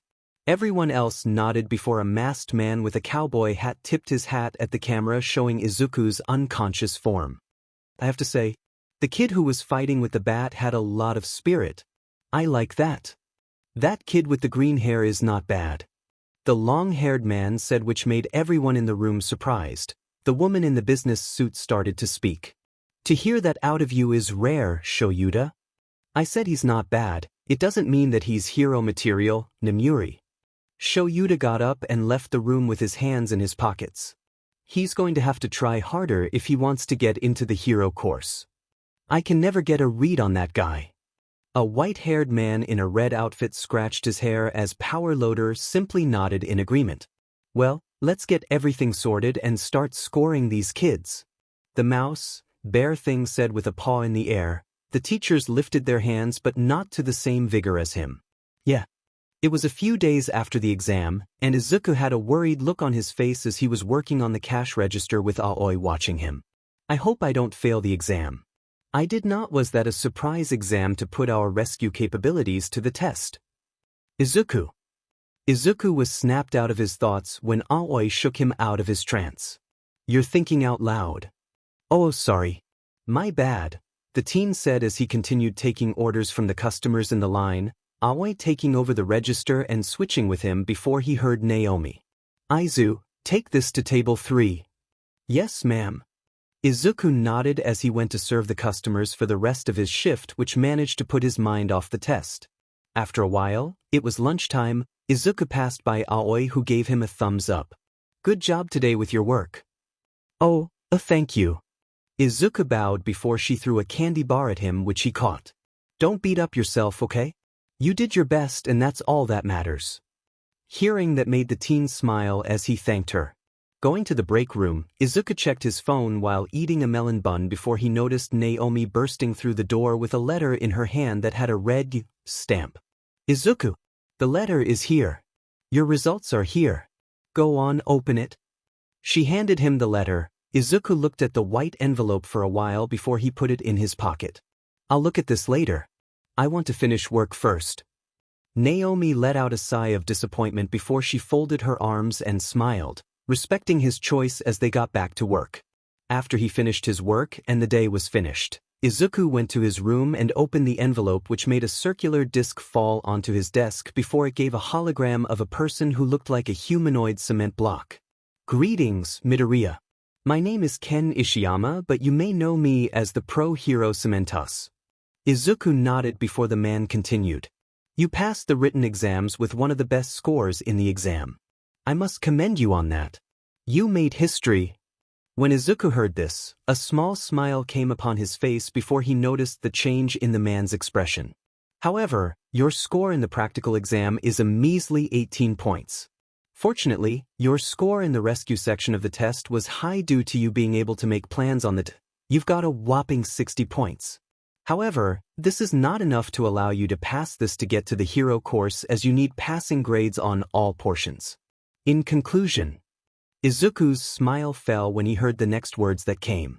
You failed, Izuku Midoriya. Izuku slumped back in his seat with a sigh after hearing that. His heart fell and his chest felt so much pain from the man's words. He then steeled himself and willed back his tears as much as he could. He hated this. All of his training, his efforts, everything. It was for nothing. However, Izuku looked up from his desk, seeing Cementos holding up a paper before he began to read. We have a remedial course available for people like yourself.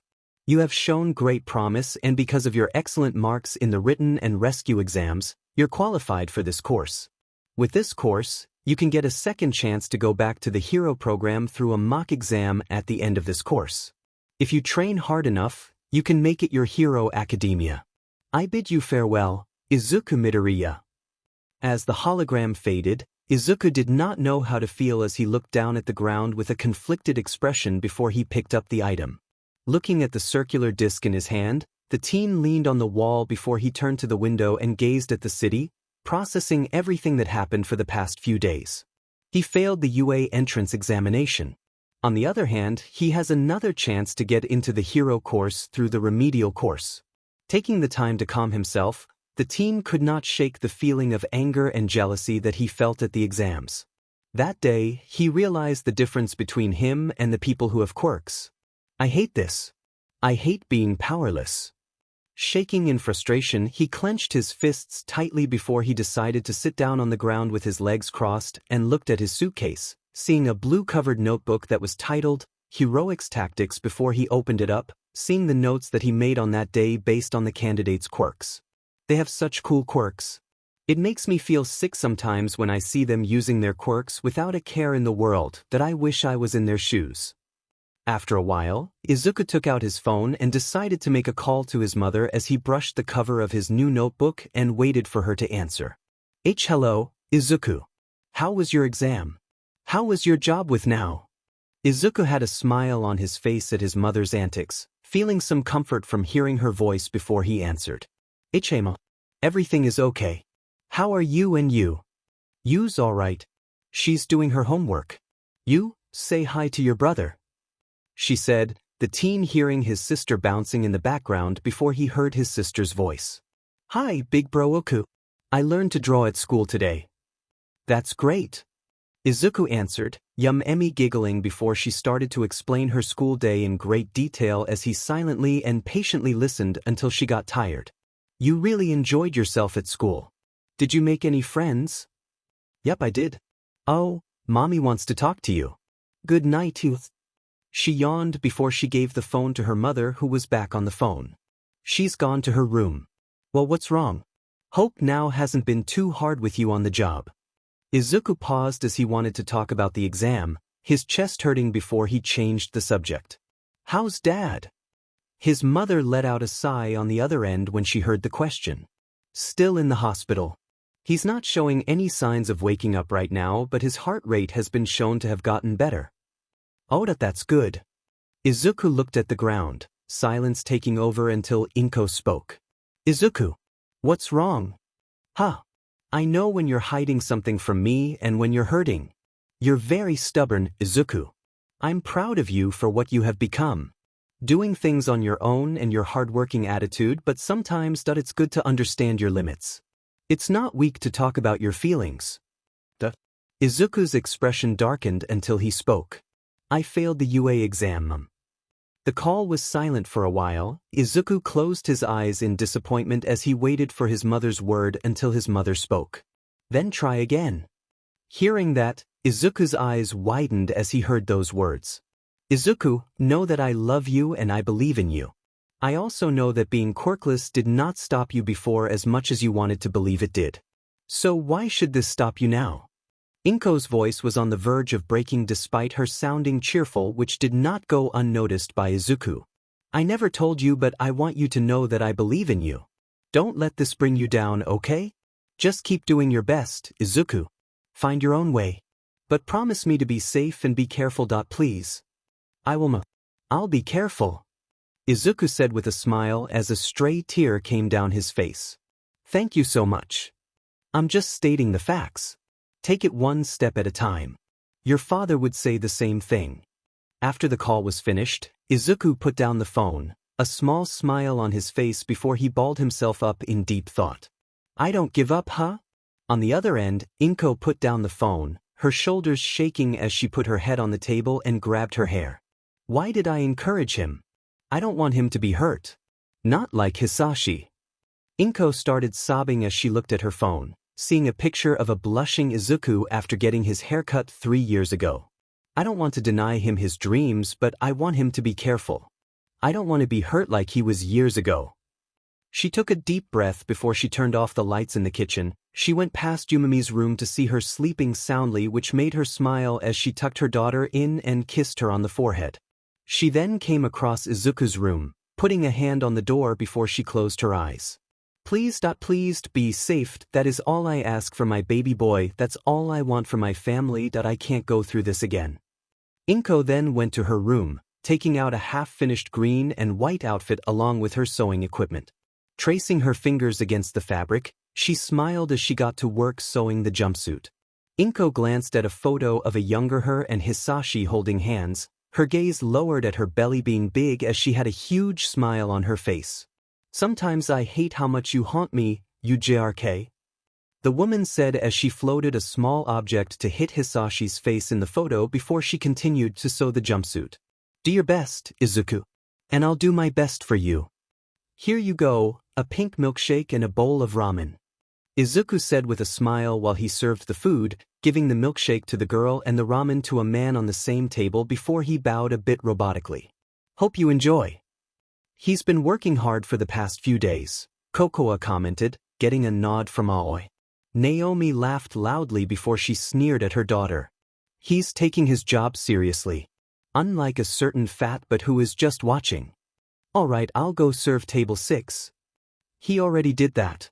Aoi chimed in after serving a customer, much to Kokoa's surprise before she scratched her head. Table 1 dash. Did that too. Table 4. Oh yeah, good one. Aoi said, Kokoa pumping her fist in victory before Aoi stopped her. He's serving them now. Dimn it. Come on. Kokoa complained, getting a laugh from Naomi as she watched Izuku, who was working with a bright smile on his face. Inko, he's going to be just fine. I've got to work harder. Much harder than anyone. That thought coursed through Izuku's mind and fueled his drive as he continued running about the place and serving customers. During lunchtime, he went to the mailbox and put in a letter that showed the acceptance letter for the UA's remedial course.